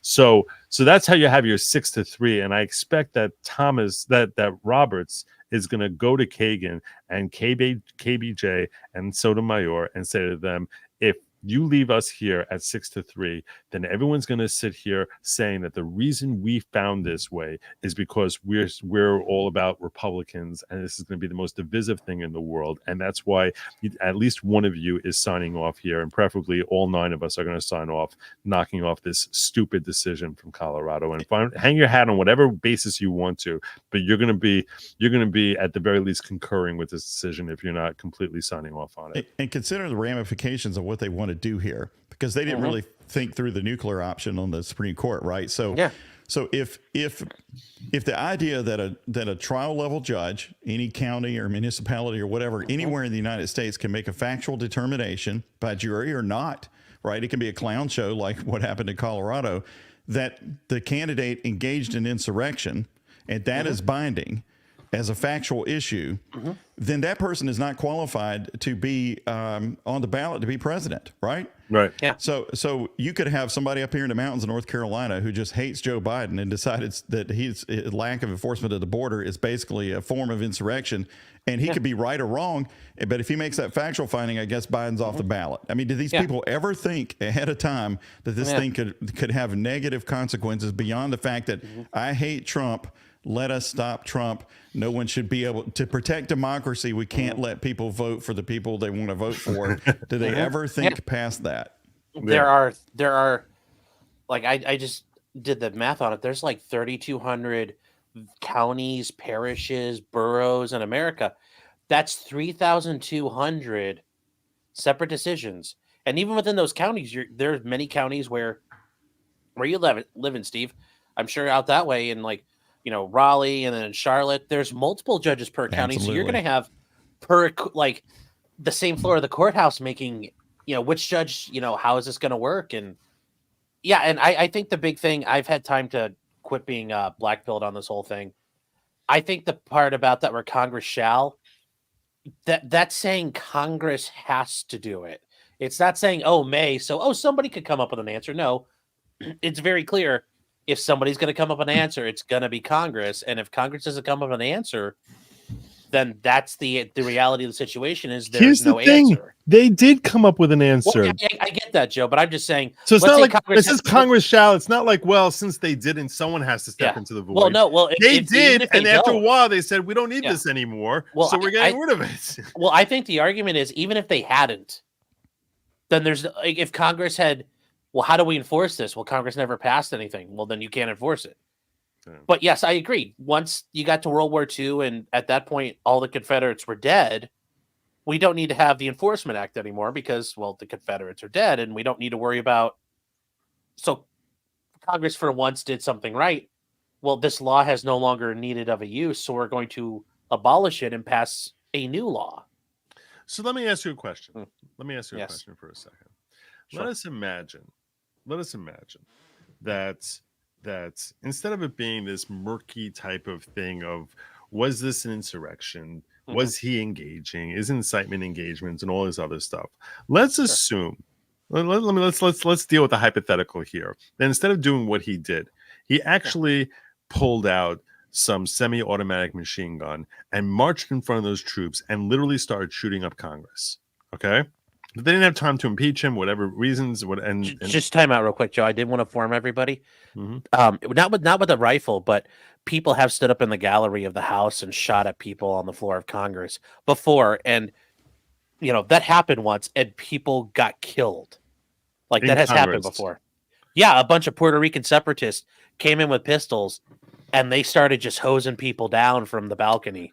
Okay, so let's And say in Puerto Rico, they treat those guys as like, they're heroes. But I'm just saying, so when people talk about things getting bad, like things have gotten really bad before. so let's assume that someone who had sworn an oath, let's say you didn't have someone who was a murky area under the text like the president, but it was a senator. It was a senator, a member of the House, who actually went up there and started mowing people down.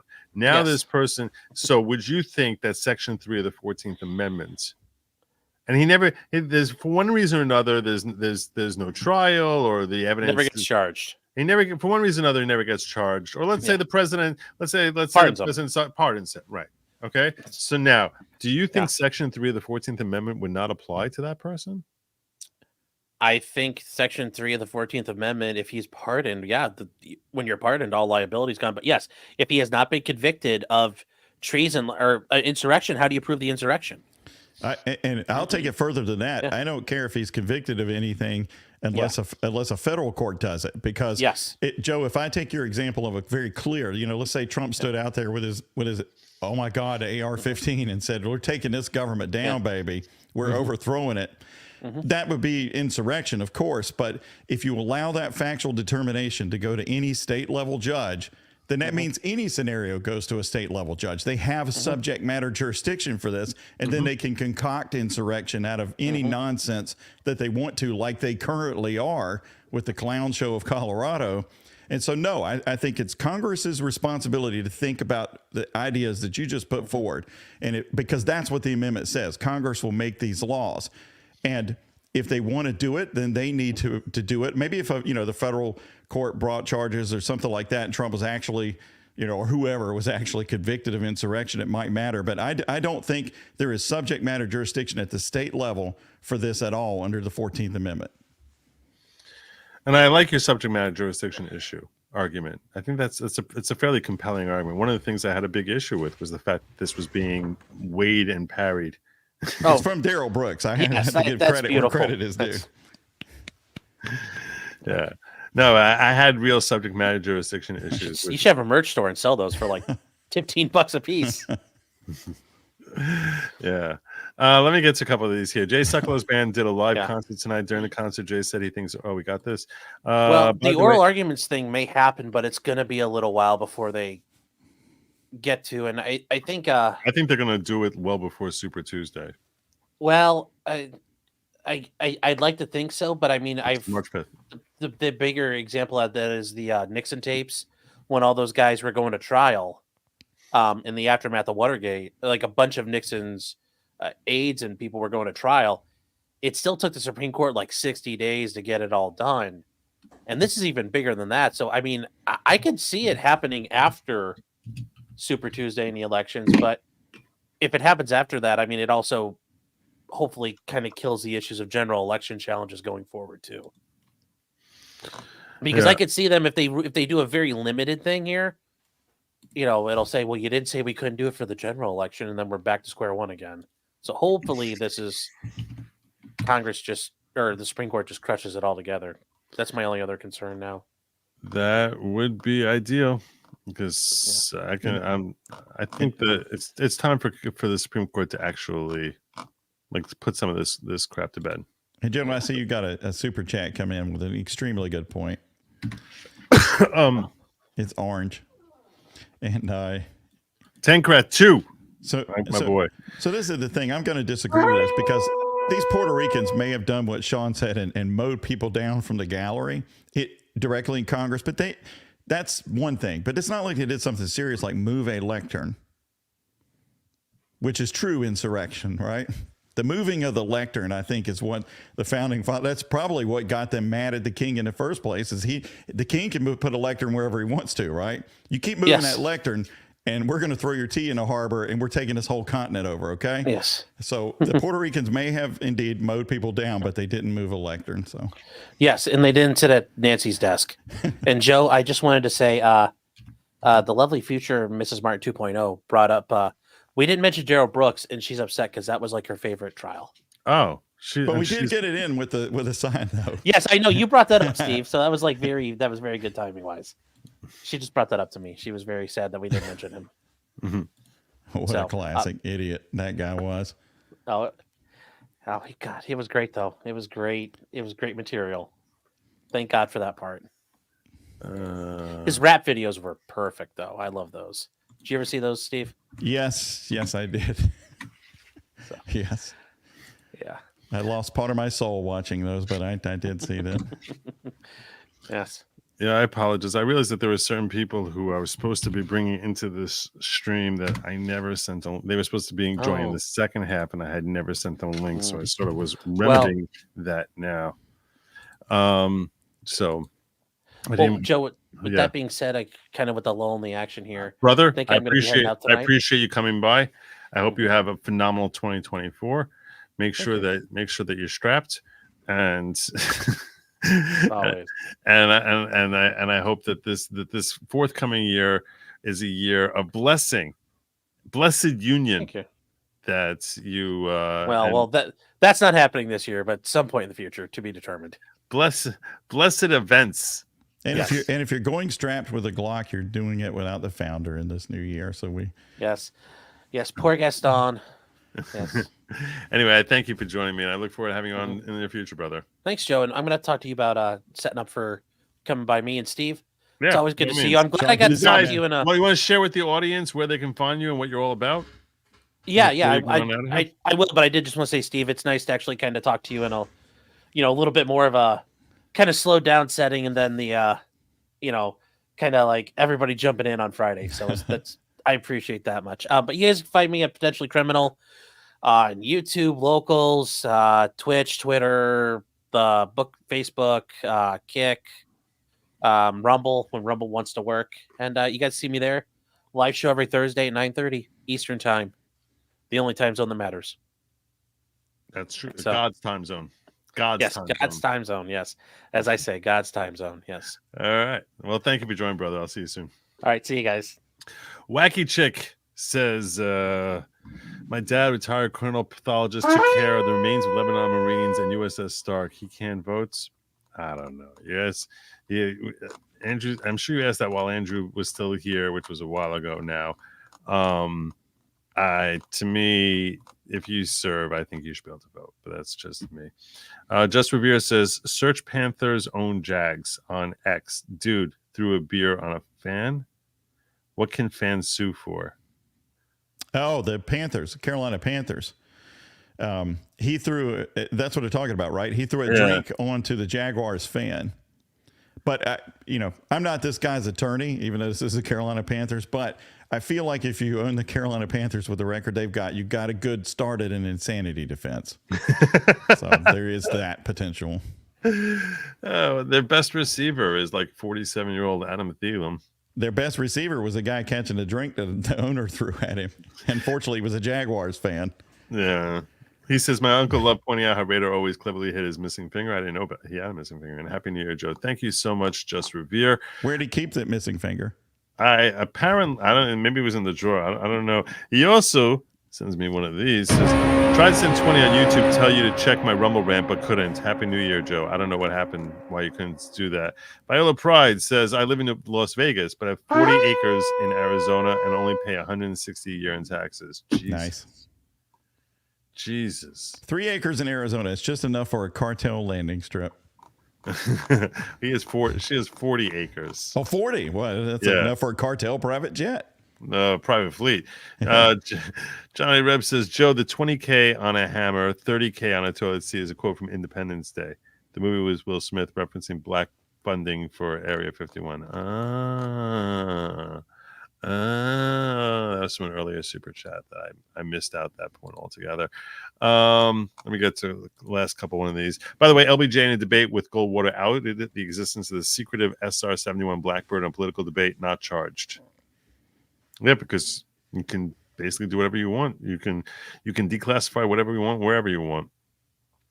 Janelle says, some legal scholars say Pedo Joe should be impeached for not enforcing immigration law. Is he actually just invalidating those laws? What about for student loans? I defer to you. Well, of course, I'm sure the commenter knows, he doesn't have the authority to invalidate the laws, but Failure to prosecute. Yes. On the other hand, who can force him to who can force him to enforce the law, right? And he's taken a very liberal view of what the law is, which presidents sometimes do. But yeah, I think we're getting worse about that, right? That if I don't like what the Supreme Court says, then I'll just say they're illegitimate and I'll just do it anyway, even if there's not really. I mean, this whole thing at the southern border is absolute bananas, and suing states that try to do anything about it. Isn't that astonishing that it Texas is being sued by the U.S. government Yeah. for putting up barbed wire to try and close up the border? Like they're trying to cut down. They're trying to cut down the barbed wire. The U.S. government is trying to cut. The federal government is trying to cut down barbed wire put up by the state of Texas, saying it's not your domain. You're not allowed to do this. And it's like, what the hell is happening here? Like, give me the argument. If you're a Democrat, give me the argument here as to why it is that you have a problem with this. Like, what? It's insane. It's really insane. What's son-in-law's view on voting in combat? So earlier, you may have missed this, but earlier, Andrew Branco was in here, and he was professing that the only people who should be voting are those who are a net positive to the government coffers and or someone who had served in active combat. So that would be in lieu of actually paying and contributing to government largesse in his utopian world, where that's the only appropriate people he feels to be voting. So do you have any thoughts on this topic that you would like to express publicly? So I feel like Andrew his universe of people anyway was citizens, right? Right.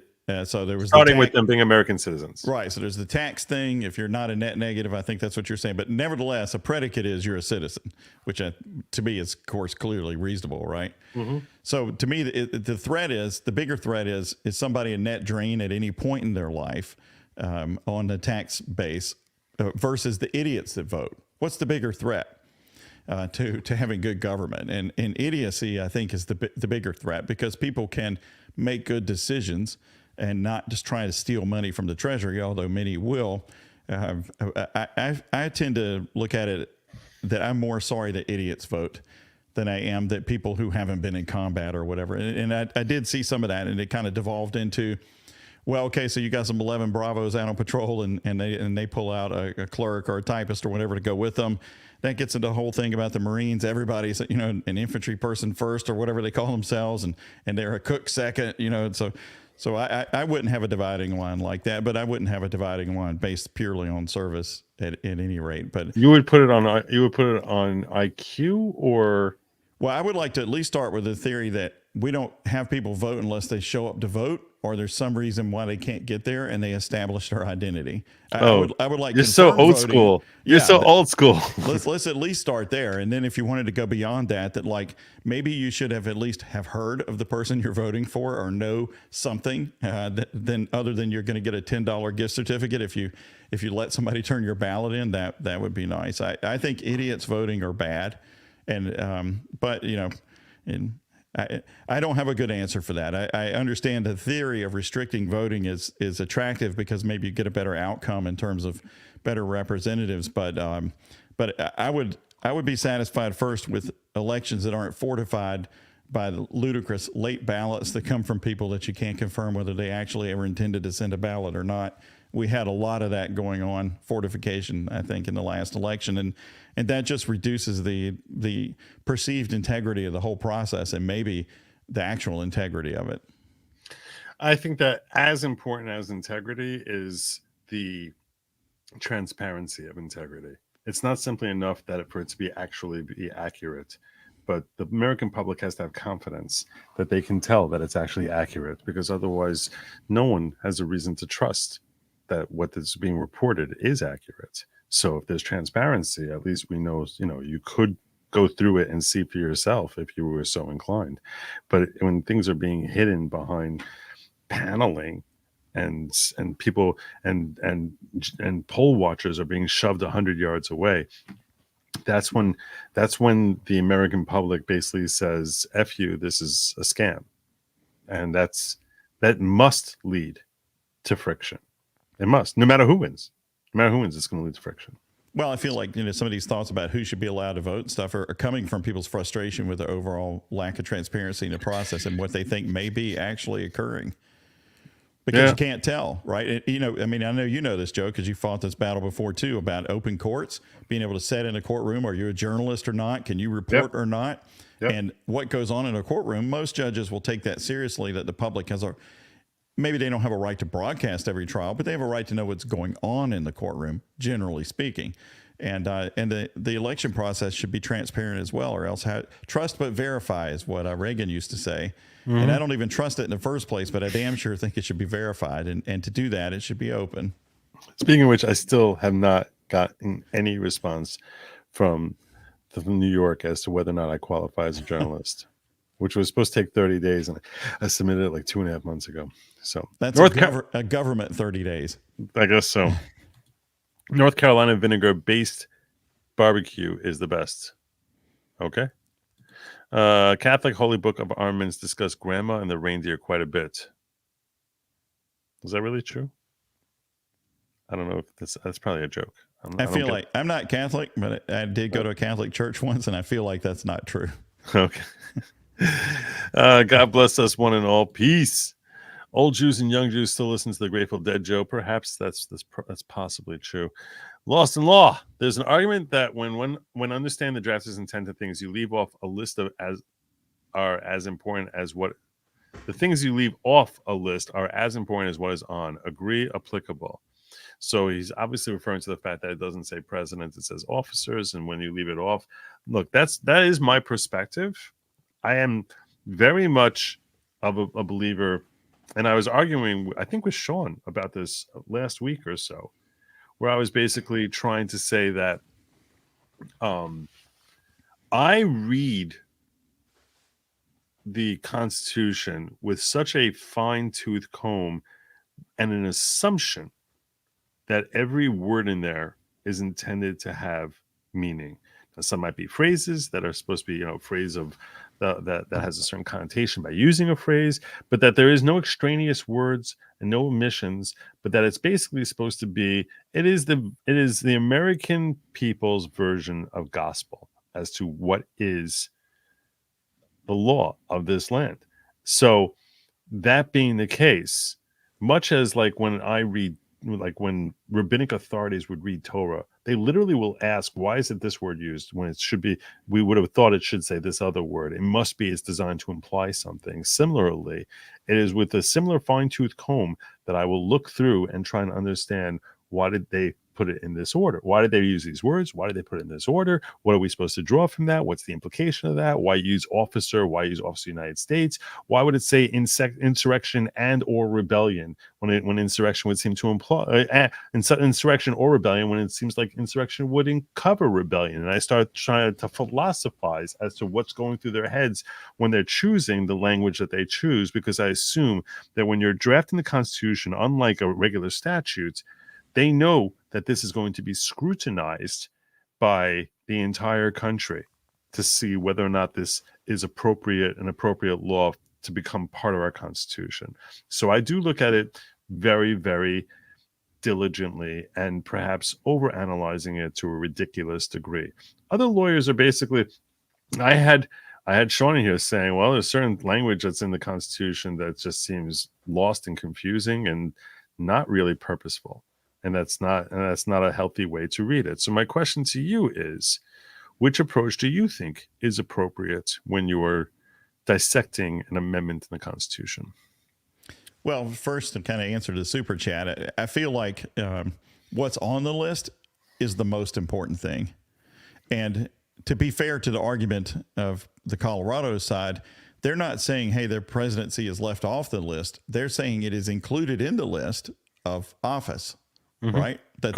So they're saying, no, it's in there. Now, having said that, I think what this super chat is pointing at, which is you look at, well, what did they mean when they wrote it? Right. Mm-hmm. Because like you said, Joe, when you use the word or, rebellion or insurrection, that implies a difference between the words. Right. Or else it's pointlessly redundant. Mm-hmm. Why would you have that? Mm-hmm. So. And one would assume, I think, I think it's fair to say that insurrection seems like a lesser event than rebellion. Yeah, I would think so, because rebellion to me means you've declared your independence. You're trying to shoot at these people, and an insurrection maybe is a little more covert or whatever. I don't know what they meant. Or it's less of a global turnover attempt. Like, you know what I'm saying? Like rebellion is we're changing everything, as opposed to insurrection is we're changing the tax code. Like, that's it. You know, we're going to fight to the death to change the tax code and shoot up all these tax people. So like that's more of an insurrection rather than we want to get rid of the government as a whole. So that's how I look at a difference between insurrection versus rebellion. But so, you get into these non-law things of like, well, what was the debate about the language? So you can try to understand what they meant when they wrote it. But primarily, as it is written, it is what it is. And then it's up to the Supreme Court. And as you know, they divine things out of it, the penumbra. They come up with things that weren't there even during the debates, that just can't be divined into the original intent, but they find it there based on the modern understanding. So you have that competition of the living document, in addition to, well, if we read this, can we truly understand it without understanding what they left off and why they wrote this out of it? I think that is important. In theory, though, you should be able to read it, and what you read there in black and white, that should be the most important thing. And so that if the word office doesn't contain the presidency in it, then this amendment certainly doesn't apply to that. And you're going to have a debate over that. And you're going to look at, well, they actually listed it and took it out. And so did it really mean that? And all of that. And I think the Supreme Court have to answer that. I mean, I've for decades argued about the Second Amendment because of the things that it says, and people will cherry pick things out of it since I'm pro-gun, I don't like it because they take this one amendment in the Bill of Rights and act like what it's there for is to give the government the ability to have an army, a National Guard, a highly regulated National Guard. I'm like, well, why would they stick that in the Bill of Rights? And why would they, when they did it, why would they write the right of the people to keep and bear arms? That has to mean something, right? Right. Like the first 10 amendments weren't about, we need to make sure the government has the power to issue lots of regulations. But then you get on the other side of it, the gun people, which I'm a gun person, you get them and they'll be, which part of don't infringe don't you understand? And I'm like, well, sadly, because I'm a lawyer, I understand a lot about that. Like I also understand in the First Amendment, you have time, place, manner restrictions. The Second Amendment, like any other right, has a context to it. And then you have to stop talking at that point because people will just get mad, and you know how that goes.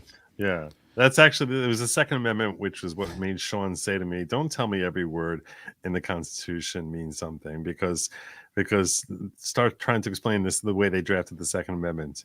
They simply could have said, shall not be infringed, and that it could have been done there. But I think there was a debate there to try and get it passed, and this was the language that they squeezed through. And sometimes, Joe, even with respect to your point, you can maybe get something passed as long as people think, well, I got a fighting chance to have my interpretation adopted later. I'll go along with this if you go along with that. It should be maybe more sacred than that. But maybe the Second Amendment is a little bit of horse trading in language there. But I can read it harmoniously because the primary point of it in the Bill of Rights is the right of the people. And then the purpose of it is militia, which in this state at least is basically all adult age males, right? So militia was not the National Guard or the Army or something like that. It was the people, essentially. And what did the word regulated mean back then? Just like we're talking about, what does the word office mean? Did regulation mean that we're going to have a code of federal regulations with the barrel can't be less than 18 inches and all that? Or did it mean, as other people say, well-ordered, well-functioning, that you can't have a good people's militia if they don't have the right to keep and bear arms? And, let me, I don't want to bring the mood down, but when I looked at October 7th, one of the things that would really surprise me the most was that the restrictions on civilian gun ownership that were occurring at that time, because I really thought every window would have a rifle pointed down, shooting these people that were doing what they were doing. And boy, was I surprised to learn that the concept of firearm ownership in a place where I think has a maximum danger, Israel, was so much more restrictive than, say, it is me sitting in Raleigh, where I've got essentially a giant arsenal in this house, right? Mm-hmm. So that surprised me. But I was unaware that they're so restricted with their gun ownership, and Yeah, you're asking great questions as to why it is that they're so restrictive. I think that Israel has far too many leftists who have been overseeing its operation for a long time. And see, we already had a comment there that I love the Second Amendment, but no, there's no but there. It's just I know how to read laws and stuff. There's no but there. There's no but there. I have a giant arsenal here, and I am totally in favor of civilian citizen rights to keep and bear arms for all the purposes that encompasses, which don't have anything to do with hunting animals unless you just choose to hunt an animal. But on the other hand, do I think Ted Bundy or Darrell Brooks should have a machine gun? Which part of infringe don't I understand? So there are naturally going to be some limits on that. And it's just where those lines are drawn in the concept of a right that I think is important for the people. And this state happens to be a state that takes that right pretty seriously. North Carolina does. So that's good, I think. Yeah. But that's why I don't like to talk about it, because you get people that, imagine considering me anti-gun or anti-gun rights. Like that's absolutely insane. Right. Yeah. But I get the same thing whenever I talk about Trump, where I'll be like, look, I think the guy was a phenomenal president. I think his policies were exceptional. But as a person, I'm not a huge fan of the way he carries himself. I certainly wouldn't want my kids to be like that. And that sounds to some people in my audience like blasphemy. Like I'm basically, and I'm like, come on, let's be honest. I mean, there's certain signs of insecurity there that make,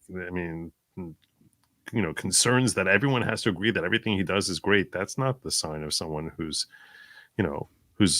genuinely strong and not like having some sort of issues inside. And you could have questions about his infidelity and his bravado and the fact that everything has to have his name on it. There's a lot of things you can talk about him personally, but at the same time, that doesn't change the fact that the policies he implemented, both domestically and more importantly in a foreign scale, were just off the charts amazing. So, and unfortunately, some people who were genuinely noble people historically were terrible presidents. So the nature and character of an individual is not necessarily reflective as to how effective or good they are at the job of being president. So he happens to be someone who was great at it on his first go round, at the very least.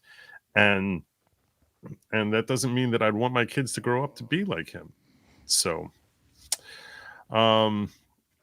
Tank Rat 2, new YouTube member. God bless you, brother. Tank Rat. I didn't even know there was a Tank Rat 2, but there is. Tank Rat has been supporting me. He gifted 20 memberships before, and I guess he didn't have this account in here. May there be many Tank Rats to come. Amen. Let's Tank Rat 2000. I'll get me a Hummer soon. Daryl B 2.0 upcoming. Robert Cremo going pro se. Do you know much about this case?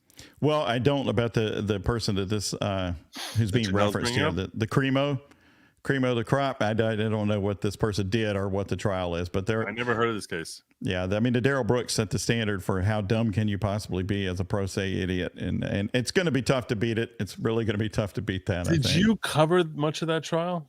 Did you cover that trial? I mean, how much involvement, if any, did you have with that trial? I think I streamed the sentencing phase of it, and I don't really think if I did stream something else about it, I don't remember. But I have looked at a lot of the documents and done stuff on that. So I've seen a lot of his nonsense. I listened to it when I was doing other things and all that. He's awful. What he did is beyond comprehension in terms of just how callous and empty a person can be and devoid of humanity. He's awful, but he also had that certain element to him that he was entertainment in a disgusting, weird circus-like way, right? Like you just wanted to see the next stupid thing he was going to say. It is an interesting thing, right? That there are people like that where it's like you despise them, but can't look away, and you're just waiting for them to completely, implode, and you want them to be brutal, to go through a brutal misery, while at the same time you still want to keep watching their idiocy. It's an interesting psychological thing that I never really dissected, but I'm kind of curious about. I mean, it is interesting, right? Like, why is it that so many people It's like we're almost drawn to the macabre, I guess. I don't know. Yeah, that's true. Yeah. Megan Mob asks, Joe, to answer your poll, who's as fabulous as Charles Nelson Riley? Match Game 75 with Gene Rayburn. We need more great game shows with legit comedy. Hashtag raising the mood. Well, thank you. I appreciate you raising the mood. That's a good thing to do. Indeed. Tim Riggs says, I fully accept the safety risks associated with having. Oh my gosh, it's 3 minutes too. We'll come back to this. It's 3 minutes to Mountain Time Zones stuff. Oh my gosh. I just realized we're about to hit midnight in Utah. I gotta find something now. Where should I find this? Anyone have anything? Anyone have anything? What do you got? Yeah, I see Maddie Adams says that's me. Yeah, it's about to be 2024 for her too. There's got to be a ball dropping somewhere in this nation of ours. Where would it be? New Year's 20. Somebody did mention Calgary. I don't know if it has to be an American ball or not. And I don't even know how Canada does time. What their time zones are. Did they know? I don't. This is so not a real time zone. New Year's 2024 Mountain. Why are you not doing this? Las Vegas Sphere. That ball's already on the ground, but that probably would look cool. Vegas is good. New Year's Vegas ball drop. Do they have that? There's Vegas ball drop. Times Square, Las Vegas. Birthday shout out. Tell me your name. Shout out coming up. Wait 1 minute though. I think it is. Oh my gosh. 1 minute Oh my gosh. Until Mountain Time crosses the new year. Nailed it. Well done. Great. We're about to celebrate Mountain Time New Year, so about a minute away. All right. Thank you. Are we a minute away? She's going to finish that meal in 2023, though. I don't know. Who is in Mountain Time right now? Ain't no ball.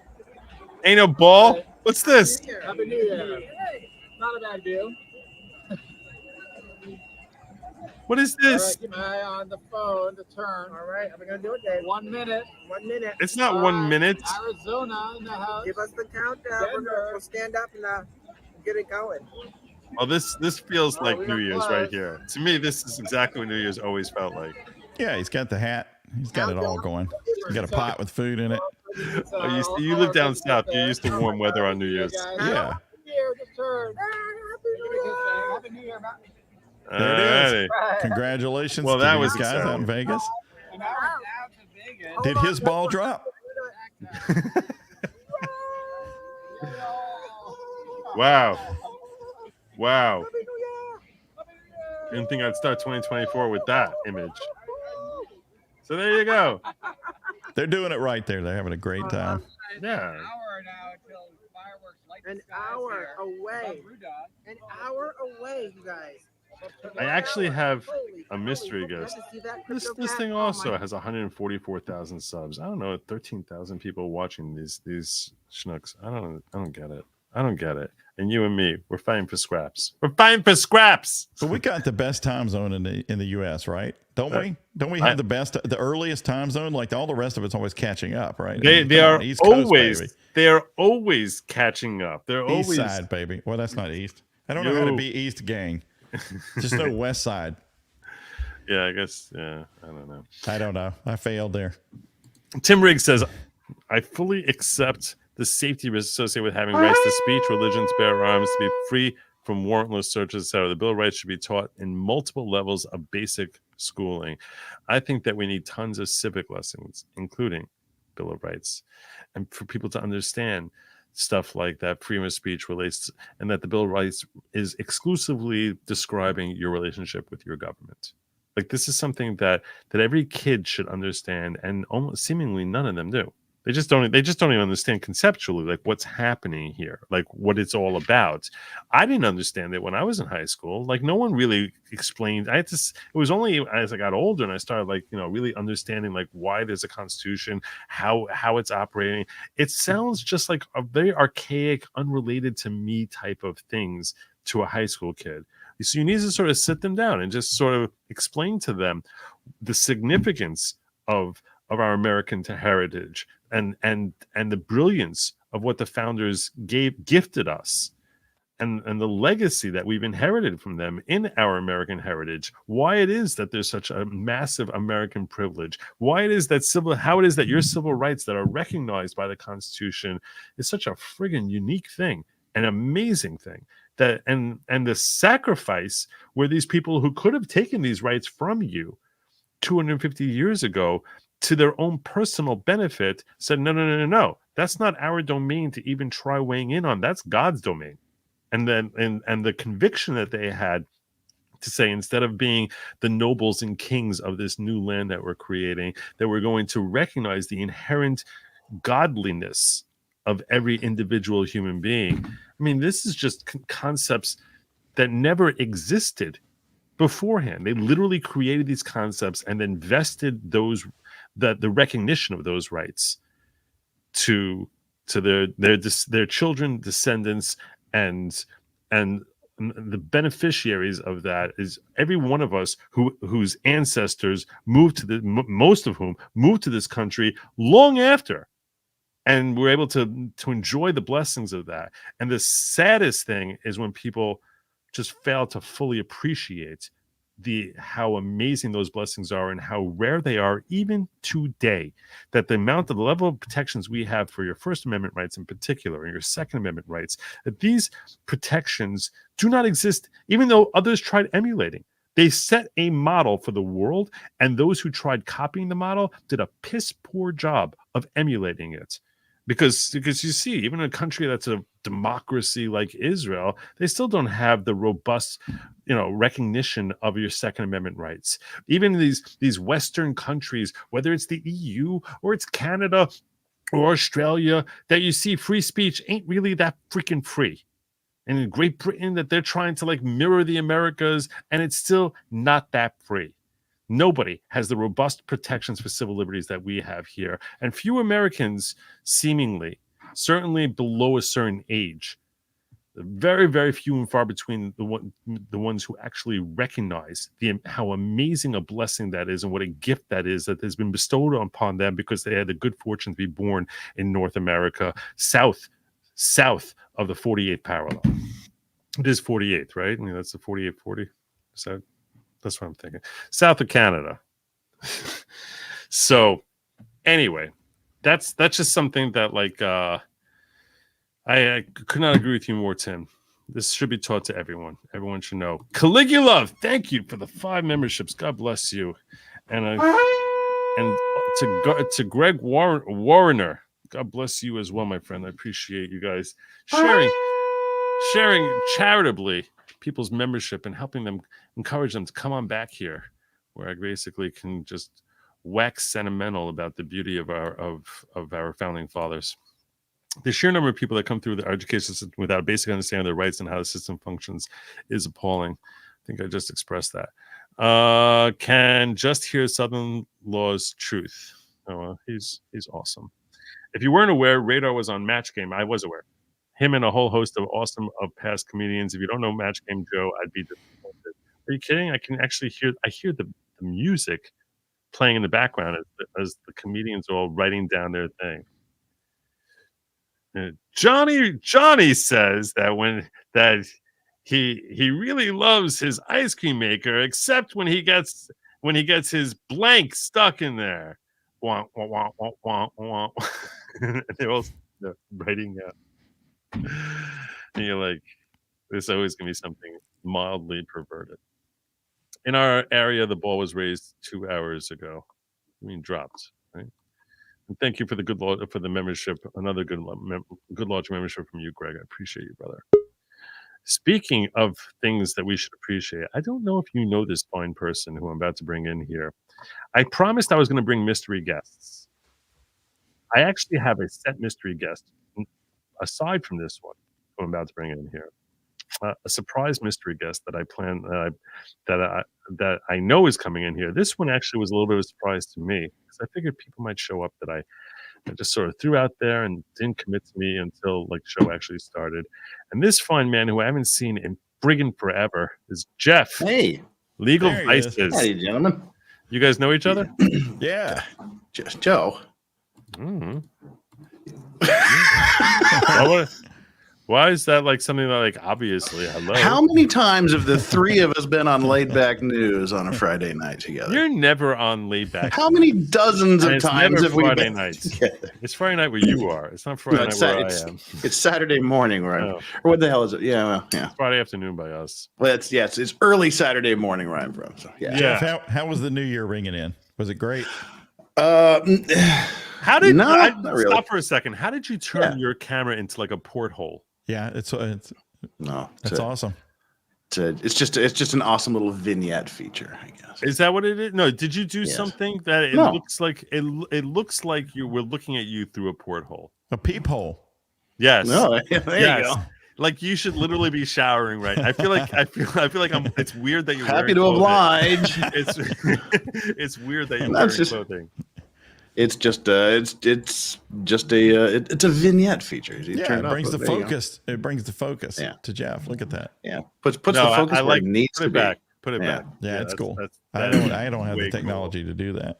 cool. Yeah. That's all the technology I've got right there. Just cleared it out. How have you been, Jeffrey? Not too shabby. So Just moving along, it's been, enjoying the one day off I get for New Year's. and by you, it's 2 in the Ooh. afternoon now. It's 4 p.m. Wow, I don't have that much technology at You're my fingertips. 14 hours ahead of us. Yes, Wow. exactly 14 hours ahead of you. Wow, that's crazy. I know it's easy. India- It's easy to commute. It's easy to compute. You just add 2 hours and then flip AM PM, just swap them back. So you're good.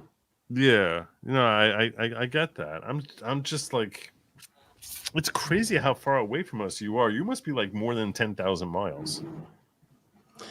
I guess you can be more than 10,000 miles away from someplace before. It's pretty close about the point you start getting closer to them again. I figured That's- 25,000 miles around, right? Yeah. So, It's I figured about 5,600 miles from Los Angeles. 6,000 miles from Los Angeles. 5,600. 5,600. So Los Angeles is like 3,500. It's about 9,000 miles. You're saying? Wow. So how are things going for you out there in Korea? How are things going to your Good. channel? I don't know anything about you anymore. It's almost I feel like I haven't seen you in 6 months. Well, I know you just, you're so focused on yourself. You just don't have time for us. No. It's that you basically told me that you're a stupid broken time zone. You're never willing to come on stream with me ever again. That's essentially what you said to me. No, or nothing people close to think I'm that. making a Joe. joke. People think I'm making a joke. That was the excuse he gave. Was that the time zone. I'm like, okay. Hey, you get me for a little bit at lunchtime about my lunchtime, which is about 10 p.m. your time. So. Right. Yeah. 10 p.m. my time is noon by you. Right. So that's you're busy doing your own deal at that time. I'm sitting at my desk. I take it from the only thing I can take from that is that you have a girlfriend, and that's your time that you hang out with her. That's Nope. assuming. Nope. Assuming. I'm just in the office. But like today, I didn't see your message until about 30 minutes before you started. For some reason, it got lost somewhere in the deep stacks of all of the well wishes. You sent it like 5 days ago. So I did. Yeah. I I just saw it this morning. but to be fair, like given the different time zone, like for you, it was 3 days ago. So Yeah. We're just doing haven't done a darn thing all day. So what was the Just biggest? watching the sun go down over here, thinking I should probably open my front door at least once today. I planned on covering the biggest stories of the year and try and remind people of stories that they probably forgot happened in 2023. And one of them is the one that's near and dear to you. That every time I hear this story, I think of you, and that is the El Titanic story. That I think a lot of people forgot, like what a big deal, the vanishing of the what was the name of the Titan? Yes, the scrunching of the Titan. The scrunching. The scrunching of the Titan. Have there been lawsuits filed about that yet? Oh, I'm sure they were filed very, very quickly thereafter. Right. No, But it's going to be years before anything actually happens. I have a feeling it probably. But those lawsuits, I think I was talking with you about this as to the proper location, the proper venue for a lawsuit of this nature. And I think they left them from the coast of Newfoundland, right? And I was asking you whether they can follow this in the United States. Like, what's the locale? Does it go based on where the decedents are from? Like, how does this work with respect to finding? Well, I'm guessing there was some sort of choice of law or clause somewhere barring a choice of law clause. Barring a choice of law clause. That's such a freaking cop-out answer. Well, it's probably the right one. That's a cop-out answer. And I know it's probably true. Everyone should understand that in a contract, they very frequently will say that in the event of a legal issue, a legal dispute, or whatever, that it will be settled under the law of the state of X, and they usually will give in this court, and frequently even in the county that it's going to be in, and they can be very specific. And yes, it's true in contract law that whatever you write in the four corners of the document will almost certainly govern. So yes, that is all true. So you're saying if a horribly unsafe company that didn't really have any inspections or licensing or oversight whatsoever happened to also have a really bad contract. A neglectful lawyer. A lawyer who's as neglectful as the guy who did the weather stripping on the outside of the Titan. So, well, it'd probably be a tort claim, and that would be, I guess, you could go where the people live, where the company does business, where the company's located at. I think any one of those is fine. Yeah. So I'd guess there's a lot of forum shopping going on. It's nice when you can put in the fact section that the CEO said, "I hate safety." Yeah, yeah, that's always a help thing. Testing's overrated. This is the stupidest story of the world. It's the stupidest tragedy of all time. That's unfortunately what he said, though. That's like a real thing. I hate safety. Yeah. Oh my God. Yeah. I wonder if they're going to get and James Cameron's probably going to be subpoenaed to testify because supposedly he warned the dude, right? Yeah. A lot of people did, apparently. So testify what a piece of crap that thing was. Or what they assume it was. I think they're going to let him testify by avatar, though. Yeah, that'd be cool. He won't have to come live. I am not an avatar. I will tell you that I think that trial will be fire if they stream it. I think there's going to be a lot of trials. Yeah, I think that trial will be fire. And you're right, there will be, because every decedent is going to bring their own action.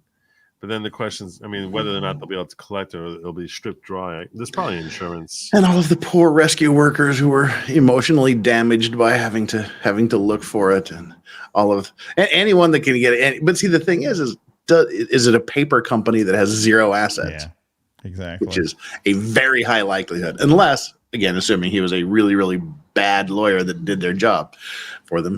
There's probably zero assets to recover. One issue I do not recall discussing with you that you might have some knowledge about, given your expertise, is that I remember hearing, I don't remember if it was an interview with James Cameron or someone else, that they were basically saying it is impossible that the Coast Guard was unaware that this thing had been destroyed within 3 minutes of when it happened. Yeah.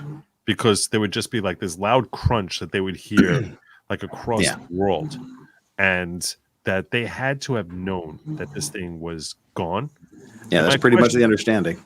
So my question is, can you think of any of, you were talking about the rescue workers and stuff and things of that nature. Can you think of any claims that could create against the Coast Guard, which might be a federal tort claim against the U.S. for their failure to timely notify the public as to this tragedy?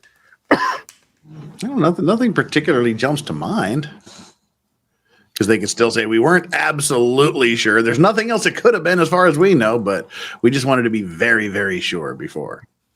But that is the understanding, was that they knew. They knew, and they just like had people just searching for nothing. All right.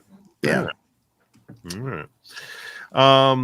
Should I ask you some political questions? As long as no more work questions. It's a holiday. Oh, you're on a holiday. I'm not going to. All right. So what is going on with you? Tell me about your channel. What's happening with you? Not much. We're just kind of doing our thing. We've got. I have no idea what I'm doing tonight yet. Still thinking.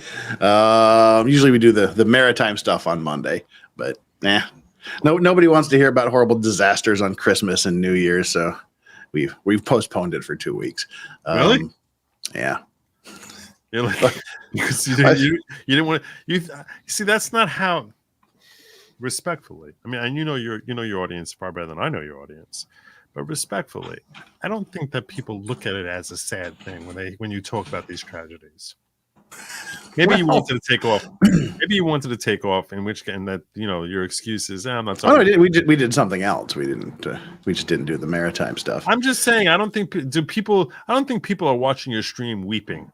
Like I just don't. That's just not the vibe that I get. Well, there's the fun ones where cannibalism's involved and things like that. But there are some pretty damn tragic stories. And the one I was going to be doing on Christmas, I realized was particularly tragic.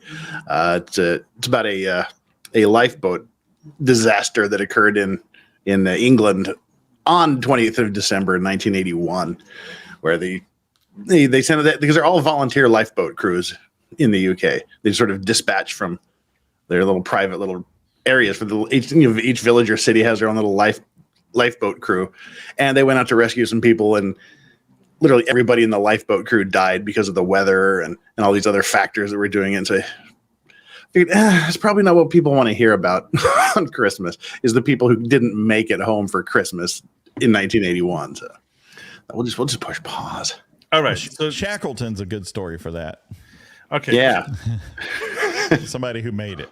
Can I? Yeah. Kind of at least. Did you ever see the movie The Perfect Storm? No. But we talked about, I can't remember which case it was based on, but we talked about the case it was the movie was based on. One of the fishing trawler things. But yeah. Can I ruin the movie for you? Go ahead. Okay. So I watched The Perfect Storm like 6-8 months ago. Mm-hmm. And I was watching it. I was like, okay, this is an interesting movie, whatever. And you see that's the growing drama. And they show like all these different incidents that are happening on the boat, personal frictions. This guy is hating this other guy and he thinks he's not working hard enough. And then the guy who's yelling at him all the time, one of them ends up having some hook line that like basically catches onto his gear, and he gets yanked overboard, and his mortal enemy dives into the water and risks his life trying to save his life, and they become friends. And then they had the biggest haul that they'd had in a long time, and they were all struggling and miserable, and they had this big massive haul, and they're trying to decide, do we bring it back home? There's reports of a storm, there's supposed to be other hauls, should we go back?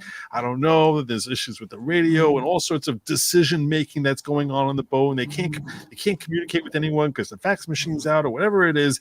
And then the storm starts hitting, and the noble captain is so majestic. Oh, what a noble hero George Clooney is. If you thought that, like, basically if you took like Jesus and Moses and the most charitable man you ever met and wrapped them into one, they were like a smattering, tiny little inkling of Captain George Clooney in this thing. This guy is so kind and so handsome and so sweet and so funny and so amazing, and everything that he's doing on this boat, and so thoughtful and so wise, just brilliantly wise and brave. When the storm is hitting, he's climbing up on this thing, and the boat is ratcheting back and forth, and he's climbing out, and the boom deck or whatever stupid thing they would call it on a boat, he's out there, it's flopping around, and he's flying around, manages to fix it in order to save the ship while it's in the middle of this crazy storm, and the boat is coming up this way and it's coming up that way,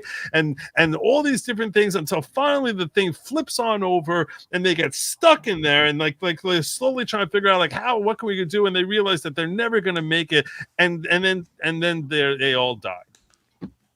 And I'm watching this thing, and like I only realized at the end, I was like, hold on a second, they all died? Wait, if they all died, than everything I've been watching for the last hour and a half about the drama and the ship catch and the fish catch and the debate that this guy wants to go back, the other guy says we shouldn't go back, and then they're mad about the not going back when the storm hits and the ship and the captain and he's flying out on the boom deck and that's swinging around out there. None of that. There's no way to think there's no reason to think for a second that any of that happened. So I basically spent the last hour basically feeling like, oh, wow, this is a little bit of a dramatization of events that we know that happened, when it's not a dramatization. It's literally a fabrication that's being sold to me as based on true events, when it's got zero more basis in true events than if the captain was literally curled in a fetal position from the moment they went out there because he saw a fish that looked scary, and he was sitting there like this the entire time saying, let me come back. And there's a mutiny on the ship. They're like, you suck, we all hate you, we're gonna catch more fish. We don't know what the heck happened. No one knows what happened because they weren't in communication with anyone. Well, the one thing we do know is that the ship had started back home 3 days before the storm hit, so they were well on their way back home when the storm hit. That's kind of really all we know. Oh, I don't know. There's just a lot of So other than that, a lot of made up stuff that's happening there that they were selling to me for an hour and a half there. That this is a telling of the tale, and I was like, this is completely made up. I mean, what happened on land? Yeah, that could have happened. I mean, that the people who are worrying about them. Yeah, okay, that makes sense, but. Well, welcome to Hollywood, Joe. No, I'm very upset about it. Okay, I'm very upset about it because I was believing in it. And the reason I was believing in it is I was like, I was convinced someone had to have survived, otherwise they wouldn't know all this stuff. Someone came back and told the tale. Maybe they exaggerated, maybe it was hyperbole. When I saw they all died, that's when I lost it. I'm like, this is crap. This makes me. I can see it affected you. Yeah. It was 9 months ago, and I canceled my Netflix subscription over it because I was just like, wow. I was like, you baited me, you tricked me into thinking that this is the story, and it's not. It's not. Well, we've spent 2 weeks at least, I think, on the voyage of the HMS Wager in 1741, which was part of a fleet from England that set out to harass the Spanish off the coast of Peru and to sort of capture Peru. They left with 1,800 people in their fleet on 8 boats. They came back with 0 boats, and 200 people of the entire 1,800 people were surviving at the end of this few year escapade. How'd the 200 survive?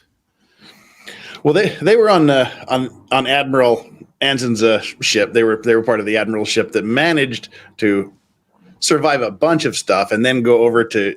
They sort of accidentally circumvented the world. They got to South America. Then they decided, hey, we think we know where this Spanish galleon is that's carrying all this silver between China and everywhere else. So they went off to China and captured the ship, and then they just kept going around the world. But only 200 of those made it. Of the others that weren't on that ship, 33 made it. So there's like 200 on that ship, and like 33 other people survived. Wow.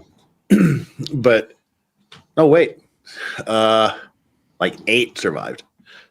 And that's the other thing is like, oh, how do we know this happened? Because I mean, that was the cool thing about that is the crew of the Wager, they got shipwrecked coming around the southern tip of South America in the winter, which is really, really the worst time to do that because they've got the currents and the waves and things. They just there is no land between Antarctica and then South Africa and South America, so the water just continues to cycle, and then it bottlenecks around those 2 points of land. So it increases. They get 90-foot waves. They get winds constantly. Oh, sorry about that. Yeah, that kind of thing. And no, these guys. I had to do that. I'll explain why. You finish the story. Yeah, it took like a month for this ship. It got separated from the rest of the crew. It took them a month to go around the tip of South America because they were going against the winds, and they ended up getting shipwrecked on a place that later became known as Wager Island. And within 2 weeks, I wonder how it got that name. Yeah, yeah. Within 2 weeks, they'd resorted to cannibalism, mutiny. It just went Lord of the Flies instantly, which is part of the problem you have with like mercenary crews. There's so much involved in this story, and it's great how we all came to know about this. The wager, they were horribly understaffed, so undermanned, undercrewed. So what they had no conscription at the time, so there was not enough volunteer Army people or Navy people to put on the boat, the Royal Navy. So they went into press gangs, basically, where they were kidnapping people, and they still didn't get enough people.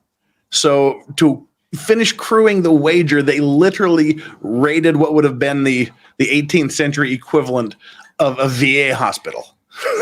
No way. They went to a hospital, a retirement home for injured and disabled war veterans, and they were pulling people with missing limbs, with sicknesses and illness in their 50s, 60s, and 70s. They were literally raising some of them in their cots from the shore onto the boat to crew this thing. And the cook was 82 years old. And this is back when the average life expectancy was 40 years. Right. So they're pulling in just these people from probably Methuselah on that boat. Yeah, these are people who'd be like 150 years old today, and just putting them on the ship.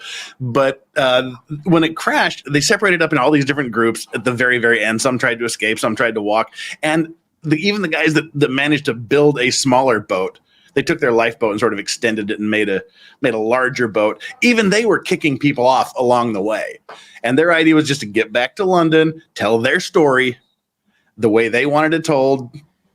And I mean, part of it was abandoning the horrible captain where they shipwrecked. They got back and like, here's our story. And then like 2 years later, one of the group that they had abandoned on shore along the way showed up in England.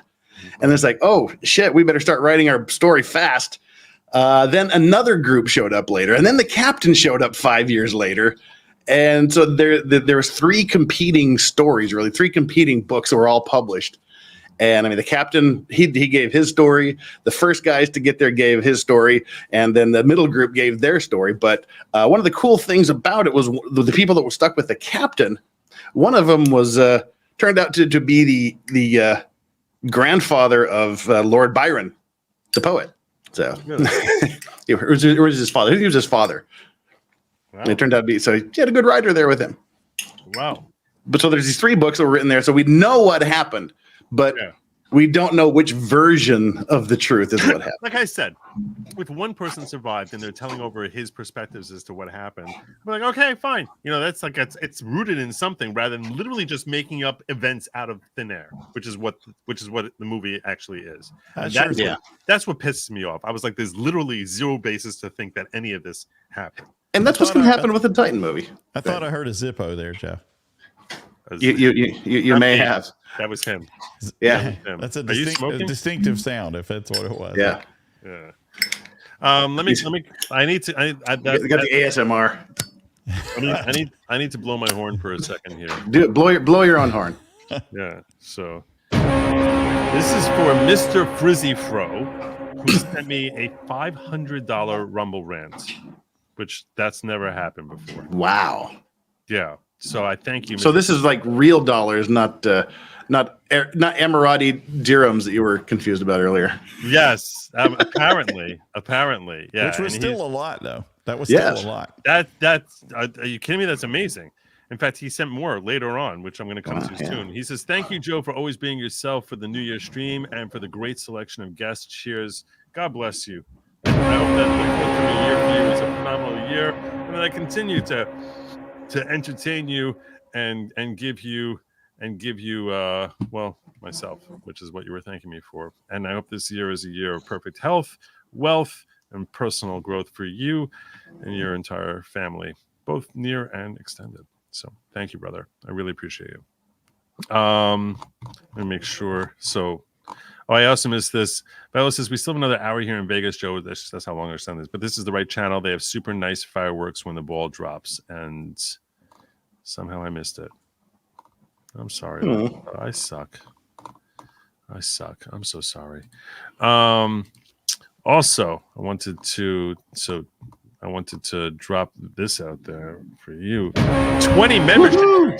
Tank Rat 2, this is like the third or fourth significant contribution that he's made tonight. So God bless you, Tank Rat.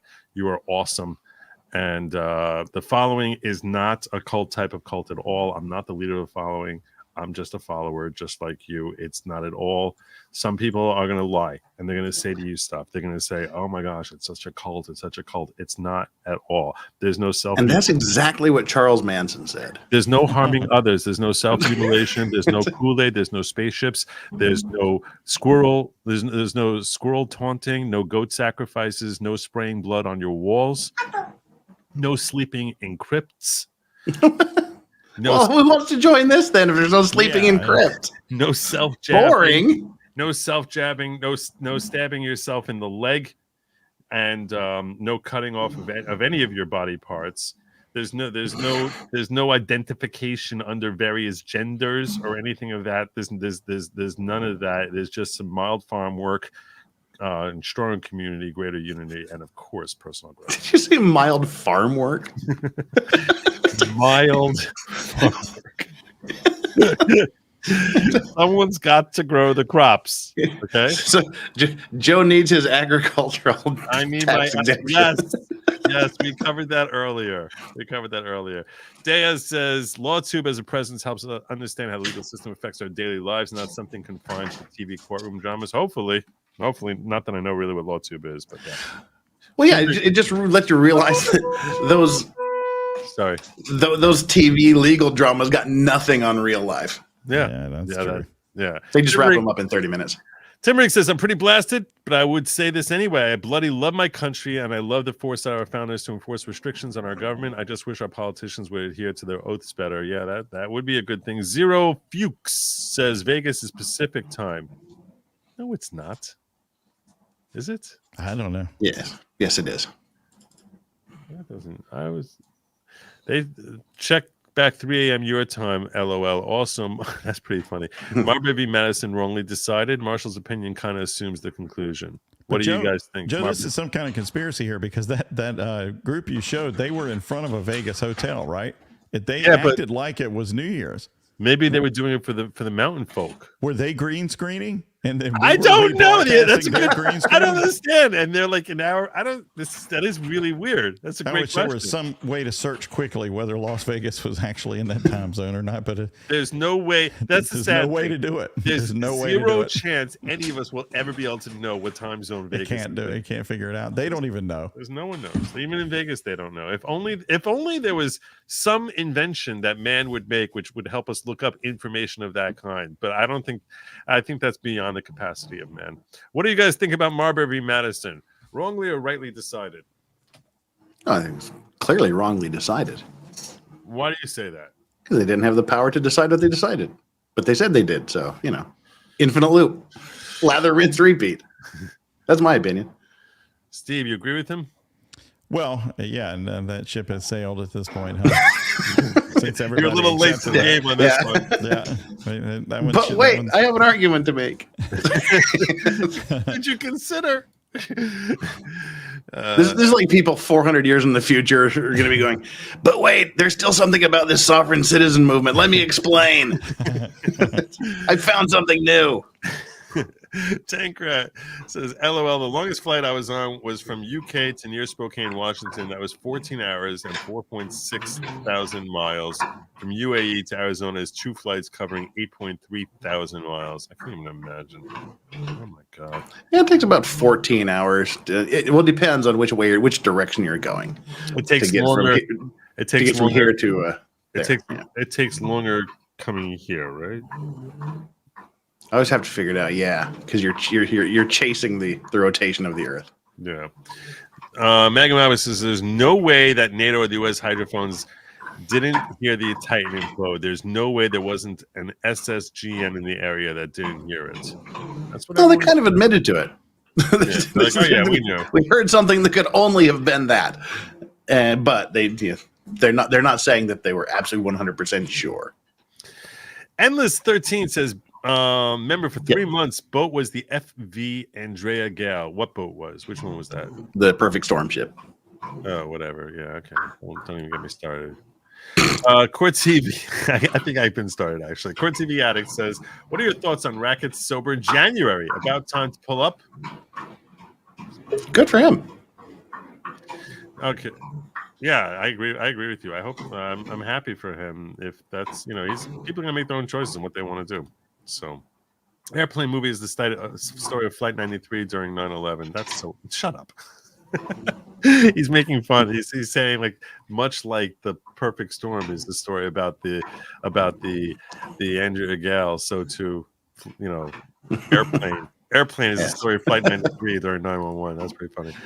Adrian says, "I felt the same way when we saw it. I was mad no one survived. My mother said, 'Of course no one survived,' and looked at me like I should have known. Like, no, I didn't know. You're late on Rumble Rants, Joe. Vegas hasn't changed yet. Still have 30 minutes. I think she's in Vegas. She's the one who told me. She's the one who told me. So wait, where am I supposed to find? All right. Matthew says, Vegas, I'm coming Pacific time. The confusion was the sphere was counting down other zones too. Oh, so that's what's happening. That damn sphere. Damn sphere. Yeah, I need to get a unidirectional microphone because this omnidirectional Shure usually picks up the dog snoring and crunching more than it picks up me.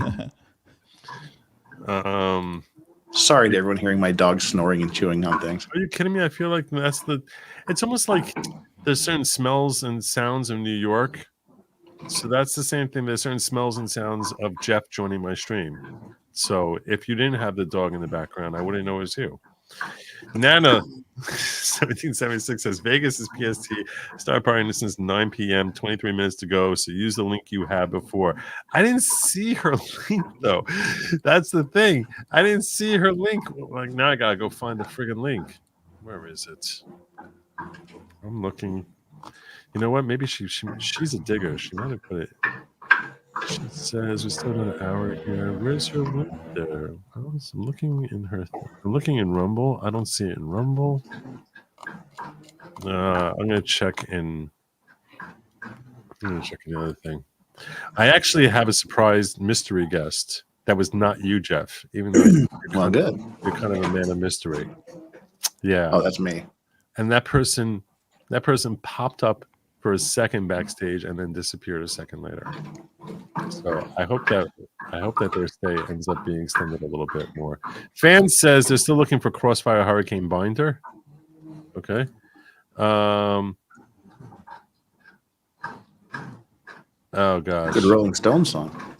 Oh, there's all right. Viola just gave me the link. And zoom in on it.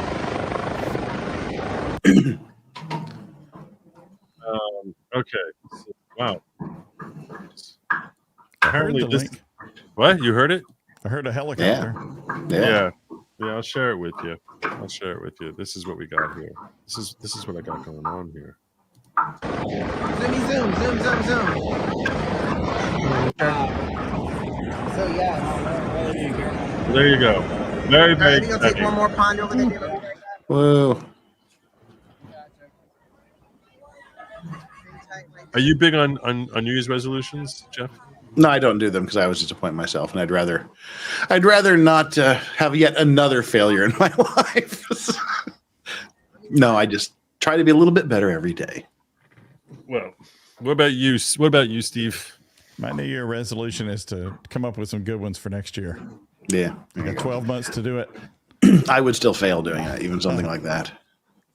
I get like any litigator, I'll just get another extension. My New Year's resolution is to learn a certain dance move. And I know that. Which one, though? Do not twerk for us. Okay. I'll show you which one. I want to learn this before my daughter's wedding. Now's where the employee runs up. You can't be filming in here. It's illegal. I've got to dig it up so I can share it. I'll share it with you. But I showed it to my son as to like how to like do this, what this move is supposed to look like. All those people are on their phones. It'd be funny if one of them were watching you while you're watching them on their phones. That would be that would be cool. Actually, Ron Coleman is restreaming me. Sweet. Not that I mind. Hi, Ron Coleman. He's not awake, but He will He's be really someday, not. though. He literally just left it running. I'm wondering what's going to happen when I turn off. Brew It's dog probably- in the house. There you go. Will his? Do you think his stream ends when my stream ends? I think it's just going to be redirected to what I don't know what's going to happen to him at that Yeah. point. When one stream ends, another begins. Just where. So you want to see the dance move that I plan on learning? Yeah. Sure. Intrigue us. Oh, yeah. This is I've got one. I hope it is. what. What do you hope it is? Well, let's see if I'm right here first. Probably not, because the odds are Chances pretty are slim. very small. Very small. Yeah. All right. So I got to pull this up here.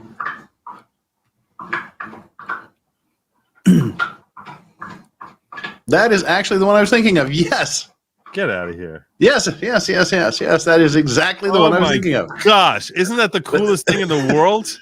Yeah, it's a big thing here in Korea. Oh my gosh. I'm like, I totally could learn how to do this. I totally could do this. I actually am having to be a pretty good dancer.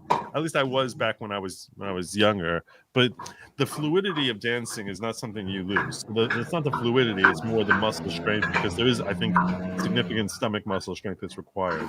But it literally looks like the dude's walking on air. It is the coolest freaking thing in the world. No? There is one Korean kid that is a ridiculously weird master at this. It's crazy. I could totally do that. Are you going to have the right shoes for that? I think you could do it in any. It's not the Hey, you can shoes. pretty much think do it in so? any juice. Yeah. It's not heel to toe. No, it's actually what he's actually doing. When he breaks it down, is he's actually lurching onto the other step before without ever landing that foot, and then switching feet. You basically have keep that foot in the air, and then just just lift your foot in the air. You like lurch yourself up and land on the same foot, and that first foot never comes down. But then right away you switch feet. Yeah, I put the link in the private chat to this little Korean kid that is just like wildly good at it. Let's see. How weird is that I had it? That's the one I picked. I thought, oh my god, that'd be awesome if this is it. Oh, yeah. That's Wow. crazy there. Wow. He just looks like he's floating, that little kid. It's crazy. Don't tell me that I'm not going to have like everyone just like astonished if I do that. Wow. So cool. All right. Follow me. Hey, Oh, I could sure. totally do this.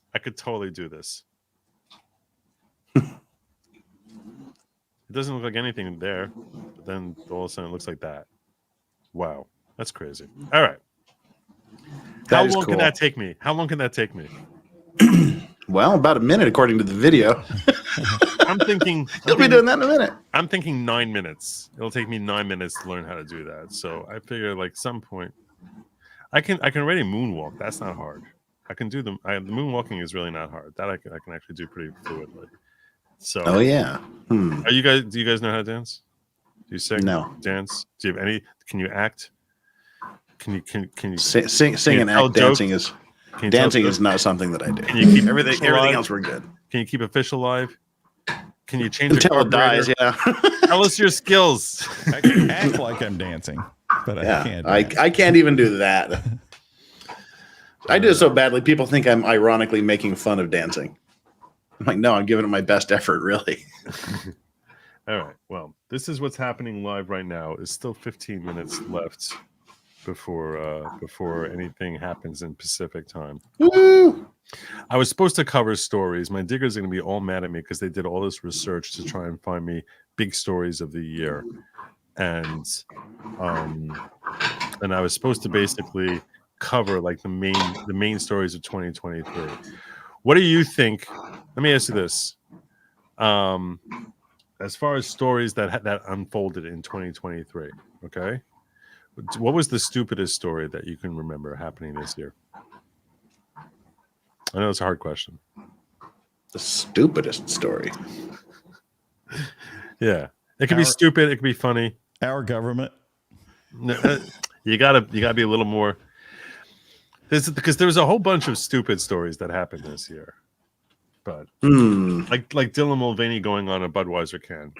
That was dumb. That people Yeah. people forget that this is what happened in 2023, and these stories have to be told, passed down to our children. They forget about the whole Target thing with their tuck bathing suits.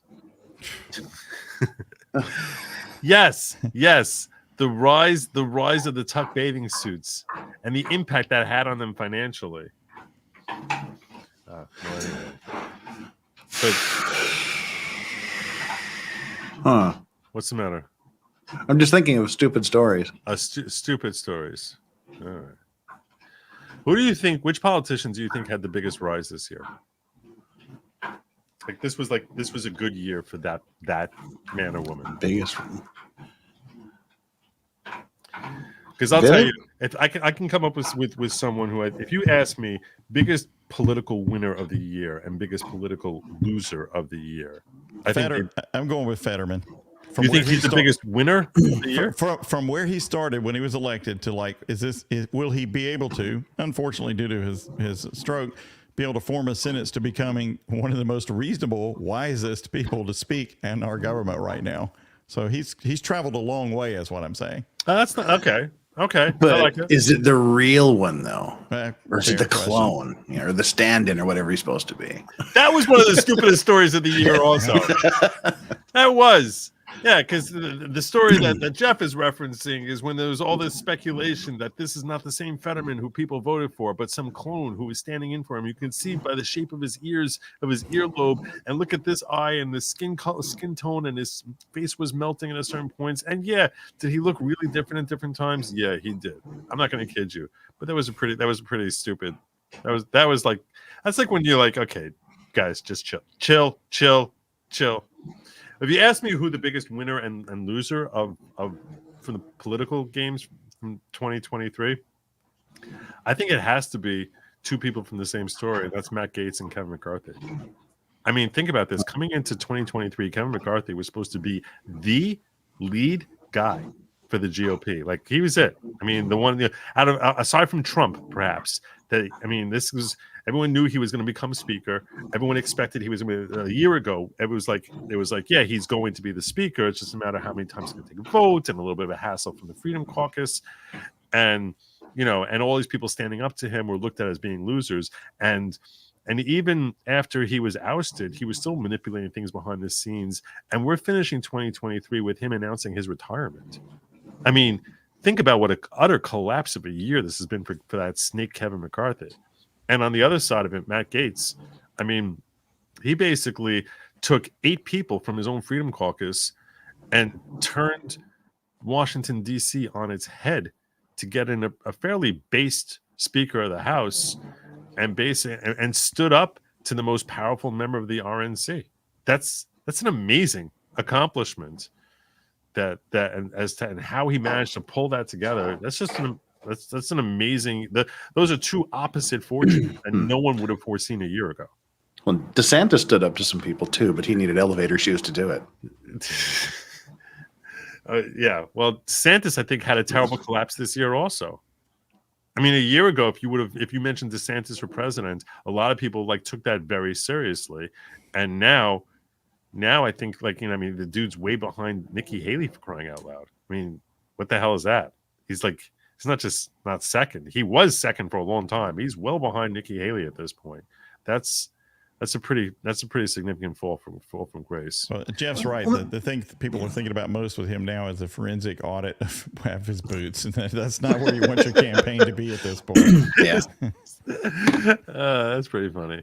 The other political story that I think is really interesting to me is that I think is very significant from this year actually happened very recently, and that was George Santos being removed from Congress.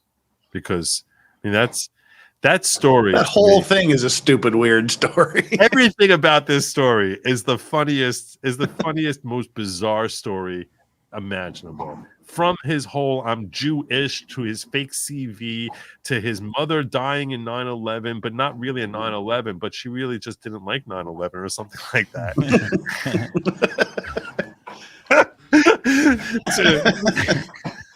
I mean, just the craziest, stupidest lies, and then being literally one of the most base dudes in all of Congress, and then like all his exposure about how like this dude was like really freaking corrupt with the money, and yet despite there being no conviction but just a bunch of charges that he's thrown out of Congress, and frankly he has no recourse on that because Congress can govern themselves. And he becomes the only person who is not thrown out of Congress.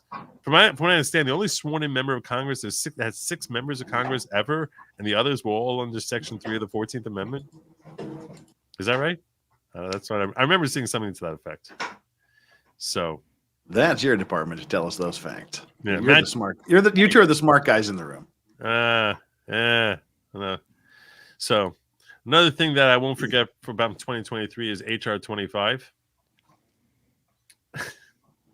This is an inside joke for my show. If you're not a regular watcher of this show, then you cannot appreciate the significance of HR 25. But there's a guy named Patrick whose last name I can never remember, who one night, roughly, 9 months ago, he came in and he was yelling at me all excited about HR 25, HR 25, HR 25, which HR 25 was basically a bill that Congress was proposing to throw out there that was effectively going to eliminate income tax and basically put us on a fair tax designed to basically charge that we take 23% off of every dollar you ever spend in a supermarket or on anything ever.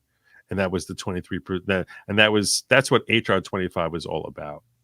So this guy came in and he was telling me how excited he was about HR 25. And I told him this is the worst thing in the world and it's never going to pass. But even if it did, God forbid if it did. And my philosophy behind the terribleness of HR 25 is that if such a thing were to ever pass, well, you can understand that the government would then start saying they need to track our spending of money. And the best way to do that is to abolish paper money altogether and just have us working on credit, each of us like having to have our own basically scan barcode in your wrist to buy and sell anything. And this would be like the worst form of government oversight imaginable. And that's what would be the natural outgrowth, because they're going to be like, how can we make sure we're getting what we need unless we actually are monitoring every transaction? If there's paper money, it's impossible to monitor anything. So that would be how they would institute this government oversight. And that was a terribly terrifying thing. He was arguing with me that's never going to happen, and that I'm wrong. And we spent like an hour arguing about this. And like, a month later, he came in and he starts talking to me. Joe, did you even read the bill? I was like, I don't need to read the bill. I know what it's about. I can tell you right now. So he's like, there's nowhere in there does it say anything about that. I was like, it's not in this bill. It's going to come in the next bill 6 months later. Everyone knows what's going to happen. He would every 2 months, this guy would come in and just send me super chat after super chat after super chat talking about HR 25. And it got to a point where I was like, what's HR 25? I don't remember what that is. I don't remember what it is. and he would just keep sending me like one super chat after another. And I was like, what is that about? I don't remember. And he never seemed to realize that I was totally trolling him into just sending me like more and more super chats about HR 25, which is something I told him I was going to do if he kept bringing up that stupid nonsense. So anyway. So my chat really, they fell in love with Patrick and HR 25. So that was the background on that. It is 2:55 a.m. Eastern time, which means it is time for us to peek in on Vegas, where the ball is about to drop.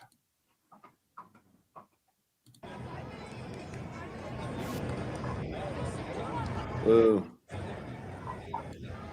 Is there gonna be fireworks, you think? Did they have a ball there? No, I don't see no ball. I don't see no ball. All right, happy New Year, everybody. Wow, that guy was really enthusiastic. Yeah. I think he just got the bill Don't for boom his this table. Get up. Hey, Tony, we're at Brewdog, on the top of Brewdog. If Joe starts the unit cast, I don't know what that is. I think that's that's a lack of confidence in your dancing, Joe. Oh, there's no reason to have any confidence whatsoever in my dancing ability. We still have another year for HR 25. That's true. It's only HR 24 this year. So, my diggers are yelling at me in the chat not to forget to go through their stories that they covered for me. Do you have a link for me, Big Boop? So I can at least go through. Well, you can almost cut the New Year's tension in the air with a knife. You can, right? I want you to know something. Because I live in New York, I never appreciate how weird and unique New York is until I see any other large city compared to it. And I'm like, this is like literally nothing. Like, I mean, New York is like a whole freaking raucous party. And this is just, there's nothing happening. I mean, this is Vegas, you would think. And there's just nothing. Hit that subscribe button. We are on the road to 150,000 subscribers. I think we can actually get there. 4 minutes and counting. Everybody hit that thumbs up right now. 3 minutes. We will get there. Yeah. They will get there. Thumbs up. Let folks know. And behind stream, they're saying. All right. No, we're good. Hey, lady, move your subscribe button so we can see the non-action behind it. What's Vegas? People are like, all right, I got to stop drinking and gambling to go 3, 2, 1, yay. Leave me alone. I'm busy. Do you think 2024 is going to be for the world in general a happier year, or like compared to 2023? How do you think 2024 is going to be? The entire world has to put up with the U.S. election. It's going to be horrible. Who do you think's on the ballot in the end? Oh, he's got a sparkly hat. Wow. Oh yeah, that's the guy we had before. He was celebrating Mountain Time. Well, I'll turn him up. All right, Dave, you ready for this? I'm ready. Go, Dave. You ready for the fireworks? You guys ready for the fireworks? Yeah, it's gonna be good stuff. All right. Like, woo, we brought our kids to the bar. I did the shoot over the sphere stream, but it's the Earth going in a circle right now. Happy New Year. Happy New Year. Vegas, guys. Vegas. There it is, champagne. There you go. Ooh, let's go, David.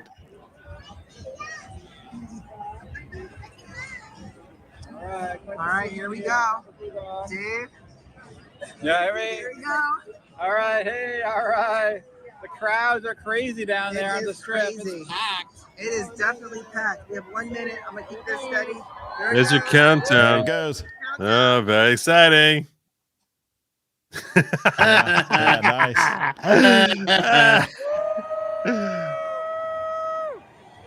That's hilarious.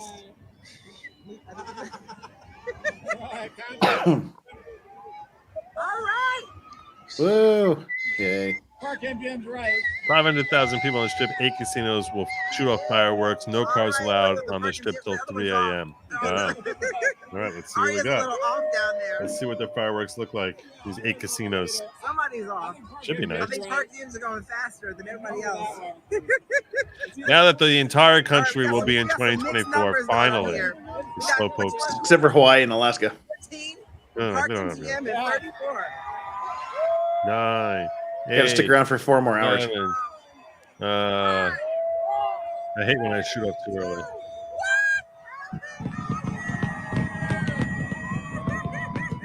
That's one casino. There's another casino. He's not even looking at the fireworks. He's like, yay. Oh, Smoochers. that's Smoochers. He's filming his phone, filming it. Yeah. yeah. That's what we're seeing here. Happy New Year's, Vegas. And they're never going to watch these videos again. In the world, of course. It's an interesting thing about fireworks, which it's way more enjoyable in person than on video. Oh, not anything on video. When you're there, it's like, wow, that's Turn cool. it up with us tonight. The fireworks are unreal. Cranking it up. These guys sound like they're announcing the opening of a Michaels. They're going to have a wide selection of paint. Yeah. Charlie, thank you so much for the $20. Thank you so much for sticker. Benjamin Look at the fireworks Paint. going, you guys. Happy New Benjamin Year's Moore 2024. They're setting them off. Perspective. There's someone at the top of that hotel going, keep it down. I'm trying to sleep. Oh, wait. What's this other countdown at the other end for? Good question. Yeah, I see The that. count- 20. counting down for the slow people. Nice. Yeah. Why do they have? Oh man. Oh,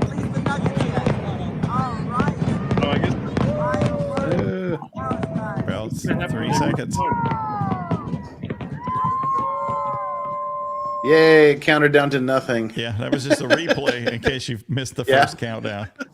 Wait, I wasn't paying it. I was in the bathroom. Wait. They were counting down to 12:03 a.m. Yeah. What did it say after 12? 11? Oh, thank God. I didn't. Smash that thumbs up on you guys. The ring in 2024. Almost 60,000 thumbs on here. There's 60,000 people watching this stupid channel. I don't understand it. I think he gives out winning lottery numbers every so often. Maybe that's what it is. Maybe because he's 3 minutes ahead. Absolutely. We gotta go. Be careful. They're really struggling with this. Yeah, not as tall as you, but you know.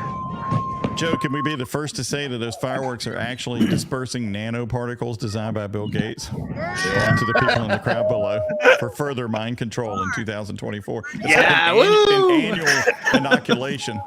Come to the fireworks show. That's almost certainly true. Definitely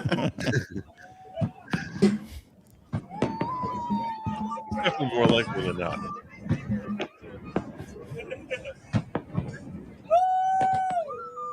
It's like one person cheering on the entire rooftop. Yeah. And they're doing the woo too.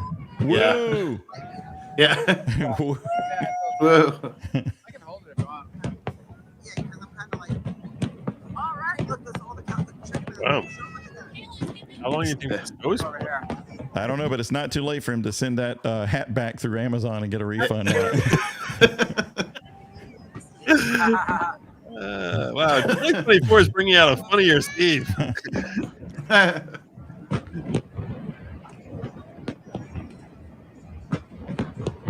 Whoa. We need another whoa. Yeah, we're getting Come on, a lot of woos in the Yeah. There it Woos goes. are We what got the does do fireworks. it. Oh, nice. There you go. Well done. Let's see how festive you are. Whoa.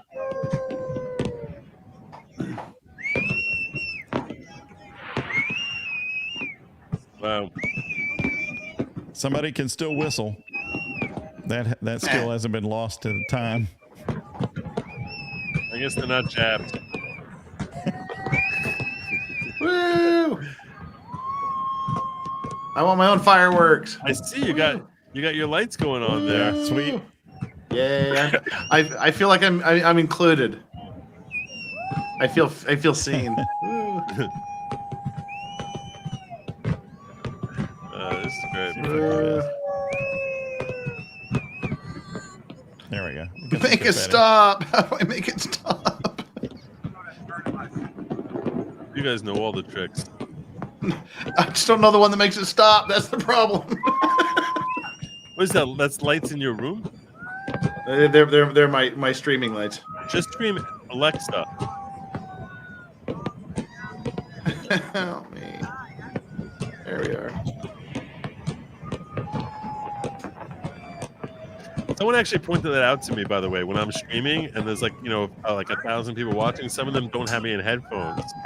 So if I say something like, Alexa, turn off the lights. Yeah. Like that, it actually does that. I do that just for jokes sometimes. It's, hey, Siri, call the police. So they've got a kid on the stream now, or else somebody found a helium bottle. 2024, everyone. Happy New Year. Happy New Year to you, too. This year's so old for us, though. Yeah. Hell, I'm already done with my first day, and you're just starting. Wow. All right, here we go. Picking it up. What do you mean, here we go? It's been going for 5-6 minutes. Yeah, They renewed the woos, though. Yeah. it worked. These must be the finale. It's woo worthy. This was a great link, Viola. I'm not kidding. This is I feel like I'm getting something out of this one compared to the other one. With like, You're not going to get this many woos on any other stream. That's why this has got 160,000 people watching it. Better than anything else we watch. There it is. There you go. With balloon animals. Uh-oh, there's some ticker tape there.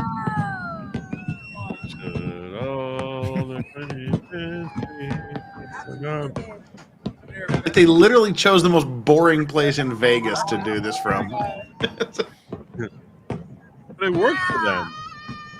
There's 65,000 people watching them.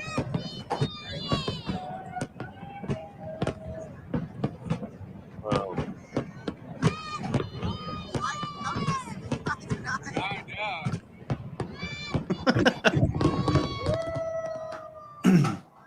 All right. So in LA, they're just shooting off their hip cannons into the sky. You think there's a clown up there? They see all these kids with these balloon shapes. Is there like a creepy clown somewhere that they're not showing on the stream? Probably had him on stilts and just like, that'd be funny if he's like on stilts and just sort of flipped over the edge. If he was on stilts, people maybe said, "Hey, here's DeSantis. He's trying to get some votes," and then he had to leave because it's not a political rally.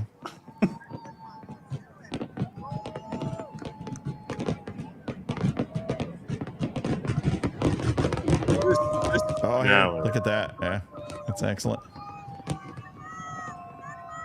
They're synchronized. Wow. So there's like fireworks central somewhere in Vegas. Okay. They did it. They succeeded. They lived through another year. All right. Good job. Wow. Happy New Year. Happy New Year's, everyone. Thank you so much for being here. Hold on, let me fix this up for you, Dave. It's unbelievable. Unbelievable. 32,000. All right. And I've just got to say, Happy New Year's is a trigger for me. Why is that? Because it's Happy New Year, not Happy New Year's. Oh. That just irks me. I know it's always irked me, and it always will irk me. Irk is a word we need to reintroduce into the lexicon. This is certainly true, with far more alacrity. Exactly. What? That's not the right word. That's not the right word. Indubitably. I get that's a closer word. I always get triggered because I remember when I was like married for like 3 years or so. I was living in my apartment, and I had a downstairs neighbor who was living there, who was they had an accent, and like it was Friday night one year when it was New Year's, and so Friday night in the winter we go to sleep early. You just did that on purpose, didn't you? What? You said when it was New Year's. Oh. You're welcome. So, and all of a sudden, my wife and I were woken up to them. Apparently they were making phone calls. So, and for an hour and a half, we just heard "Happy New Year, Happy New Year, Happy New Year." Hey, Happy New Year. And it's like, okay, it's not Happy New Year. That's not it. That's definitely not it. And you don't need to call everyone you ever met on the phone at 1 o'clock in the morning to know who are. I can't even imagine a soul that I would call at midnight to say Happy New Year or Happy New Year's, and certainly not Happy New Year. So, yeah. But apparently that was a cultural thing. I think they were Polish or something. I don't know. But it's always the people that, like, the worst time is your birthday and your phone starts going crazy at exactly midnight. It was first, I want to be first. Happy birthday, first. Yeah. Well, Joe, that was just a telephone pole. Sorry.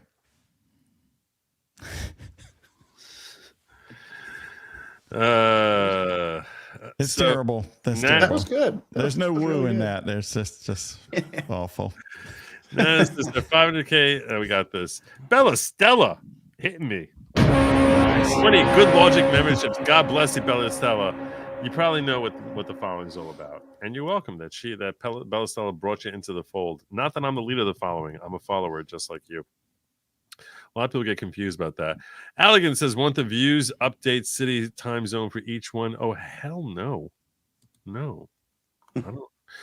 Debbie says one of your chat mentioned an earthquake in Japan, 7.4, 7.5, and now they've issued a tsunami warning for western coast for up to 5-meter tsunami. It's starting. Happy 24. Happy 24. It's starting. It's starting. Have you seen anything? Are you looking that up right now? Well, it's odd. Let me see here. Yep, they've been given evacuation notices. Really? Yeah. Just warnings. I mean, now, yeah. I mean, hell, we get them all the time here in Korea. If the wind blows a little too hard, if something's like, because they didn't give them the last time this earthquake thing happened, so now they want to be extra cautious and give them every time there's even a hint that there might be something happening later on. What do people do when the tsunami's coming? Like, what the hell can you even possibly do? Get to higher ground. That's what it is. Just go to higher ground. Yep. So in a place that they issued tsunami warnings, are there just like tens of thousands of folk hanging out on a mountaintop? Is that what If happens? they get there, yeah. Tops of Everyone buildings drives and on up to a mountain, and they're all just like park their cars and get on out and like walk the rest of the way, so that they're standing at the very top of the mountain and can watch their fellow Japanese drown. Like I'm asking this seriously. Like, what do folks do? Yeah, go to the tops of buildings. Like the hill right behind my house is a designated tsunami. Let me explain. I just want to point. Oh, so you're saying it's not like they drive miles and miles. They just go to like some. Oh, okay. I just want to point this out. The top of a building sounds like the stupidest place to be for tsunami. That sounds like what the idiots of the world are like. Oh, because if we're on the top floors of the building, when a 30-foot wave hits this 4,000-foot building and knocks out the bottom floors, we'll still be okay.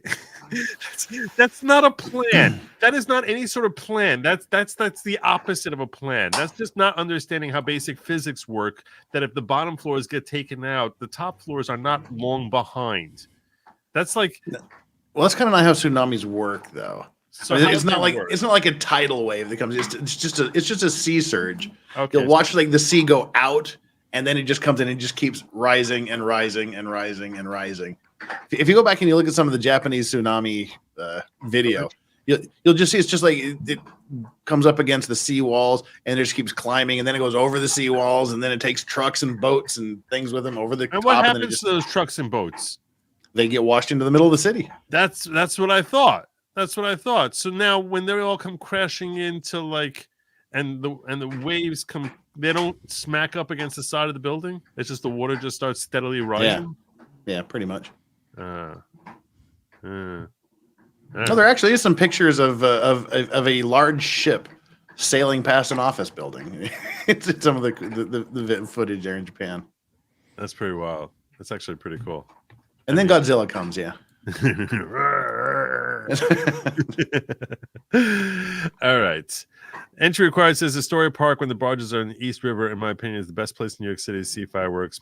Yeah, it is. I've gone there on July 4th, and it's amazing. Good entry also says happy New Year from this New Yorker in Sweden, and to all my chat, my fellow expat prospering in Korea, and to Steve, courtesy of Mr. Entry Required. And I want to apologize to my diggers. I'm not going to get to the story. I thought I would. There was a plan. There was a thought. I hope you forgive me. Fan says they're still looking for the Crossfire Hurricane binder. Okay. I'm not sure when that came up. And yeah, I think I covered everything. I think I covered. If I missed your chat or your rant or whatever, I apologize. I want to thank Mr. Legal Vice's Mr. Southern Law. Links to their channels. Can you want to, before I wrap on up here, can you guys take a moment to sell yourselves? All right, $5. All right, perfect. Cheap. Who's going to give me $5? All right. If you want to check my channel out, you can do it. I got a lot of legal stuff on there, and I have the latest video is a rendition of New Year's Day, not New Year's, but New Year's Day. Nice. So that's you'll find that at Southern Law. Are you on YouTube and Rumble or on Locals? What are we selling? Just YouTube right now. All right. And Legal Vices. That's the channel name. That's where I am. You can find semi-legal stuff there. You might accidentally stumble across a fact or two that might be useful, but we don't intentionally try to do that. We're covering a bunch of stuff. We've got the YNW Melly double murder retrial, which has been pushed back to March from February. Wait, they're being tried again? Yeah. What happened? There was a mistrial in July. I thought they were. It was a hung jury. It was a hung jury. Oh, it was a hung jury. Yeah. Yeah. Oh. And there's this new case out of Florida with a Guatemalan immigrant. He was like 18, 17 at the time, I believe. He comes from a very, very small Mayan village and speaks this Mayan dialect called Mom, which is like only about 500,000 people on planet Earth speak. And he was just sitting talking to his mother on the telephone, eating something next to the Motel 8 where he was staying at. And the cop rolled up on him. First thing the cop says is stop. And the guy's like, what? And within minutes, there's 4 cops on top of him. They tased him 7 times in 2 minutes. He's just screaming. He doesn't speak Spanish. He doesn't speak English. He speaks like this Mayan dialect. And so he has a couple of words in both languages. He's screaming out, no, sorry, family, family, family. And they just basically tortured this kid for 7 minutes. And the first me this video, the it's first like officer, he refused to like stay down. That's the one thing I noticed is he refused to stay down. Now maybe he didn't understand English or anything like that. Well, see, that's why I hate these videos like this, is because it's like, oh, here, it's like it's slapping your child, and your child is crying. So I'm going to keep slapping you until you stop crying. Right. That never works. Here, I'm going to tase you until you stop. I'm going to blast you with 50,000 volts of electricity until you stop doing this. Right. You just trigger the fight or flight thing, and it's a self-preservation thing you just can't overcome. Plus, the poor kid comes from. They have no police in his village. They have like a council of elders. The only police and military he's ever dealt with is the Guatemalan military that's been on basically on a genocidal campaign to wipe them out since the 1980s. So he doesn't have a great. And the first thing the cop does is reach for his pocket where he had all of the money he was supposed to be sending back to his family. So he probably thinks the cops are going to try to steal from him. But it was horrific and it was bad. And then the cop that was first on the scene walks back to his car, promptly dies of a heart attack. And they charged him with felony murder of a police officer. And then they said, well, that probably won't stick. So now he's charged with aggravated manslaughter of a law enforcement officer. Really? And they're looking to put him in jail for the rest of his life. Wow. And it turns out the medical report said the 52-year-old officer suffered from arrhythmia of his heart, hardened arteries, clogged arteries. He had bronchitis, and high blood pressure. But this kid, aggravated manslaughter because the dude just happened to cash out. Where does eggshell case fall in on this issue? Because on a civil matter, him having an eggshell skull or an eggshell chest wouldn't be relevant, but on a criminal matter, it might be. Especially if he thinks he's acting in self-defense. In words, it's aggravated manslaughter. They still have to prove that he knew or should reasonably have known that him resisting would have led to this police officer's death. Right. Which is just stupid. It might be Ghazni who shared this with me. Where did this happen? In Ghazni's town, yeah. Oh yeah. He's consulting with the trial counsel. That's all he can say. But it's a terrible, terrible case. It's stupid. It really, really is stupid. His saving grace is probably going to be the fact he was, and people are, he was in the country illegally. Well, he was until he was in the federal detention facility, and then they released him to the custody of a distant relative. So he was just as free to be walking the streets as everybody else, pending the resolution of his immigration stuff. So best case for him, I think, is in the middle of all of this, the feds just come in and go, all right, immigration, you're out of here, give them the boot. If they do that, but it's a tough case. Yeah, I thought you were going to tell me that he's got he's got some claim against them for violation of his civil rights. That's what I thought you were going to go with this case. Not that he's facing like 20 to life or whatever they give him for criminally aggravated. That's what it is. Yep. Wow. And he is also filing civil stuff. So I'm sure he is. Wow. I'm trying to get his civil lawyer on my channel. Oh well. Yeah, that is a crazy case. It's crazy to think that there could be a case where a guy could be spending the rest that from one incident, from the very same incident, you can have someone potentially becoming a multimillionaire or spending the rest of their life in jail. Like that's how wrong each side could be in this case. Yeah. That's bizarre. That's not something you see every day. All right. Well, I'll have to save him. So you can save him, Joe. I'll do my best. I'm on it. I'm on it. I'm gonna be landing my plane here and tell you all. I hope that 2024 is a phenomenal year for you. I thank each and every one of my guests who I'm privileged to know, much less have join me on stream, and very much appreciate their friendship and their company, both tonight and frequently in the past. And I'm going to wish them and each and every one of you that 2024 should be a year of great blessing for you and your family. You should have perfect health, and that you should have challenges that enable you to grow. But they should be challenges that you feel confident that you can rise up and meet and become a better you. So, because ultimately at the end of the day, challenges in our life, as long as they come in small, manageable doses, are actually they're a blessing. They're not at all a curse. They're something that's necessary for us in order to find our own sense of happiness and achievement. So with that, I wish each and every one of you an amazing 2024. I thank you for joining me, and I will say Happy New Year's. Be happy, eat some bugs, and as always, Godspeed.